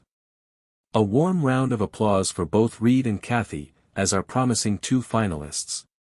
What followed was a little ceremony where we were given our graduation gifts and a little card that stated that we were graduates of a league-sponsored trainer prep school. After the ceremony, Mr. O'Neill surprises me by wishing me luck in my gym battle and telling everyone in the class who can make it that they absolutely should. I guess Allie has been doing a good job of advertising it. As the tournament champion, my graduation gift was actually much better than I had been expecting to receive. It contained 3 Great Ball, 10 Pokeballs, 5 Super Potions, and 1 Revive, which can literally save your Pokemon's life in a crisis. Considering the price of all that, I have to imagine that the league sponsors these graduation gifts. It almost feels criminal how much I just got for such an easy tournament, especially when I see the 3 Pokeballs and nothing else that the kids who lost in the first round get. 5 days until the gym circuit and my challenge to Watson, and I've finally turned a box and a letter for me arrived at the orphanage this morning. Both came from one Tracy Marks. I had been keeping in contact with her ever since I received my Pokémon. I still have the picture with the Zigzagoon pack set as my background photo. I even gave her access to my private PokeTube account so that she can watch all my matches. Otherwise, I just like to hear about her exploits as a ranger. I grabbed the letter first and am soon looking at a very brief bit of writing. How like her to write as little as possible. This is the type of woman who will abbreviate everything she possibly can in her texts, and use one-word replies at every opportunity. I sigh to myself and begin reading. Hi Reed. Congrats on turning 12. As your savior and hero, I felt it only right that I get you a little something to celebrate the occasion. There are 2 gifts in the box for you. The first is an outfit. You look like a grubby street rat in those battle videos you've shared with me, so I know that you have no sense for fashion. A trainer's appearance is very important to their career, so I'll save you there too, no need for thanks. I bought a few sets of the same outfit, which is what most trainers do, and put them in a silk bag for you. You're not allowed to argue, just wear it all. That bag's med expensive too, so hurry up and get famous enough to spoil me with a much better return gift. The second gift, or I guess it's the third now, is a much greater surprise. Let's just say I recently found this thing and realized that I'm not the right match for it. When thinking of what to do with it, I could only think of sending it to you. Feel free to be honored. After all, it's something every new trainer should get. Cryptic enough for you? Good, then open it up. Expecting greatness. Tracy Marks. A wide smile sits on my face as I turn to the box. Goliath has been circling it like a shark, just sniffing away. I cut the packing tape with a box cutter and open it up. The first thing I see is a sleek, black backpack with the Sylph logo on it.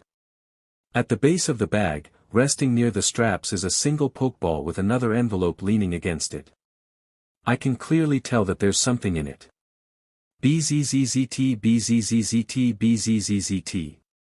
The persistent buzzing awakens a primal hatred from the deepest depths of my soul, and hatred floods my very being. Luckily, all it takes to silence that infernal noise is a quick tap on the device on my wrist. Sleep takes me back into its loving embrace. Zigzagoon. Unfortunately, that appealing comfort quickly turns into shocked pain when 60 pounds of adorable pounce on my gut. Oof. I reflexively shove the oversized zigzagoon off of me and sit up. Geez, Goli. I told you that you can't be doing that anymore. You're gonna kill me. Since he's held off on evolving for so long after he was ready, Goli is absolutely massive for a zigzagoon. He's already nearly as big as the average Lanun. Zigzag. He ignores my complaint in favor of pushing me off the bed and towards the door. I get it, so knock it off already. He keeps pushing, but I just look at my wrist to see that the time is indeed 5 in the morning. I know Goli, today's the day, but the match is scheduled for no amount of rushing will let you fight any sooner than that. Zagoon. He angrily barks at me. Enough already, I push his face down into the blankets as I stand up. You're going to wake everybody up. Keep quiet until we leave the room, you don't want to wake up the little one, do you? I ask, feeling the irony of my words. Zag. Goli seems to accept it though, he rushes out of the bedroom. I can't see him, but I already know that the little glutton is in the kitchen, waiting for breakfast. Well, at least he won't be waking up any of the children sharing the bedroom with me, or anyone else in here for that matter. I open the sylph bag next to my bed and pull out a set of athletic clothes, a form-fitting, short-sleeve shirt, gray joggers with thin material to stay breathable, and a pair of snug running shoes. After getting the sylph bag from Tracy, I used some of the money I had saved up from work to buy a few more sets of workout clothes. Tracy already supplied me with enough outfits to cover my journey, but they aren't really the best workout clothes. Besides, I don't want to be sweaty every day after my morning exercise, so the extra outfits were a necessary expense. Changed and ready to start the day, I take one last look at the floor beside my bed to confirm that my little sweetheart is still sleeping soundly before heading to the kitchen to make a nice meal for Goli and myself. We'll have to keep today's workout light, just a warm-up to get the blood pumping. After all, we've got to save ourselves for the main event. We return to the orphanage at 8 o'clock. We decided to warm up in the clearing this morning, instead of our usual strength training in the gym. After some light cardio, we ran through Goli's entire move set. Nothing we did today was new, only a repetition of motions that he has practiced and used thousands of times. Today's battle isn't going to be won by pulling out some crazy new tactic. No, I've come to find that Pokémon battling is infinitely similar to sports, and every athlete knows that big matches are won by doing the little things right. If Goli manages to reach a breakthrough on Belly Drum today, that will be great, but relying on that alone will lose us this battle. I plan to win with what Goli has already learned and accumulated throughout our 8 months together. Learning a new move or evolving are just the results of that effort. I will consider those bonuses. Goli and I sneak quietly back into the bedroom, dragging with us the stench of sweat. We both breathe a sigh of relief at the sight of our little girl's large form, still curled up on a pile of blankets and pillows beside my bed. She doesn't wake easily, but it could have been bad if she had woken up without me here. Before the situation changes, I grab a towel and my official trainer outfit, as decided by Tracy, and leave with Goli for the bathroom. A quick shower and a wet trash panda later, and I'm left standing before the mirror, looking at what will become my trademark image. Starting with myself, my light ash-brown hair has been cut and tamed. Where my naturally curly hair used to trail down to my shoulders, it is now kept at a medium-short length on top, and the sides are tapered off into a short fade. Furthermore, my sickly pale skin has become a brown-tan color after spending just about every single day under the sun. The most exotic parts of my physical appearance, and the part which reminds me that I'm in an anime world, are my bright orange eyes. Even looking at them myself, they seem to be smoldering with intense ambition. The part of my appearance that I take the most pride in is my body though. I'm still far off from the amount of muscle mass I had in my previous life, with my decade of dedicated weightlifting.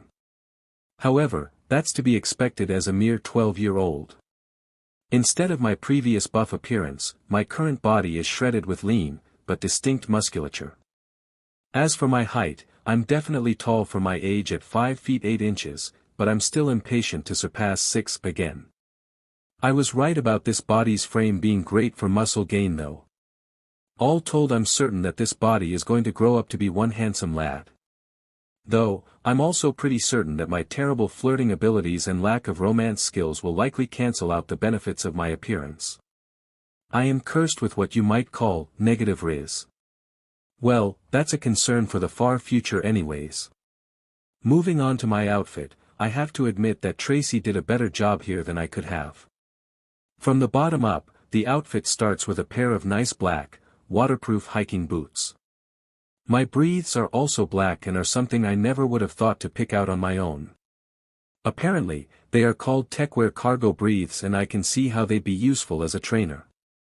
They're kind of baggy, but the things have pockets upon pockets, all over the place, which seems ideal for quick access to any items I may need on the trail or in wild battle encounters. The hanging straps seem a bit useless, but maybe I just don't know what they're for. I'm fairly certain Tracy just picked them for their appearance anyway. Moving on to the top half, we start with a short-sleeve white compression undershirt. The only design in this is a Premier Ball logo on the left pec, but its thin and form-fitting material really highlights the work that I've put into my body's aesthetics. Unfortunately, this shirt won't be seen too often, as, true to its name as an undershirt, it's going to be covered up 90% of the time. Instead, a loose sweatshirt made of rather thin material is the outfit's centerpiece. Other than its color, it is very similar to the oversized shirt Roxy wears in her official art. The sweatshirt, if you can call it that, is colored and patterned like a zigzagoon's fur, which I actually prefer to a linoon's pattern, even for after Goliath evolves. The neckline is so wide that it almost looks ripped, causing the shirt to sit at a bit of an angle, and the sweatshirt is slightly oversized. Overall, the outfit gives a look that's something of a mix between punk and cozy, completed by the pair of silver headphones around my neck. Definitely not a look that I would have chosen myself, but I can't deny that it has its appeal. As I admire myself in the mirror while scrubbing Goli with a towel, my musing is interrupted by a cacophony of thumping feet and panicked cries coming from the bedroom, both human and Pokémon. "I'm here, sweetie!" I shout from the bathroom, tossing the towel I had been scrubbing Goli with aside and speed walking out of the room. "I'll be there in a moment. Wait right there for me, girl." I rush back to the bedroom, worried about how much damage might occur if my newest Pokémon decides to run through the halls looking for me. I barely got Mrs. Melda to agree to let her sleep in the building in the first place, and that was only because I only had 5 days left here. I can't imagine the dressing down I'd get if she broke anything on the last day here. Relieved at the fact that the noise had died down after my shout, I opened the door to the bedroom with a wide smile. I'm immediately greeted by a large figure sitting inches away from the doorway. Her eyes light up when she sees me and a happy cry resounds throughout the orphanage. "Good morning, sleepy beauty," I hug her long neck. "Did you sleep well?" Talking with my newest partner like this, I can't help but think back to our first meeting. "What do you think we open up first, Goli?" I reach into the box with both hands and take out the envelope and the Pokeball. Zig! Goli dives for the Pokeball without hesitation, even attempting to knock it from my hand. I suppose that should have been obvious, I quip as I move my finger to press the release button. I freeze right before touching it though, as a sudden thought comes to mind. But knowing Tracy, what if this is something crazy? Goon! My partner scoffs at me. His eyes are calling me pathetic. I understand that much even if I don't know what his words mean. I'm serious. I respond defensively. Tracy would totally be the type to have something like a pincer or a grimer in here. The smart thing to do would be to read the letter first, just so we can prepare ourselves. Zigzagoon doesn't even respond. Instead, he just narrows his eyes at me before sighing and laying down. That alone speaks volumes. Ahem, I clear my throat, trying to lessen my embarrassment a bit. It doesn't work, but I still think that reading first is the right choice, so I sit on the floor and set the Pokeball down beside me before opening the letter. Besides, it's only polite to read the letter before opening the gift. Anyway, ahem. I peek at Goli, but when he gives no reaction, I begin to read the letter aloud. I wonder if you opened this or the Pokeball first. I know which one I would have opened, but a serious kid like you probably opened this first. Seriously boring, right Goli? My trusty partner exhales a laughing breath, so I give him a nudge with my foot before I continue. Anyway, as you can see, my other gift is a Pokémon. A while back, shortly after I met you, actually, one of my Pokémon laid an egg. I hadn't even known that she was PRGNNT, so she must have had herself a little love story in the border forest while I was looking for you. Regardless of how, the egg was there, so I took care of it with her and hatched it, but I knew I couldn't look after a new Pokémon forever, so I had to find a home for her. The problem is that she takes after her mother and has a natural love for battling. With most Pokémon, this would make it easier to find her a home, but her species isn't known for being great battlers. Even her mother isn't one of my core battlers. She has more of a utility and support role on my team. However, if this precious girl wants to battle, then I want to find her a trainer who will bring her to the top. That's why I thought of you, the kid who dreams of conquering the world with a zigzagoon. If anyone can make the impossible possible and let the child of one of my earliest partners thrive, I think it will be you. You've got good material to work with too. I raised her through her infant years and up to the toddler stage that she's at now. She's stronger than any other juvenile of her species that I've ever heard of. I know that her mom is strong for her kind, but Papa must be a force to be reckoned with. Her potential is there, she just needs a trainer who can overcome the so-called limits of her species.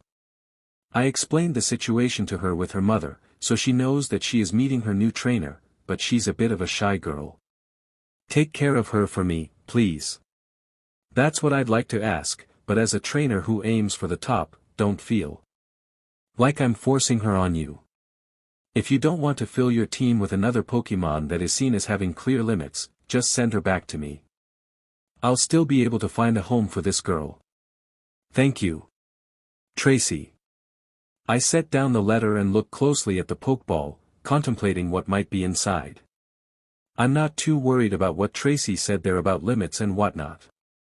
Most Pokémon have some strategy to make them viable, and Tracy said it. No, she was the child of a member of her elite team. That means she has the potential to reach that level at least. I just need to find a way to make her surpass that level.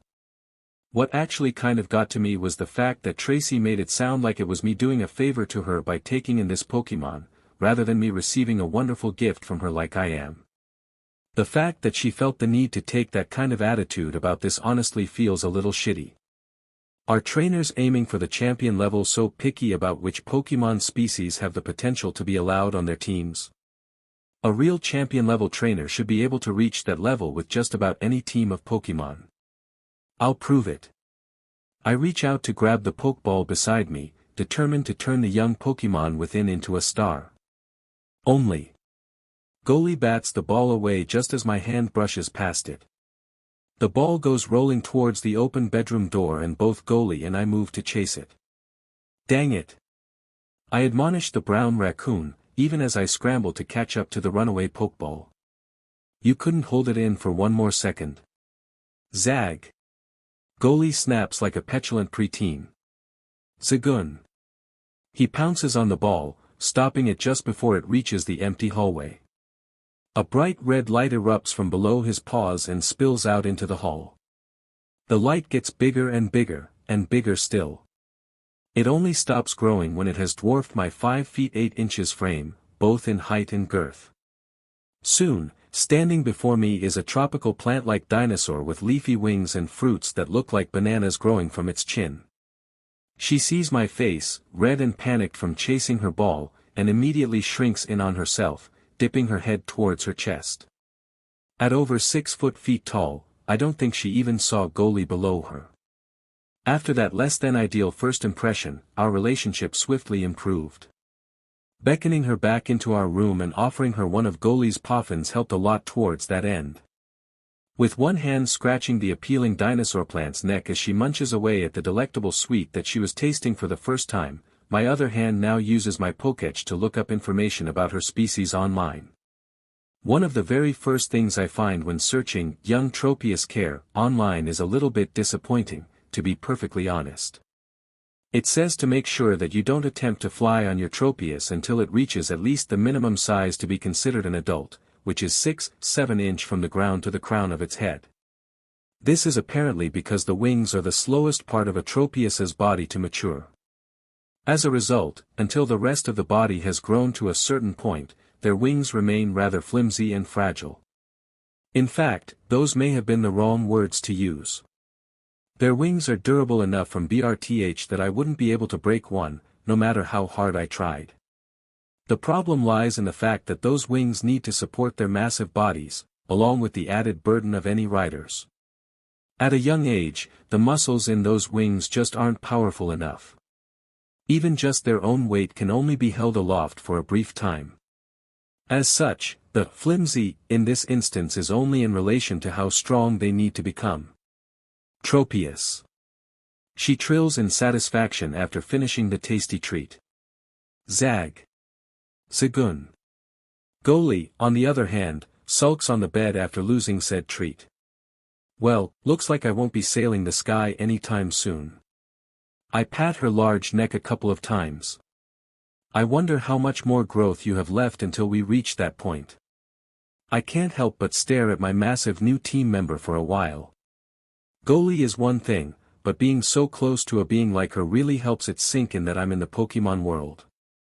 Even when I was a child, I've always thought that there are very few Pokémon who visually exemplify what it means to be a Pokémon as well as Tropius does, if that makes sense. She truly is an appealing creature. As I watch her, her own gaze turns toward Goli's pouting form.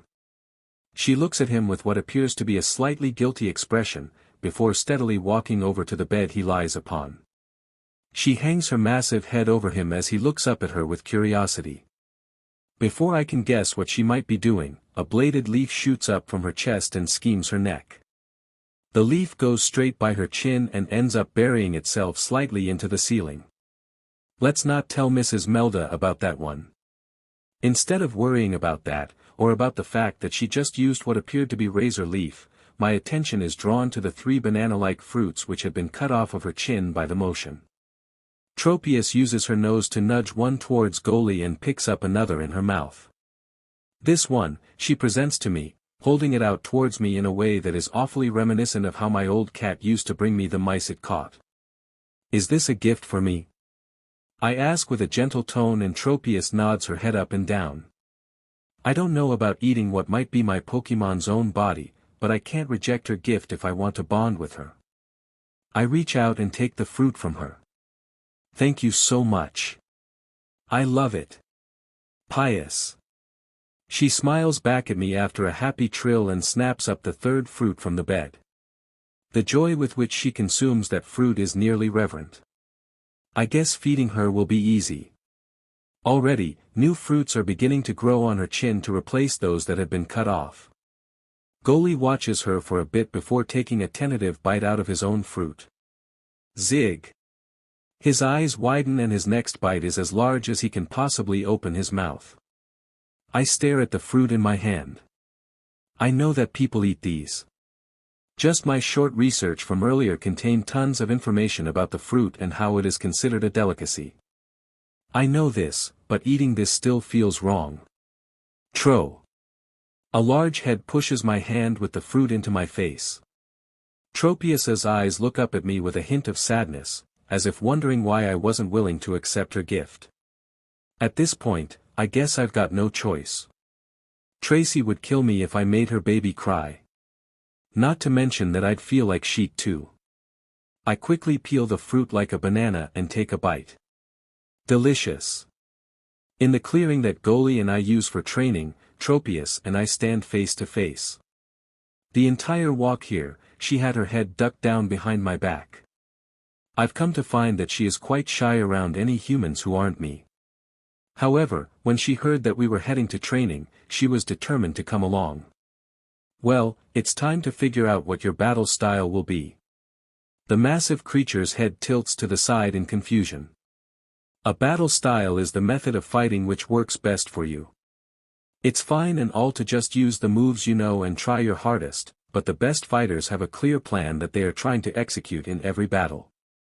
I point to Goli as he creates over a dozen copies of himself and attacks in sync with them at high speeds. For example, Goli's style is to constantly stay in motion and lower his opponent's accuracy before starting a relentless and hard-hitting offensive. That means it's important to train his speed and strength to the limits, while also making sure he has the cardio to keep it up. Pious. Her head nods slightly to indicate that she understands, however, she gestures towards herself and asks a question. Tropius? That's what we're trying to find out. I smile at her and take an oran berry out of my bag. I can think of 3 methods to make a Tropius a powerful battler, but first we need to find out what moves you know, and more importantly, what your ability is. Tro. Her head leans back and her wings spread out behind her. Pious. She flaps forward and an incredibly strong wind blows past me. Even being outside of the actual attack range, just being in the attack's general direction knocks me off my feet and onto my rump. My eyes widen at the unexpected attack and I barely manage to prevent the berry in my hand from getting smushed, but I can't help but to break out into laughter. My partners are both interesting characters, it would seem. Whoa. Easy now, I hold out my hand towards Tropius to placate her as I stand up. There's no need to use your moves yet. I want to test something else out first. Pious. The gentle giant lowers her head and lets out a subdued voice. But that was Gust, right? I ask with a bright voice, hoping to lift her spirits. Along with Razor Leaf from before, you've already got some great moves. Tro. Her head lurches back up in surprise at the sudden praise. We'll see about your other moves in a bit, but let's test your abilities first. I hold out the oran berry in my hand to her. It's too bad we don't have Sunny Day to test you for chlorophyll or solar power, but we can check for harvest right now. When researching how harvest works in the real Pokémon world, I found that it's actually super interesting. Pokémon who have harvest will actually grow the last fruit that they had eaten somewhere on their body. For Tropius, that is the neck. They usually only grow 1 or 2 of them, depending on how much energy that fruit takes to grow. For example, even the most powerful harvest users typically only grow a single citrus berry, but those same Pokémon can grow 3 or 4 oran berries. Similarly, if they eat a regular apple with the intention of using harvest, they can sometimes even grow a dozen of them. For now, I begin as Tropius sniffs the berry in my open palm. Just eat this, but when you do, I want you to think really intensely about how much you would love to have another one. Tropius. The confused tone and tilted head tell me that she doesn't quite understand my goal, but she chomps away at the oran berry anyway. I watch the entire process intently. Chew. Widen eyes with glee. Swish. Swallow. Sigh in satisfaction. My own gaze is focused upon her neck, waiting for any new buds to appear. Nothing. I guess you don't have harvest then, I sigh slightly. This means that, until we get a Sunny Day user, it will be a little hard to work on building a fighting style specific to Tropius. That rules out the defensive stalling fighting style. We can't check if you have chlorophyll or solar power now, so we'll just check your move set now. Honestly, I have never been a big fan of stalling anyway, though I can't deny its effectiveness. Rather, the slight disappointment comes from the loss of options that not having harvest means. You see, I've come to learn that Pokémon here are capable of having more than one ability. A Vaporeon doesn't have water absorb or hydration, but rather, they all have water absorb, as a result of their unique trait of being able to turn their bodies into water. Hydration, as a hidden trait, is something that some of them have, on top of having water absorb. Take Goli, for example. In the woods I found out that he likely has pick up. I can guarantee you that he has gluttony, as he will always eat his food early if he has the chance. Reviewing our old battles, I've also found that he may have something more, too. Having Harvest, on top of either of the other two possible abilities would allow Tropius to have a free heal, while still being offensively viable. However, not having it isn't the end of the world either. We will make do. Well, let's get to testing your moves then. I keep my tone bright and positive. Nothing good will come from making Tropius feel dejected. I've already seen Gust and Razor Leaf, so let's see any other moves you have first. Tropius. My new partner trills happily before scrunching her face in concentration. White tendrils of normal type energy emerge from her feet and enter the ground. After a moment, they seem to extract a large amount of energy from somewhere and pump it back into Tropius. The effect of that energy is immediately evident, as her already large body swells up and grows slightly larger. It's nothing drastic, but there is a clear difference.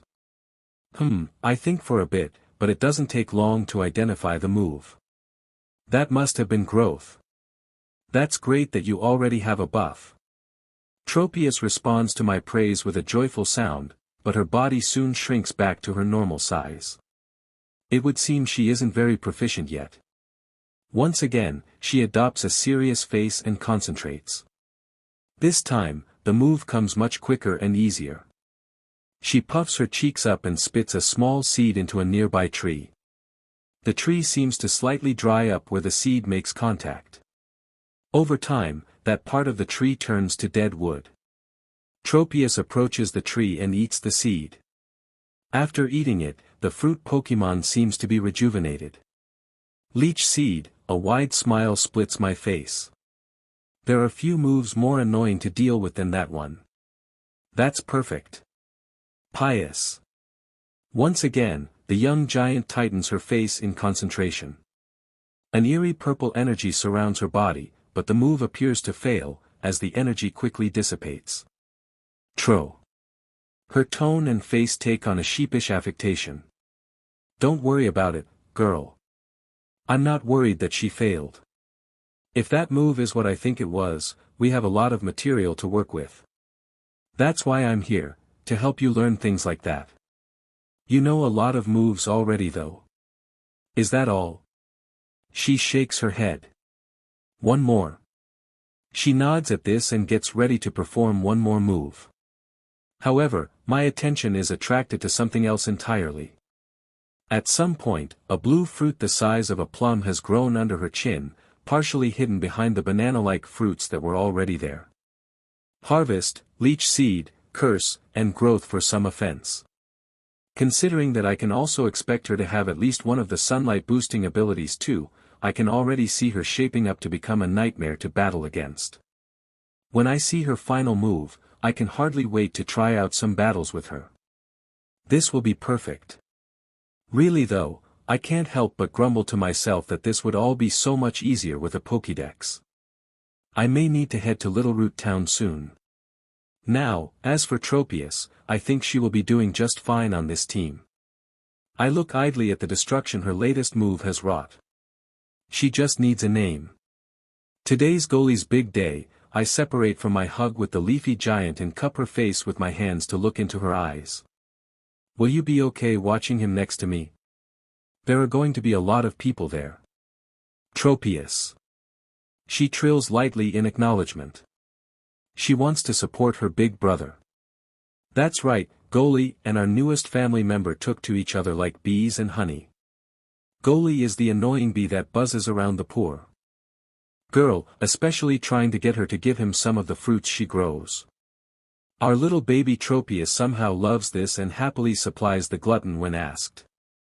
Her goodwill turned into admiration after I brought her to the Pokémon Center to watch Goli have a couple of battles. Goli has firmly, and ironically, taken the position of big brother in her heart. Alright, Mirabel, I smile at my big girl and pat her neck.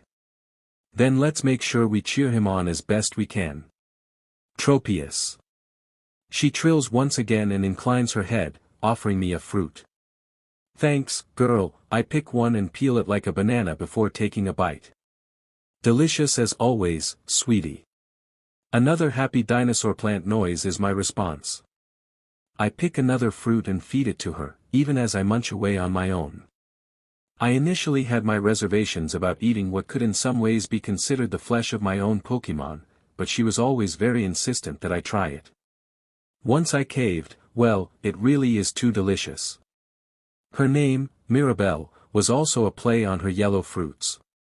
It's the name that I gave to the Tropius that I used in my Alpha Sapphire playthrough. Just like that Tropius, I plan to beat the champion with her.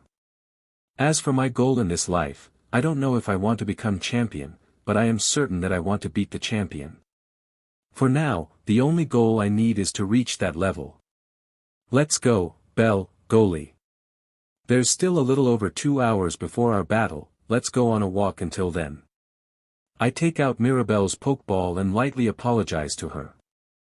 I'll let you out as soon as we get outside. I promise. I press the button and my Tropius disappears in a red light. I grab my backpack and make sure that every one of my belongings is in it before swiftly leaving the orphanage with Goli at my heels and releasing Mirabel once again, only to see Mrs. Melda standing outside by the gates. Walking up to her, she remains silent, seemingly studying me as I approach.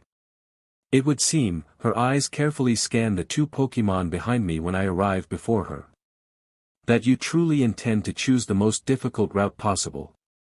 I disagree. I shake my head and place my hand on Mirabel's shoulder. I can't imagine a path I'd rather take than the one I'm on. I have come to understand as much about you, her eyes now bore into my own, searching. It will be harder than you can imagine. I know. The only thing she will find is conviction. You may complete the gym challenge, she admits. You may even win the Evergrande conference, but you will hit a wall. It will be impossible to reach the champion with those Pokémon. If that's what everyone thinks, we will just have to make it possible. I smile as Goli hops on the back of his much larger teammate. With as much talent as you have, you could reach the top so easily if you do things the right way. Mrs. Melda tries to reason with me one more time. Maybe, I find myself agreeing. But that isn't what being a champion means to me. She stares at me for a long while, only confidence and conviction stare back. Very well, finally, her gaze drops down and she does something that surprises me. She takes out 2 Pokeballs and releases her Pokémon. I never even knew that she had any Pokémon. We will be cheering you on, from start to finish. An Illumise and a Delcatty surround her. Both show signs of age, but more than that, they show signs of great strength and training. They are easily at the elite level, and Mrs. Melda's insistent warnings begin to make a bit more sense. I open my mouth to reply, but a wave of voices from behind me cuts me off. Reed. You got this, Reed. Go, Reed. We'll be there for you today, Reed. Go for it, Goli. Mirabel, I love you. My young Tropius's fruits were a hit with the kids too. We'll miss you, Reed. The kids of the orphanage are all leaning out the windows, shouting their cheers and well wishes at me. It's honestly a bit overwhelming. I turn back and wave my arms at them. We'll go all the way to the champion. I yell back at the top of my lungs, announcing our dream to them, to the world, and to ourselves. Just watch us do it. I turn to Mrs. Melda and mutter once again, much more quietly. Just watch us. We will. Mrs. Melda steps aside and smiles at me as I walk out the gates and away from my home for the last 8 months. Every step of the way. During my stroll through Mauville City before our gym battle, I'm stopped or called out to many times over by people who recognize me from my unofficial battles. Each of them expresses their excitement about today's battle and how far I'll go before wishing me good luck. Goli lavishes in all the attention and is practically bursting with energy in his impatience to start the battle. Even Mirabel has broken out of her shell a bit at all the positivity the people around us are radiating. Hearing that so many people are on her side has perked her right up and allowed her to look around and indulge her own curiosity about the city around her. The weight of today's battle feels much heavier as I walk down the street. I wouldn't have it any other way. I'm introducing you as Goliath. Today, I kneel before my first partner in this world and look upon him with pride welling up in my chest. This is the time to live up to that name. Zigzagoon. Goliath's eyes shine with determination. The dream I told him about all that time ago has finally become visible. There hasn't been a single moment in these last 8 months that the young normal type had forgotten the words his trainer had told him on the day they decided to become partners. The first time he had learned what it means to have a dream is a distinct and precious memory to Goliath. You've done everything you possibly could have to prepare for this. I run my hand alongside his furry head. All that's left is to prove your efforts. Tropius. Sensing both of our nerves, Mirabel encourages the smaller Pokémon from behind me. Challenger read, Ali peeks into the waiting room, just slightly cracking the door open fills the room with a rush of noise from the crowd outside. 2 minutes until go time.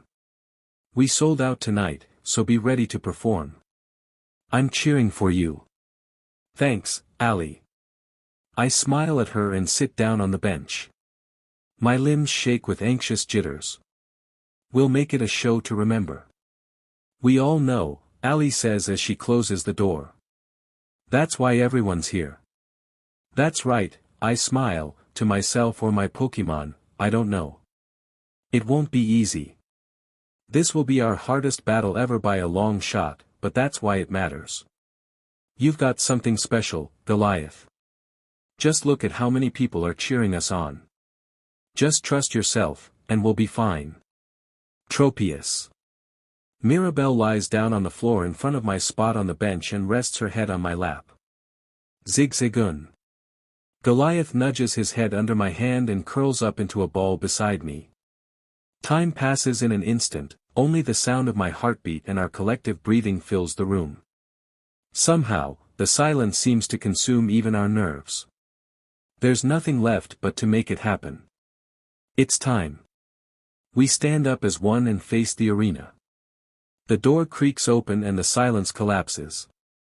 The fervent screaming of the crowd is louder now than ever. Ali looks in from outside the door and mouths, "You're up." It's the moment you have all been waiting for. The MC's voice rings in my ears.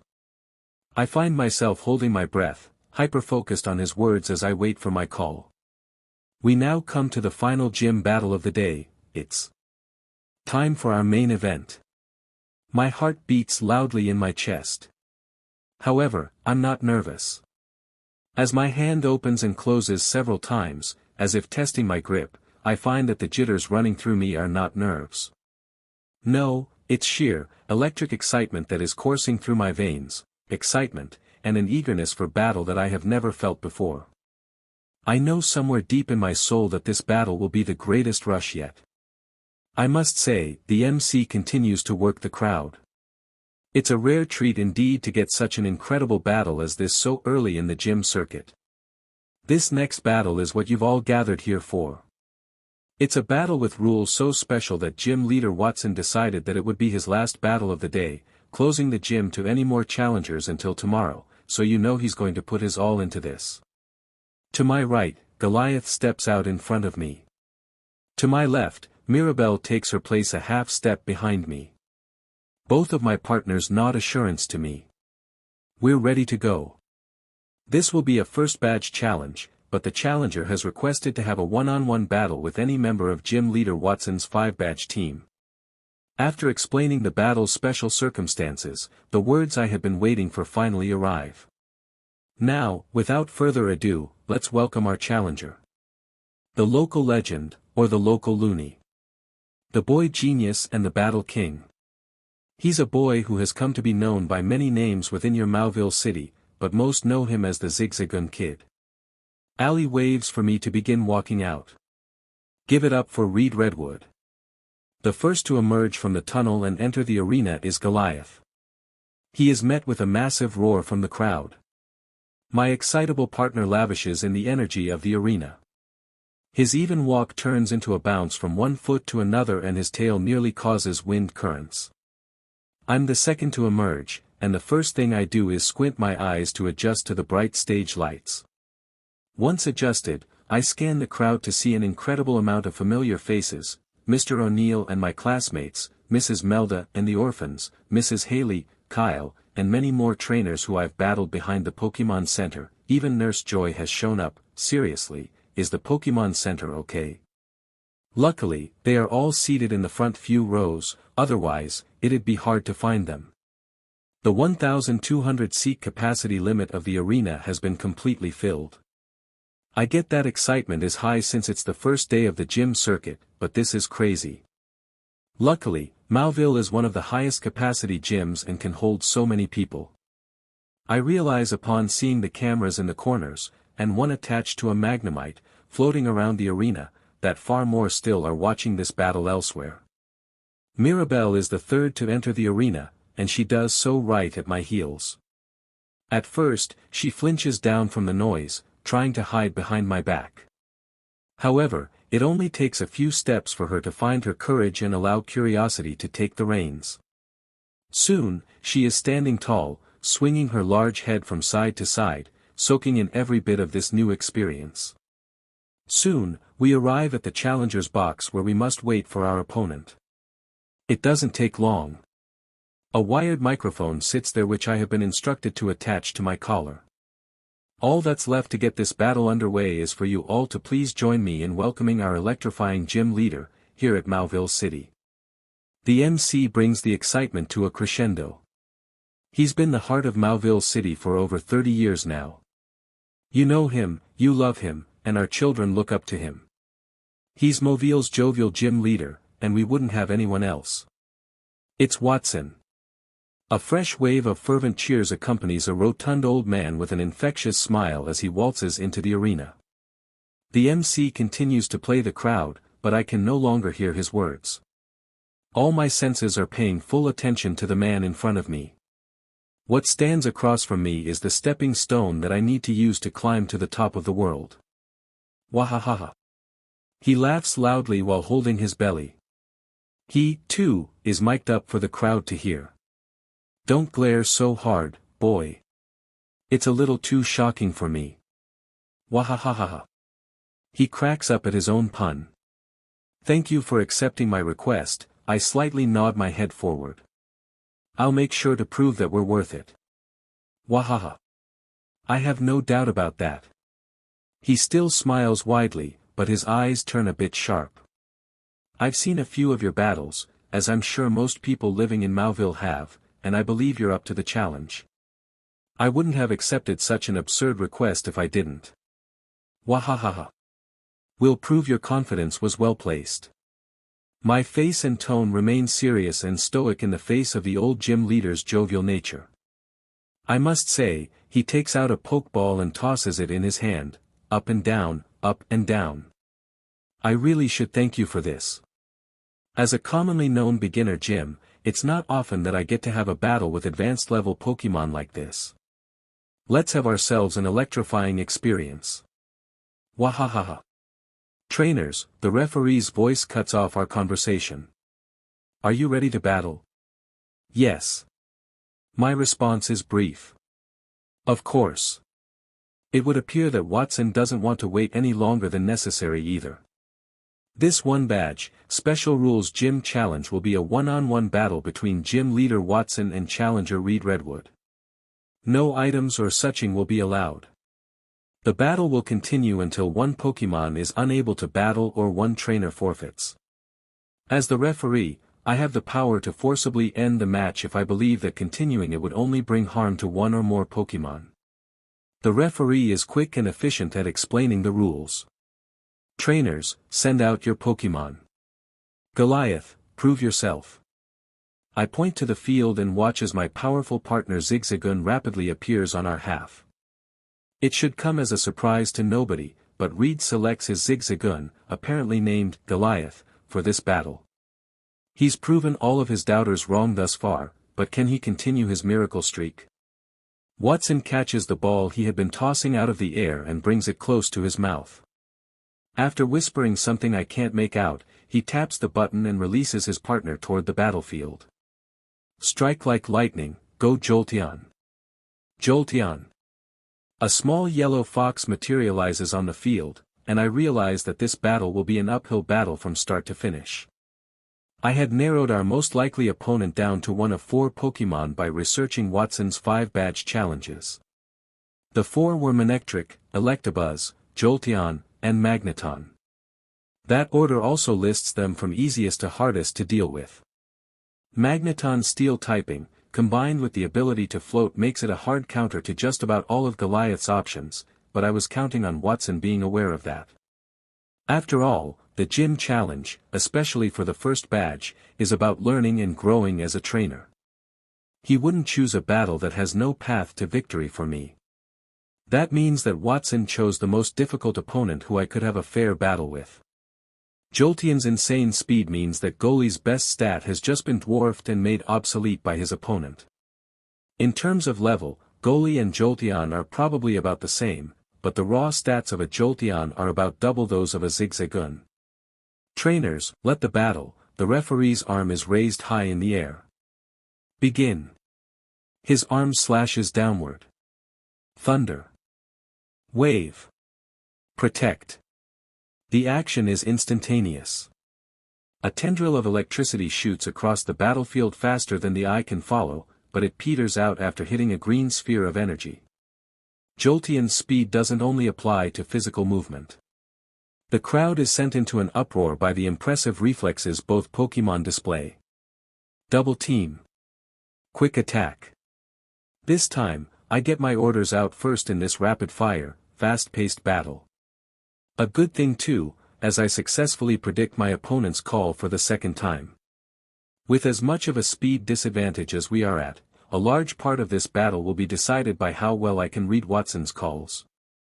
A couple dozen zigzagoons appear around the field, but a blurred yellow line erased them from existence, one after the other. Dig. My voice is still even, having expected this from the moment Jolteon was released. The 7, no, make that 6, zigzagoons remaining all paw at the ground before disappearing. Only one of them leaves a hole in the ground behind himself. Stay on the move, Jolteon. Watson doesn't sound worried about the super effective move being used. Be ready, girl. I stomped the ground, signaling Goliath to attempt our feint strategy. Now. A burst of dirt shoots up from below Jolteon, perfectly timed, despite her fast speed. She flinches dramatically and leaps back. Now. Attack. I shout once again. Zagoon. Goliath bursts free from the ground under Jolteon's new position, but the expected result doesn't come. Tian. Jolteon takes a second retreating leap and gets away with only a claw scraping her side. Instead, she counterattacks during her narrow escape and shoots a burst of electricity into Goliath's side. It doesn't appear to cause my partner any pain, as he bears it without a sound, but the slight twitching in his muscles tells me that it was more than effective. Rush into headbutt. I waste no time with my next call. Zig. Goliath takes off without hesitation, remembering our time planning for this moment. Zag. Joel. Our opponent yips with surprise when Goliath appears before her so quickly, even after being paralyzed. Goon. Goliath's glowing skull rams into Jolteon's back hip as she belatedly attempts to dodge. The heavy impact sends her twirling away uncontrollably with another cry, this time out of pain. We landed the first heavy blow. There's only one reason such a reckless offensive worked. After analyzing the footage of my battle with Katie, so many months ago, I came to the realization that Goliath had gotten faster after being hit by Will-O-Wisp. That was what had allowed him to dig behind Miss Drevis and hit her with Iron Tail. That can only mean one thing. Goliath's ability is quick feet. Unfortunately, Watson now knows that too, so it won't work again. Even with the boost, Jolteon is still overwhelmingly faster and we are still paralyzed. I need to pour on the offense now, while Jolteon is still unbalanced. Hurry and chase, I yell out. Another headbutt. Forget about catching your balance, Watson finally reacts, but his order doesn't make sense to me. That is until he says this, discharge. Put your all into it. His words immediately calm his Pokémon and silence her panicked cries. Even as she tumbles across the floor, Jolteon soon begins to glow with an electric charge. No. I immediately realize how dangerous this is.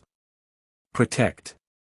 Lightning bursts out from the electric fox's body and shoots in every direction possible. A sigh of relief escapes me when a green wall begins to form around Goliath, just in time. That sigh gets stuck in my throat when Goliath's body convulses and Protect collapses. There's no time to react. The powerful and uncontrolled bolts of wild electricity slam into my partner and wreak havoc on his body. They only last for the blink of an eye, but the effect of that fraction of a second is that Goliath has been sent rocketing into the arena wall. Pious. A worried cry comes from Mirabel behind me at the sight of Goliath being hurt, but I can only ignore her for now. Dig. Now. I urge my Pokémon to push through the pain and move immediately. Quick attack. As soon as you get up. In line with his specialty as an electric-type gym leader, Watson continues to strike with his fast-paced battling style. Jolteon flips to her feet as quickly as she can, but even when she blitzes across the field at an impossible speed, her opponent is nowhere to be seen. Look out, Watson warns. He's UND. Now. Zigzagoon. Goliath and I strike back with a rapid offensive of our own, cutting off Watson's warning to his Pokémon and catching both of them by surprise. Neither expected a mere zigzagoon to bounce back from a direct hit from Jolteon's strongest currently known move so quickly. Jolteon. Watson finally lets some panic leak into his voice when his low-defense Pokémon is hit directly by a super-effective move. Even so, Goliath isn't in a good spot either. We need to end this quickly. Iron Tail. I call for the finish. Don't let up. The wounded Zigzagoon flinches from another muscle spasm and then runs to his fallen foe. Fake tears. Watson's response is laced with worry. He knows that another direct hit can end the match. Ignore it, Goliath. She's a fighter, just like you. Just think about pushing ahead to victory. Unfortunately, while Goliath and I have a great deal of battle experience, we are still new to the competitive battling scene. We've yet to come up against the sly trickery of dark types and have only battled the mean Puchienas and Mightyenas of the dark type. Goliath sees Jolteon's big crocodile tears and freezes, for just an instant, but that instant is all it takes to kill his momentum. Now, Wish. Watson's next order cannot be allowed to happen. No matter what. Don't let her. I yell, mentally preparing myself for what comes next. Extreme speed. Goliath's ears perk up and his legs brace themselves. His claws dig into the soil. Jolteon builds up her normal type energy and is nearly ready to release it. It's now or never. Goliath's entire body flickers out of existence, then reappears halfway between where he was and Jolteon, skidding through the dirt on his face. Before I can ask myself what happened, I already can see the answer. Sparks of electricity jump between his shoulder blades. The paralysis had kicked in. What in the world was that? I can hear the MC once again, the silence of the crowd at my partner's feet allowing his voice to clearly enter my ears. Goliath the Zigzagoon just moved so fast he seemed to teleport. He doesn't seem to be able to control that speed, but that looked much faster than Jolteon's quick attack, didn't it? Is that kind of speed even possible? I have no choice but to focus back on the battle, as Jolteon completes the move Wish. In this world, the healing from Wish typically takes effect 30 seconds after the move's completion. If we allow it to take effect, this uphill battle will turn into one that's nearly impossible to win as we are now. Agility.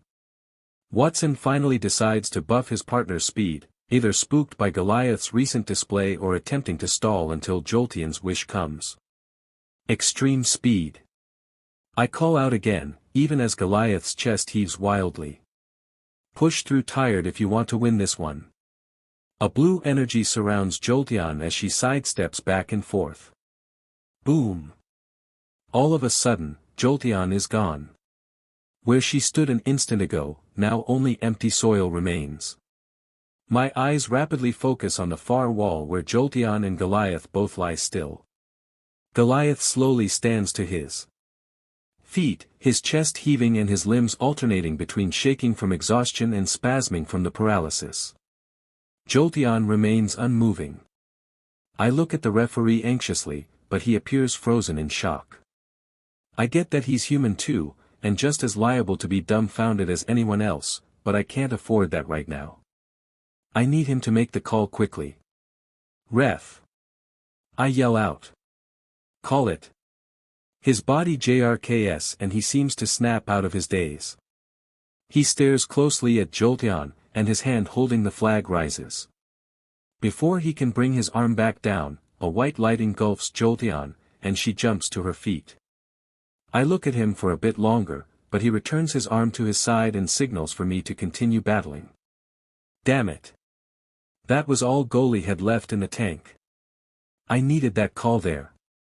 Watson looks across the field at me, and I can see a moment of pity, but things like this happen in battles. We both know that. It's my fault for leaving the battle in the hands of a referee's call in the first place. Had I predicted that Jolteon would no wish, I wouldn't be in this position. Finish them off, Jolteon. Watson mercilessly strikes.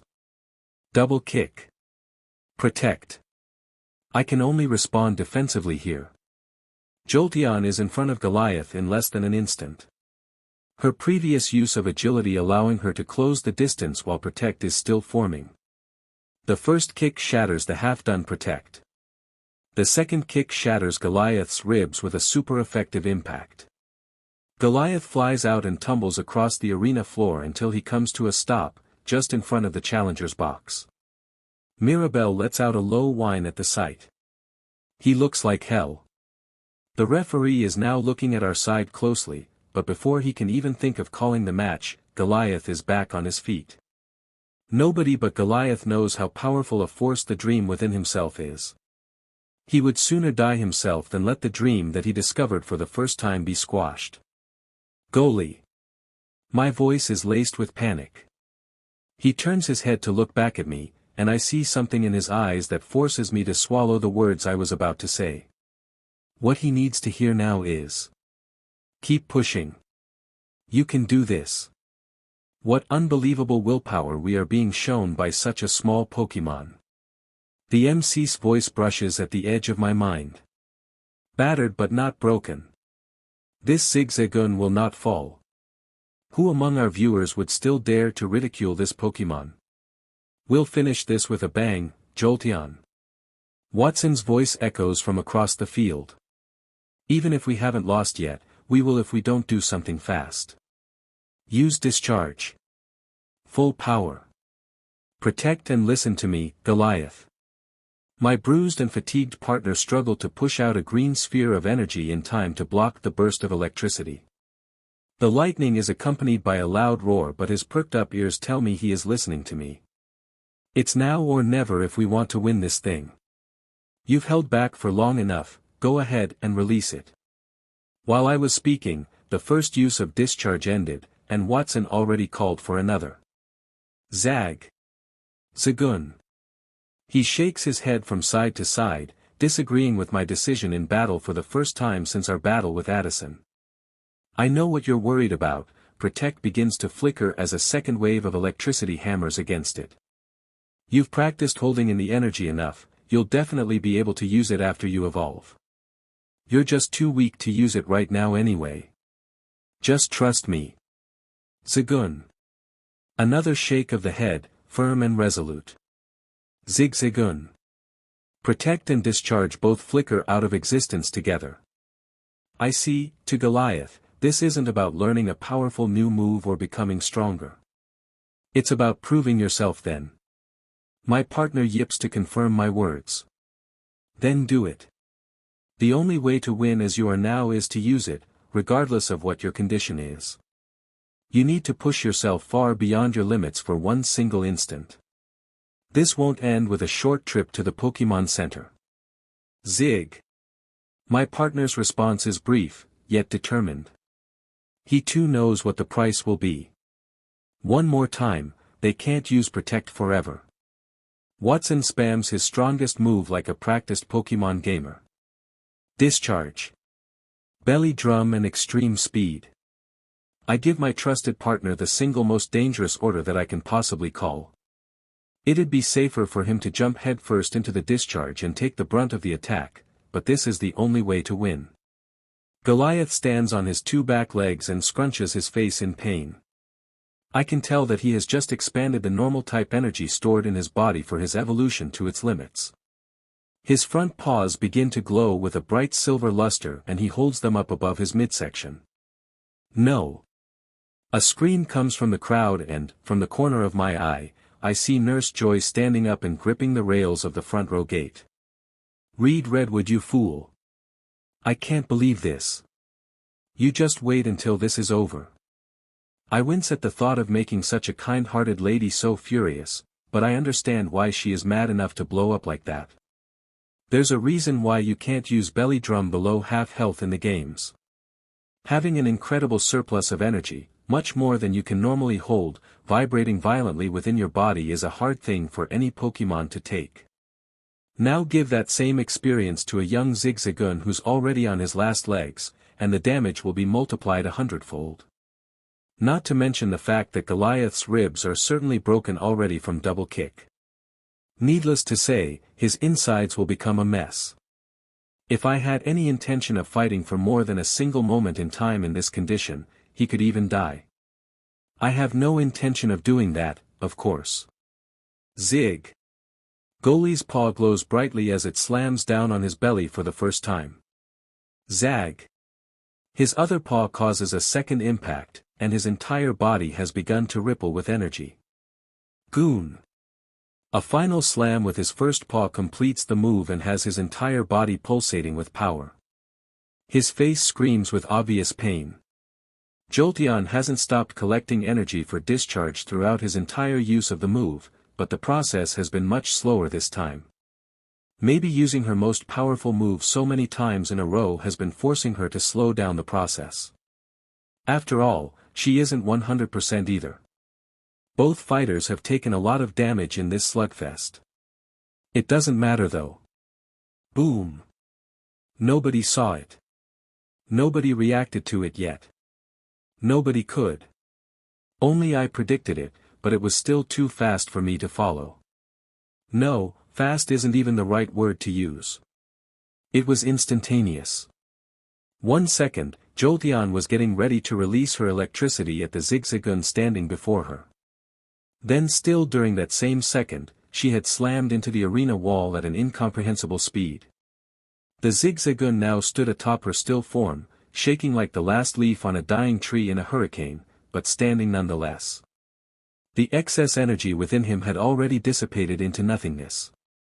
Complete and utter silence fills the arena. Every single person there, myself included, stands stock still. All are awestruck, having caught a fraction of a glimpse of the dream shared by Goliath and myself. Despite the tremors of pain coursing through his body, even Goliath himself is standing wide-eyed. He simply stares down at the fallen Jolteon before him. For the first time, the dream he has been so desperately clinging to has shown itself to be more than just a dream. He, too, has just caught his first glimpse of what he could be. A banging sound and a sharp noise come through the speakers. The MC had dropped his mic. Jolteon is unable to battle. The sharp noise jolts the referee to action, but he is still just responding as he's trained to. His mind is still clouded by what he had just witnessed. Zigzagoon and Reed Redwood are the winners. I'm already hopping over the rail and onto the field.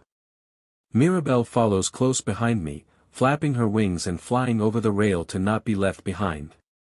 Nurse Joy, having apparently beaten me to it, arrives at Goliath's side by the time my feet touch the battlefield. She releases Chansey and kneels down between both Pokémon. That last impact was more than Jolteon could take in her state too. Goliath sways on his feet, looking ready to collapse at any time, but his eyes are still locked on to Jolteon's form. Absolutely incredible. The MC must have picked his mic back up. Ladies and gentlemen, you may have just witnessed the BRTH of a legend. The BRTH of Goliath.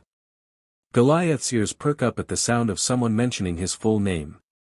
I never knew it, but my words, when I told him that he would need to earn his name, had weighed on him heavily. Goliath. My voice is equal parts excited and nervous. He struggles to face me, limping and swaying just from the effort of turning around. However, I will never forget the look on his face when our eyes meet. Pride, joy, excitement, relief, love, a vast array of emotions are present in his gaze, and each is just as meaningful as the last. However, one other emotion encompasses and eclipses all the rest. Trust. In his eyes is complete and utter trust in me, in himself, and in our dream. What was once a fun dream to chase has now become something more. Now, instead of a dream about what our future could be, he has a belief of what our future will be. Radiant white light envelopes his form. Oh my! Nurse Joy opens her mouth in shock before covering her eyes with her arm. I do no such thing. I watch the process from start to finish, even as white spots begin to form in my vision. I have to see the results of Goliath's work through to the end. When the light fades, a large and powerful Linoon lies unconscious before me. I know I should be worried, but I'm certain that he will be perfectly fine. After all, this Pokémon is one who is destined to become so much greater than this. Fate would never let him fall here. Besides, even if fate did decide this was it for him, Goli himself wouldn't allow that to happen. His stubbornness will never let him stay down for long. Read Redwood. Badges, 1. Pokémon, 2. Goliath, Goli. Linoon. Abilities. Gluttony, pick up, quick feet. Moves. Headbutt, take down, dig, pin missile, iron tail, extreme speed, covet, flail, protect, rest, belly drum, double team, growl, sand attack, tail WHP. Mirabel, bell. Tropius. Abilities. Harvest. Moves. Razor leaf, gust, leaf storm, leech seed, curse, growth. Use healing pulse for now Chansey. Lightly, we don't want his ribs healing wrong before we set them. Joy is hovering over my new Linoon as soon as his evolution ends. She gently shifts him on top of a stretcher provided by a gym official, even as Chansey releases a faint pink energy into Goli's side. He's in too rough of condition to even comfortably put him in the Pokeball. Chansey, keep that up as we transport him to the Pokémon Center. She twirls to face the old gym leader as he just waltzes up. Watson. Return Jolteon and hand me her ball. That last impact was far too hard for her in that condition. Honestly, making her keep fighting after a forced revival with Wish, I'll have words for you soon, so don't expect to get away with that kind of reckless battling. I get that you were having fun with such a good battle, but you are supposed to be a role model here. Wahaha. Watson laughs heartily and scratches the side of his neck as he complies with Joy's orders. The set-off Pinkette is seriously scary. Looks like I landed myself in some hot water this time. Waha. It's apparently my turn now, as Joy whirls on me with a face that would make Giratina cry. And you. Her voice carries a boiling rage that is barely being contained. I won't even get started on this now, because I have far too much to say and far too little time to say it. Especially if I want to save your Pokémon, who you endangered. I wince a bit when she jams her finger in my chest to emphasize her words. She is said. I'm of half a mind to suspend your license for this. I can see that Goli was the one who wanted to push himself like this, but there's a reason Pokémon have trainers. It's your job to recognize when he's going too far and teach him patience. It wouldn't be the first time a Pokémon crippled or even killed itself in the pursuit of strength, and it wouldn't be the last either.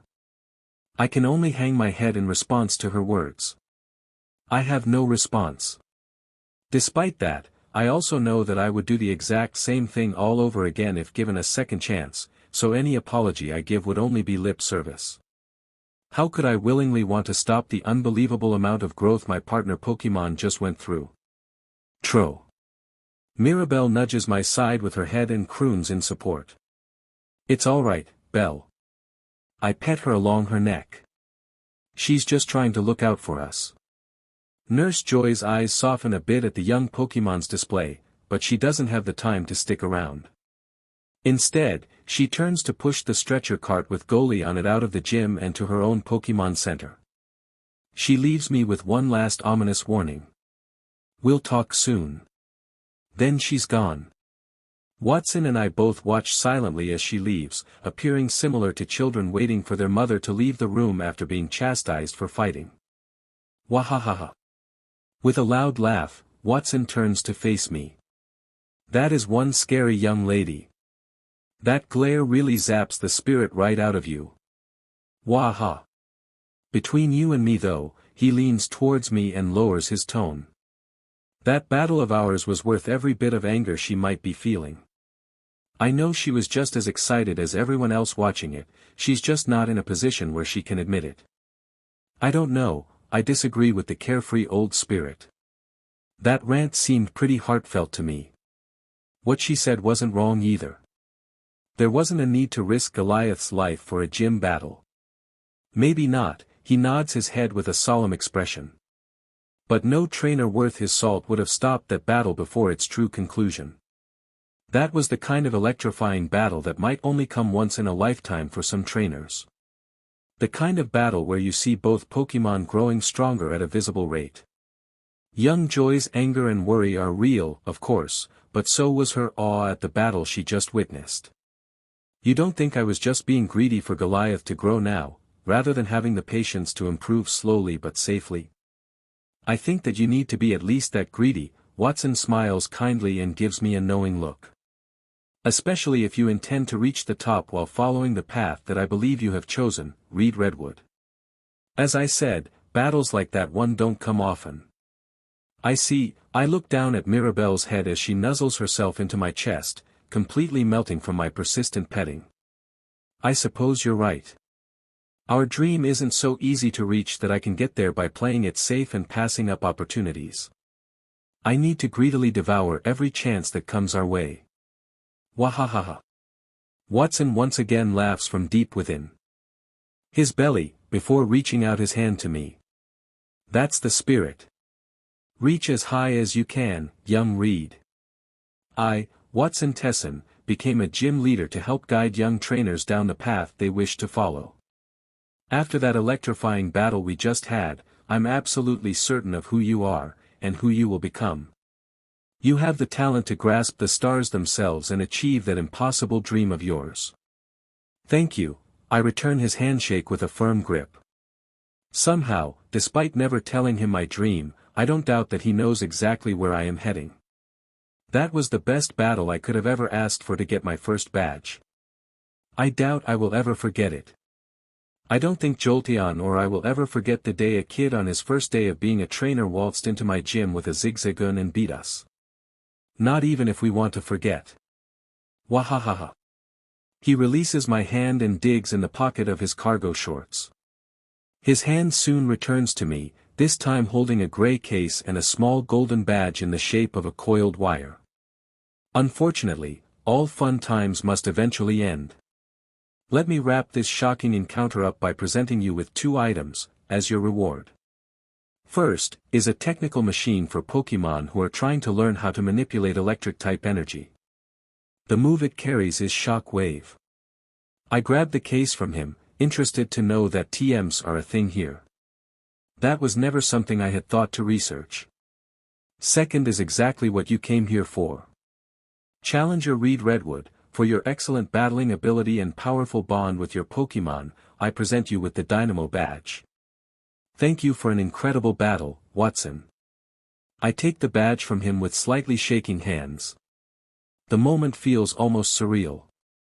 Having received this badge in the game so many times with no effort, I hadn't thought much of the gym circuit, to be perfectly honest.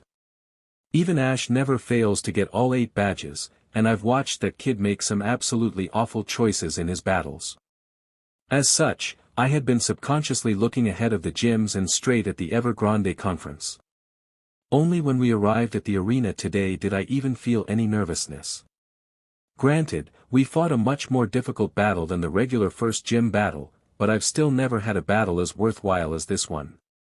The rush of emotions and gratification having this one little badge in my hand is giving me is truly indescribable. Well, don't keep them waiting, Watson's words return my mind to the present. Everyone's waiting for you. Only now do I notice that the arena is silent.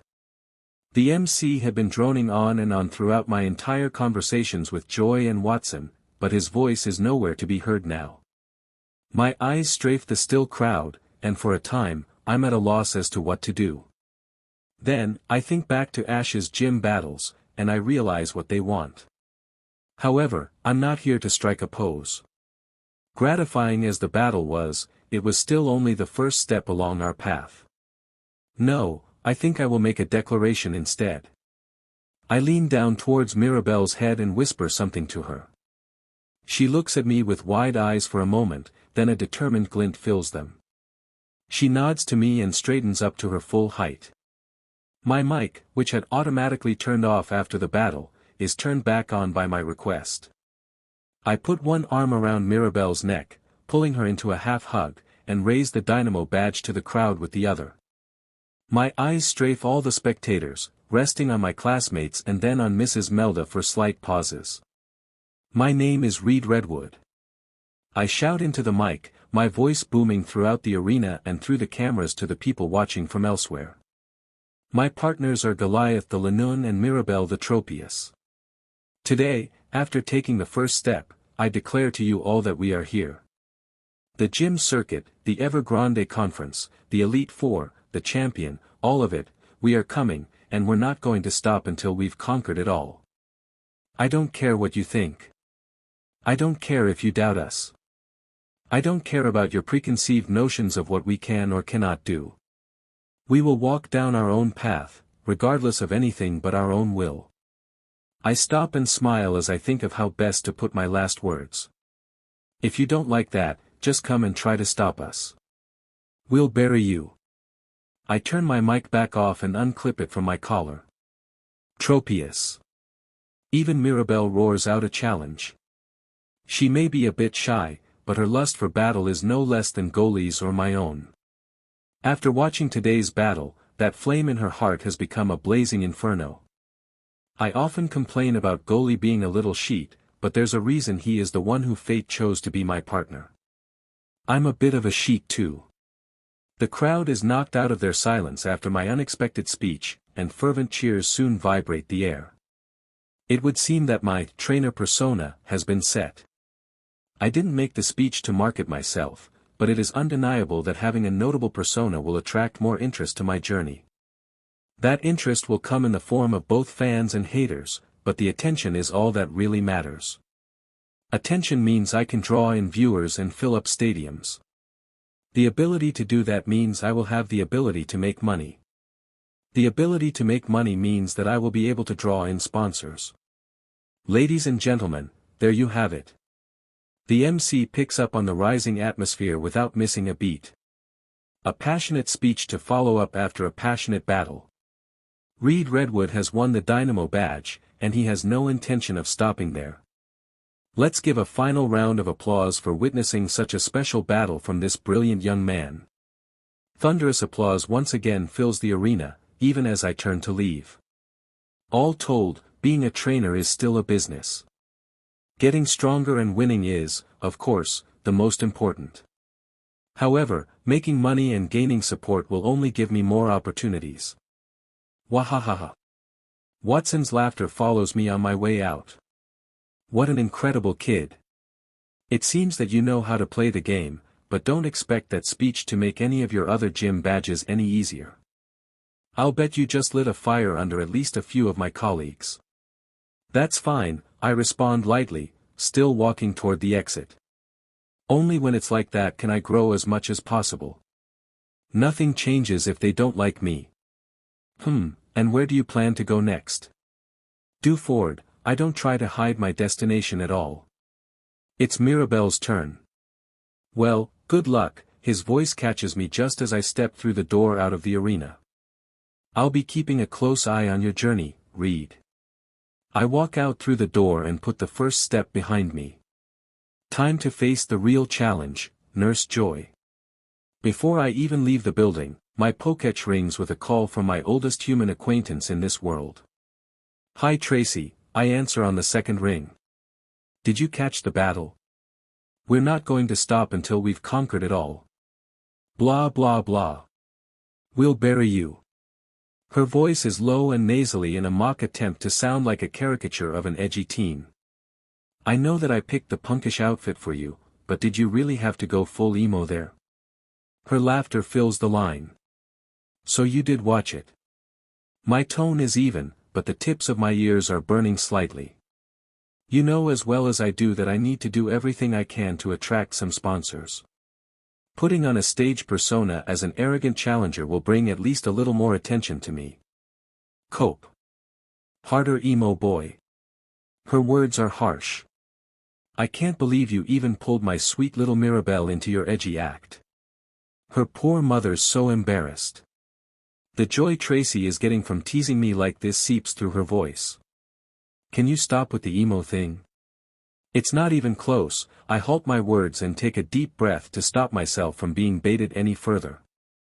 Anyways, did you call just to tease me? Fine, I'll let you go, but that video's out there forever now, so don't think I'll let you forget. Her tone shifts away from the teasing lilt it had before. I wanted to congratulate you. It's a huge deal to win your first badge, and it's an even bigger deal when your starter evolves. You just had both happen at once, so there are double the congratulations in order. Thanks, I respond with a low tone. But Goliath is pretty hurt right now, so I don't think we'll be celebrating any time soon. After a battle like that, it would be weirder if he wasn't hurt. Her matter-of-fact response takes me a bit off guard. You do realize that there was no reality where you were supposed to win that fight, don't you? What are you talking about? Goalie's been battling at the 4-badge level for a while now, I reply. This is just the next step up. I get that we were at a huge disadvantage, but there was more than just one method for us to win that fight. I'm so engrossed in the conversation right now that I stop walking and sit down on a bench in the tunnel out of the stadium. I know that there will be at least a couple of reporters and journalists to distract me when I leave, so I wait out the conversation with Tracy in here first. The fact that you can say that speaks volumes of your ability as a trainer, Tracy states. Tell me this, why do you think Watson chose Jolteon to fight you? Jolteon was the one Pokémon on his 5-badge roster that would give us the greatest challenge while still allowing us a fair chance at victory. I tell her what I had thought of at the start of the battle. Wrong, she shoots me down instantly. He chose Jolteon to make sure that you lose without allowing for you to have any excuses, like not having any effective moves against a Magneton. He had zero intention of making that a winnable battle for you. No, I disagree. That doesn't make sense. Early gym battles are supposed to teach young trainers what they need to know to grow stronger. Tracy cuts me off. Watson saw a young kid who had done very well in unofficial battles and became overconfident because of it. That kid challenged his fully evolved 5th badge team with a zigzagoon and honestly thought he could win. What do you think Watson would have decided that you needed to learn the most? I pause for a moment, but Tracy is content to let the silence sit for a while. A kid with only unofficial battles and an unevolved pest Pokémon to his name.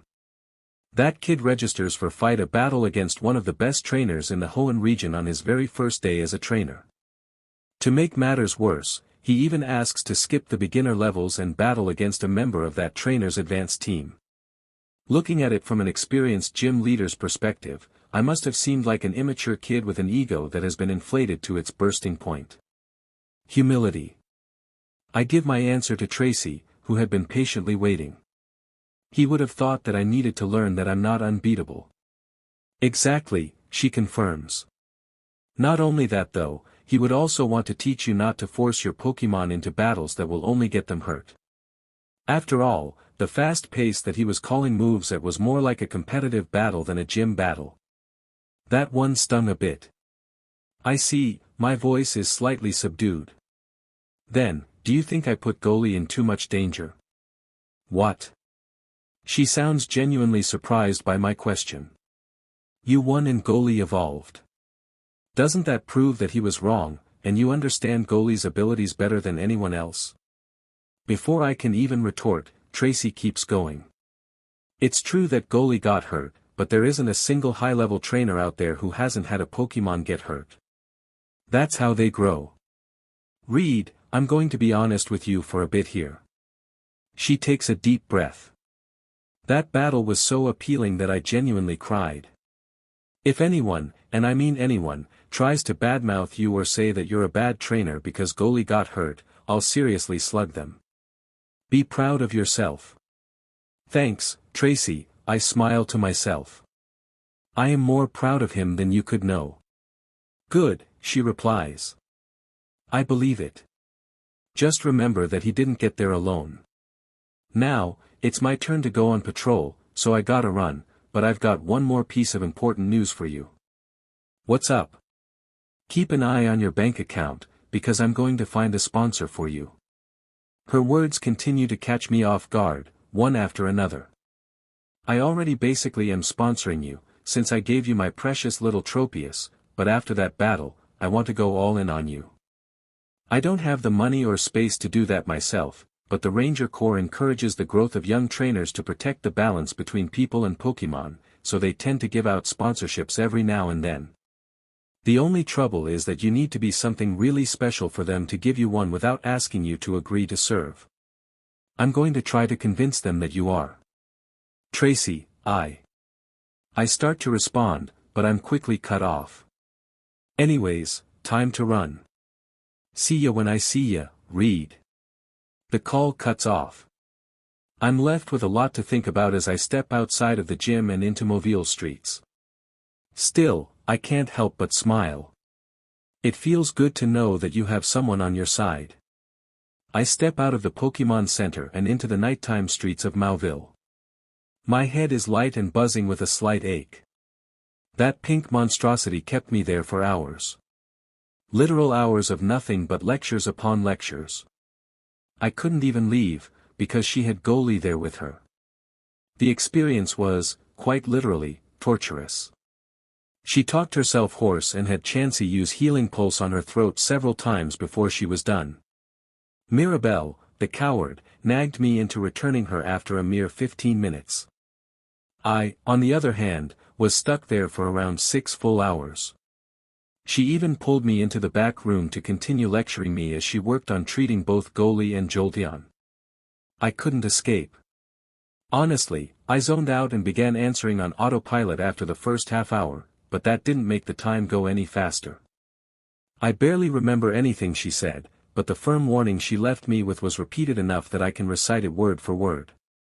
His evolution helped stabilize his condition a lot, but his internal organs are in a sensitive state right now. Belly drum ruptured several organs and his broken ribs pierced a couple of others. Chansey and I have set everything in the right spot and healed everything nicely, but the healed tissue is thin. Any intense activity will cause his wounds to reopen. For 1 week, he is allowed nothing but rest. After that, he can begin light training and exercising, but no battling. I will immediately have your license suspended if I hear of you battling with him at all for the next month. You may travel within that time, as Goli doesn't need much more than rest at this point, but make sure that you frequently check in with the local Pokémon centers and have him looked at. 1 month without being able to use Goli means that Mirabel will get all my attention in the meanwhile. This may turn out to be a blessing in disguise, as it will allow her a chance to close the very wide gap between her and Goli. Goli just proved himself to be a 5-badge level Pokémon, and that was before he evolved. Mirabel, on the other hand, may not even be at the 2-badge level yet. A single month of training definitely won't get her to Goli's level after his 8 months of hard work, but it will hopefully get her at least to where he was a couple of months ago. After all, A Tropius's base stats are much higher than a zigzagoon's, so she should be able to reach that level far more quickly than he did. Also, her move set is criminally good for competitive battling. As for Goli, maybe I can use this chance to force him to practice rest. The overly energetic punk has refused to use the move at all outside of his regular sleeping time after learning it. I'm going to have to put off the start of my traveling for a week anyway. There's no way Goli will stay put like a patient should if we're surrounded by new things out on the path. No, it looks like I'm heading back to the orphanage for one more week. That's a bit embarrassing.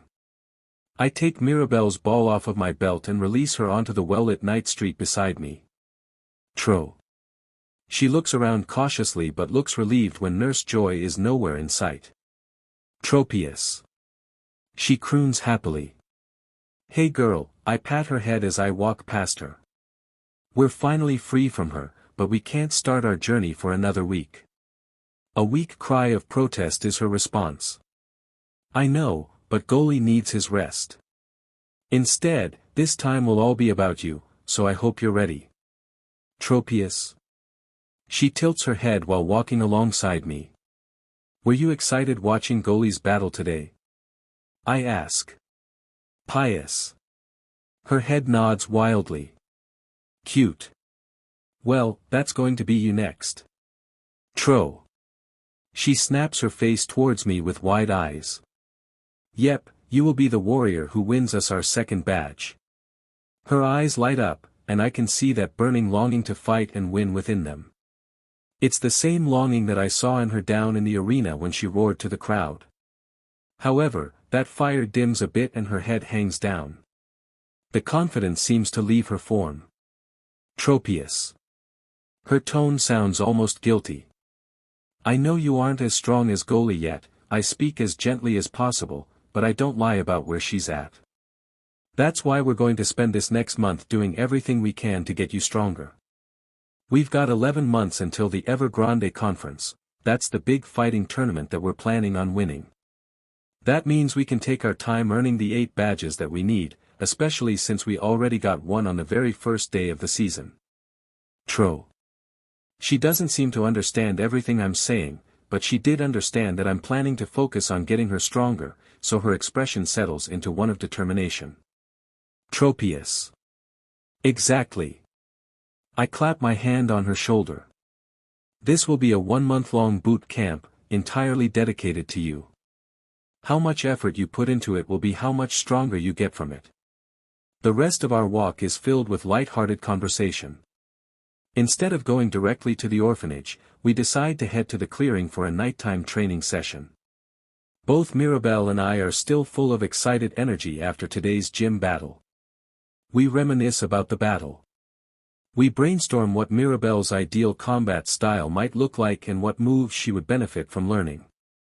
We point out and laugh at various things we see on our walk, like the marils and corfish playing in a park pond. If it weren't for the fact that it's illegal to catch Pokémon in the city parks, I'd be very tempted to catch one of them. Both Azumarill and Crawdont are among my favorite water types that can be found in the Hoenn region. Hoenn does have a lot of great water types though. Amazing battle today, Reed. You've earned yourself a hardcore fan with that one. I never thought a zigzagoon could be so cool, but I really hope you go all the way with him. A number of times throughout our walk, we are called out to by some passers-by. Whenever it happens, I can't help but feel that Mauville City has really come to be something like a home to me. When we arrive at the clearing in the dead of the night, it's filled with an appealing silence. We maintain that silence as we set the area up for Mirabel's training. Soon, we are standing at the ready, eager to begin working off our built-up energy after today's excitement. Okay, Belle, today's training is going to focus on 2 things. I toss an oran berry up and it is quickly snapped out of the air. We are going to train your harvest ability and try to learn Stomp. She mumbles something while chewing on the berry, but it's incomprehensible. We need to keep improving your proficiency at harvest until you can start growing citrus berries if you want to become a real terror to deal with, but that is likely going to be a long way off. Learning Sunny Day would help, but I don't know how to teach it, so that has to be shelved for now. Instead, Stomp is a move that should come very naturally to a Tropius and will cover your lack of options at close range. Tropius.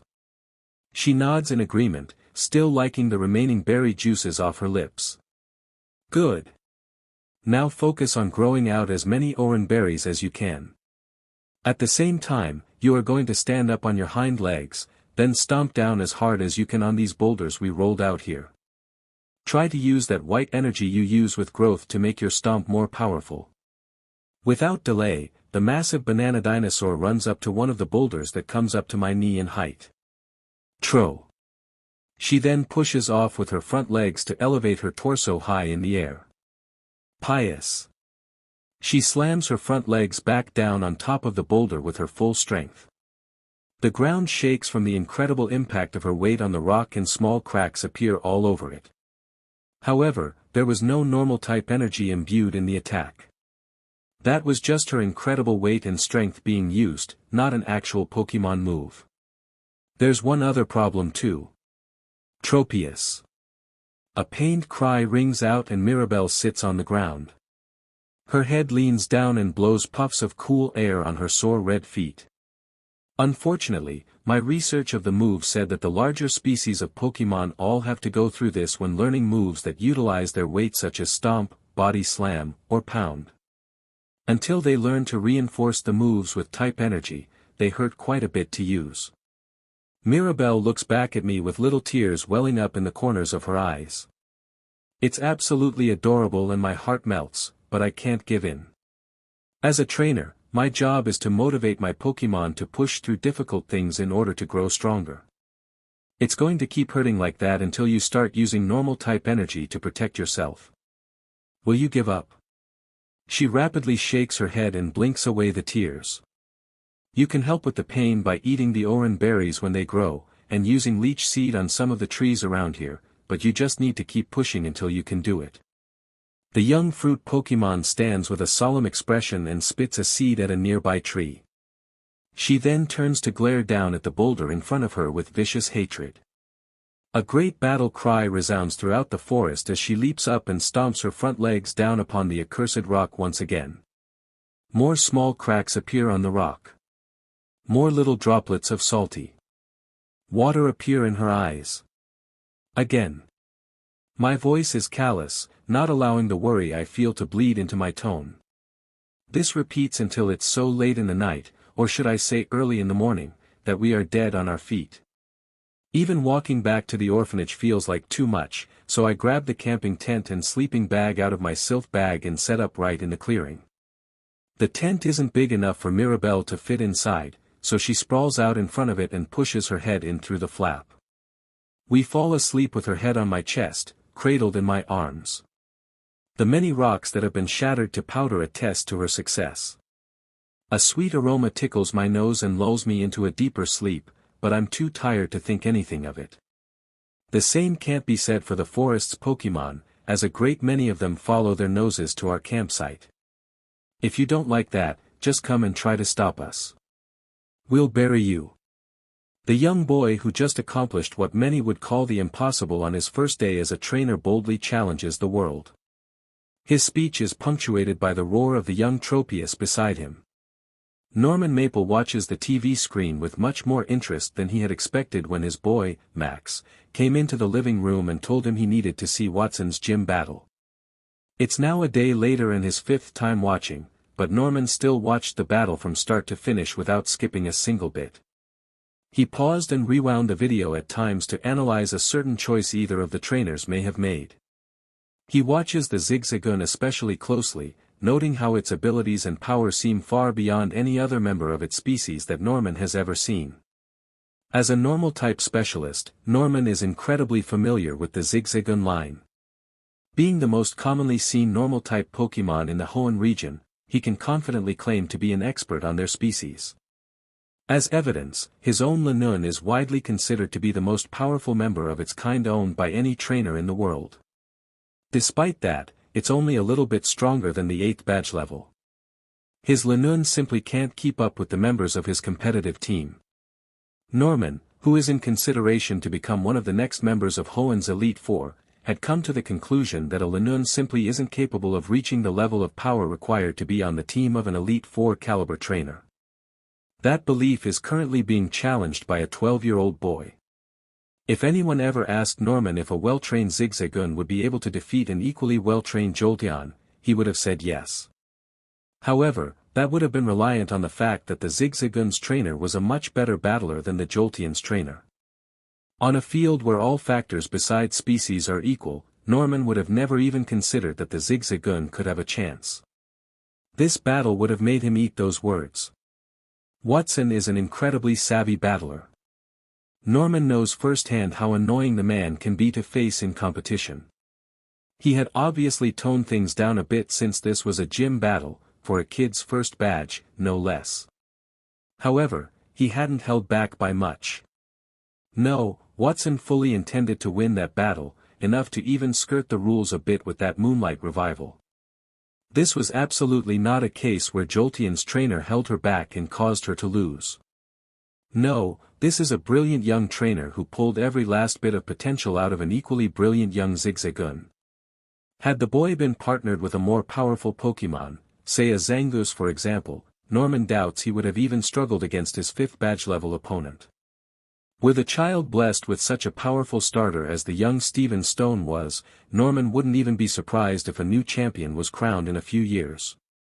Even so, the incredible speed that the boy's zigzagoon showed itself to be capable of moving at will surely make him a threat to any who seek success at this year's Evergrande conference. If Norman isn't mistaken, which he rarely is about normal types and their moves, that was extreme speed which allowed the young Pokémon to seemingly disappear. He hadn't even imagined that a mere zigzagoon could learn the epitome of speed-based moves. He's certain that none of his are capable of doing so. Combine that kind of instantaneous speed with the incredible offensive boost that Belly Drum gives, and trainers under the elite level will be hard-pressed to stop him. You're still watching that? Caroline, his lovely wife, walks into the room and takes a seat on the couch beside him. That boy really is incredible though. To be that strong with a Pokémon like a zigzagoon, I'll bet you're excited for the day he comes to challenge you. Norman puts an arm around her shoulders. That day is still a long way off. Maybe, his wife smiles gently at him, but he gets the sense that something terrifying hides behind that expression. But you know what's coming up quite soon. The day your daughter leaves for her own Pokémon journey. So when will you stop hiding yourself away here and in the gym and go spend some time with her? She's leaving in a week, you know. Do you want her to be depressed because her father couldn't even find the time to say goodbye to her? Norman looks at the boy's face for one last time before shutting off the TV. Sorry. Is that all you have to say? Caroline, usually so soft and kind-hearted, won't let up when it comes to her kids. Go find her. As he leaves the room in search of his ditzy daughter, Norman spares one last thought about the boy with the zigzagoon. No, the boy with the Linoon. Read Redwood. I will be waiting for you. Curse. An eerie purple energy washes over Mirabel's body and her muscles contract into tight knots. The stiffness this move induces slows her movement a good deal, but it also boosts her defense and allows her to put a little bit more power into her attacks. Dive down with Peck. My opponent doesn't give us time to continue to boost our defenses. The tail load drops from the sky at a high pace, attacking with a super effective move. This is fine though, I never expected them to sit around and wait for us to buff. Instead of panicking, I wait until the little bird is a mere 10 feet away from making contact. Belle doesn't even flinch in the face of the super effective move closing in on her. Intercept with Leech Seed. The move is unnecessary against a foe with low health like Taillow, but this battle is meant as practice for Mirabel anyways. I want her to get used to what will become her go-to-battle style. Belle's response is instant. After waking up from that first night's training session in the middle of a wild Pokémon dog pile and with the newfound knowledge that Belle had unknowingly learned its sweet scent, we branched out our training into things that are more aligned with what her battle style will look like. Along with training her proficiency with Curse, the speed at which she releases her other moves was a large focus of practice for us. A small yellow seed is spat out at high speeds, directly connecting with Tailow's right wing. Taillow, no. The girl across from me cries out in distress. I somewhat remember her from class, I think her name was Wendy. The tiny bird spirals out of control, its flight hampered by the seed which has embedded its roots into one wing. The poor thing's wings flap desperately to stay aloft, but I'm not about to let this chance go. Gust, my voice is calm. The rush of battle is there, but only barely. I don't feel any danger of us losing here. Without that danger, this is more like a practice session than a real battle. Finish it. Tro. Mirabel stands up on her back legs and flexes her wings behind her.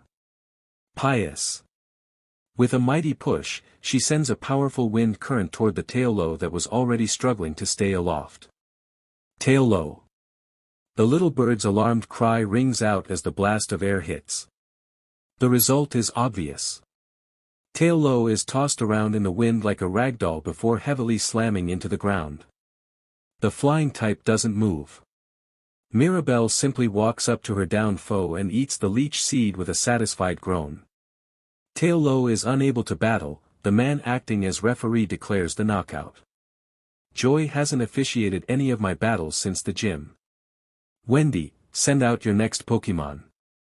You did your best, Taillow. Wendy recalls her Pokémon and takes out a second ball. This is a 1-on-2 battle for Mirabel to practice her stalling tactics. Take the stage, Wingull. Begin. Razor Leaf. I decide to pour on the pressure. Mirabel swings her entire head sideways to add as much force as possible behind the 4-bladed leaves she sends toward the seagull Pokémon. Dodge it. Fly up higher. Wendy responds exactly as expected. Wingull manages to escape them but is now far above the field. Too far away to stop us from continuing to buff. We'll use that distance. Growth. Tro.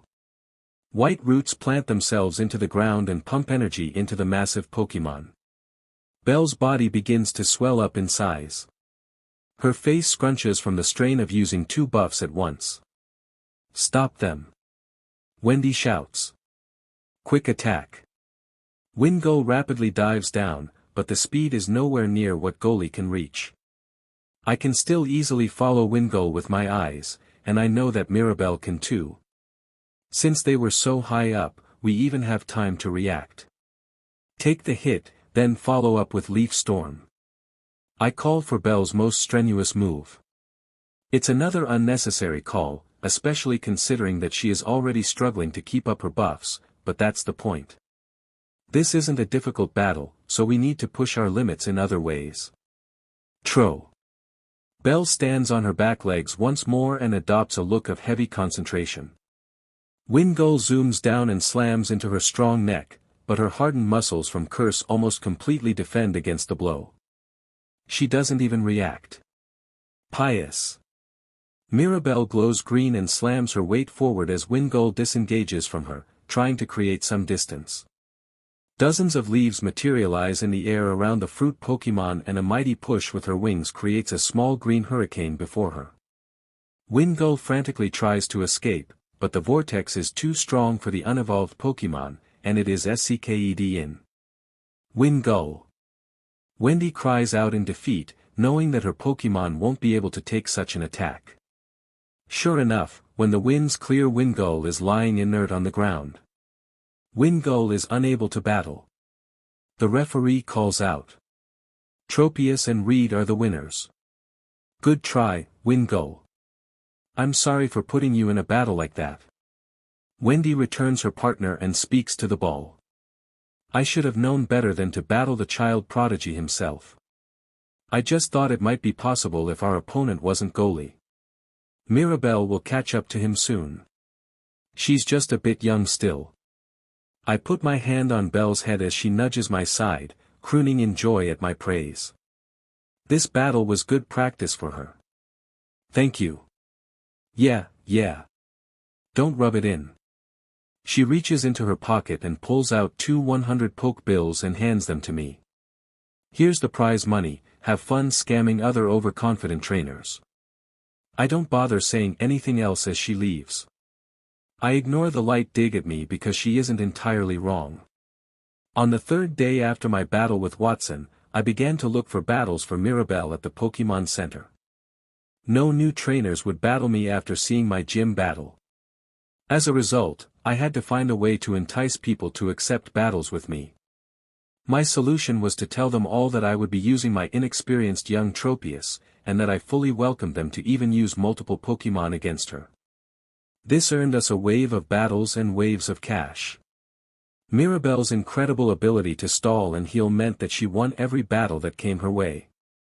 At times, she even battled several trainers in a row as a result of her harvest ability and leech seed combo. Her most impressive win was a 1-on-4 battle against a new trainer who went around catching everything he saw in the first couple of days of the season. Unfortunately for that boy, he didn't bother to actually train any of the Pokémon much after catching them. As you can probably imagine, his entire team crumbled before the stall queen known as Mirabel. "Great work, girl," I rubbed Mirabel's neck and turned to leave the battlefield. "Let's go back and get some rest before we hit the road tomorrow." Joy said that Goli has the okay to do light exercise now. That's right. It's finally time to start my journey in earnest. Goli's heavy rest week has ended, and I couldn't be more glad for it. You see, keeping Goli from running around is like trying to keep a munchlax from eating. It can't be done. The first night was fine since he was still exhausted from his battle. I let him out and told him to just practice using rest while he sleeps. He did so without complaint. Every night after that though, loaded with complaints. You see, Goli absolutely hates the move rest. He learned it naturally a while ago, but he was never willing to stop running around and use it. I had thought evolving would help him mature past that, but it would seem I was wrong. Remembering back to that second night after the gym battle still makes me slap my forehead. It was a night spent at the orphanage, after returning and telling Mrs. Melda about how we need to stay in Mauville City for one more week. Mirabel and I are lying down in the room, completely spent after an intense day of training. She was working on her ability to layer buffs, curse and growth, while also using her attacking moves. I wasn't idle either. I spent the entire day doing cardio work in preparation for all the time I will be spending on the trail from here on out. The result of such a day is that both of us are ready to hit the sack and pass out immediately. I don't like to leave Goli in his ball overnight though, even if he has to spend most of the day in there to rest and recover. With the thought of giving him some fresh air, I let him out on the bed beside me. A Pokémon slightly over twice the size of the partner I've grown used to materializes next to me. Where he used to be a puffy ball, Goli is now long and sleek.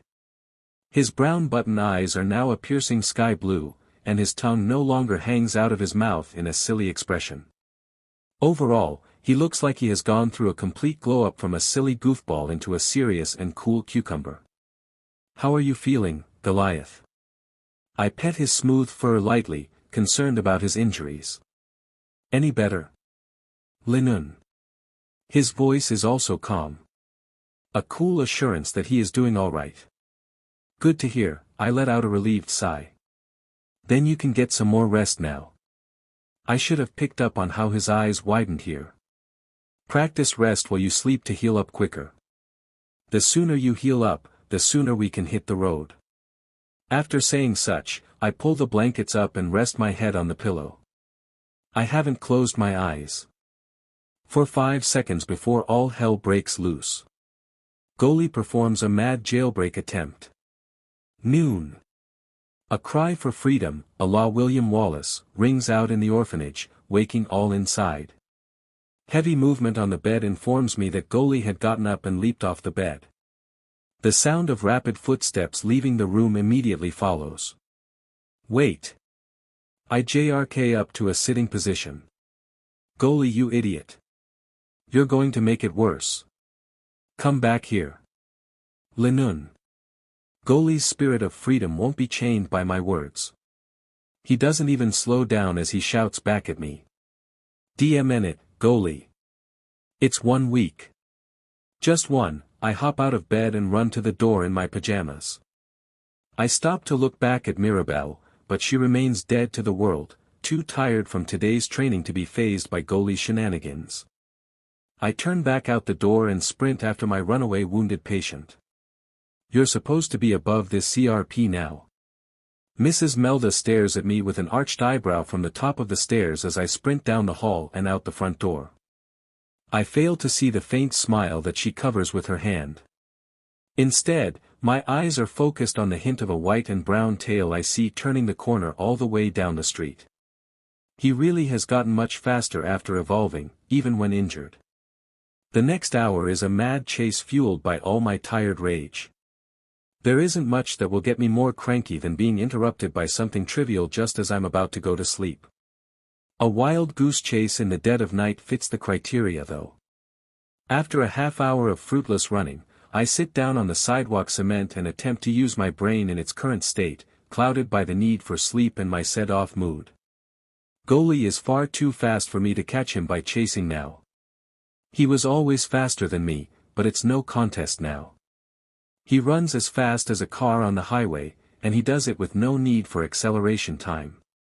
Honestly, most of my chase until now had been me blindly running until I catch a glimpse of him, then cursing at him as I sprint toward him before he disappears from my sight once again.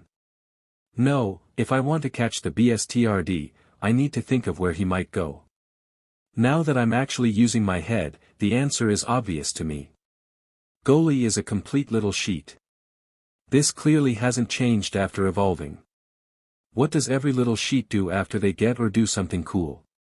They brag about it and lord it over everyone who hasn't done that cool thing. There's a pack of local zigzagoons that Goliath has gotten rather close to during the past 8 months here. Goliath and the pack leader hit it off nicely from their first meeting and bonded in a manner that only trash pandas can. They scavenged the local restaurant's trash cans for food together. That was the start of a long and mutually detrimental relationship. Goliath frequently snuck out at night to meet up with the pack. Once together, the pack taught Goliath where to go to scavenge the most interesting garbage, like shiny spoons. Goliath would, in turn, teach the pack some of the moves he had learned. Not long after, a dozen zigzagoon, each capable of creating about half a dozen illusionary clones of themselves, began to terrorize the street vendors for food. Anyways, now that Goliath has evolved, I know for a fact that they are the first ones he wants to show off to. That little punk definitely wants to brag to them all about how great he is. He totally would. With my course set, it doesn't take long to arrive at the zigzagoon pack's hideout, tucked into a dead-end alley. Sure as shit, an all-too-smug-looking Lanun is strutting around the center of the hideout, posing this way and that. Surrounding him is a ring of 13 smaller zigzagoons, each with starry worship in their eyes. Goliath notices this worship too if the stupid smile on his face is anything to go by. I watch for a little longer as he mimes out the entire battle with the Jolteon, omitting every single instance where he took damage. Zig. Zigzag. Zig. After finishing his little solo performance, the zigzagoons close in on him and appear to beg for something. Noon. Goliath appears reluctant and looks to the side, but the multitude of worshipping eyes appear to sway him. Lanun. Zigzagoon. Zigzag. Zigzagoon. Cheers break out in response to his agreement and I can't help but wonder what they asked. I don't need to wonder though, as it becomes clear soon enough. When I see what he agreed to, I get set off all over again. Line. Goliath stands on his back legs and starts to pull normal type into himself. This idiot's about to use belly drum. Goliath, you had better stop that now before I decide to keep you in your med pokeball for the rest of this week. My roar fills the alley and attracts 14 pairs of wide eyes to me. Goliath halts his gathering of energy and turns to run. Don't expect to even see another Poffin for a year if you run again. My voice is low and cold, contrasting my earlier shout of anger. Lin. Goliath knows I'm said, but he also knows he can't run. As such, he's stuck in place with 3 feet on the ground and one front leg raised. He remains that way as I slowly walk toward him. The zigzagoon pack silently parts before me.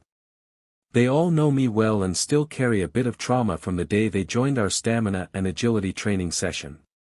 When I am directly above my runaway rushing Pokémon, I realize that I didn't think to grab his ball when I left the room. Not trusting him to walk himself home without distractions, I squat down and lift Goliath up into my arms. I drape him over my shoulder so that he is looking behind me and I'm cradling his bottom. He wiggles a bit in protest at being treated this way in front of his friends, but a side-eye glare from me immediately stills him. I return all the way back to our room in the orphanage like this. I even crawl into bed and fall asleep still holding him tightly. Read Redwood. Badges, 1. Pokémon, 2. Goliath, Goli. Linun. Abilities.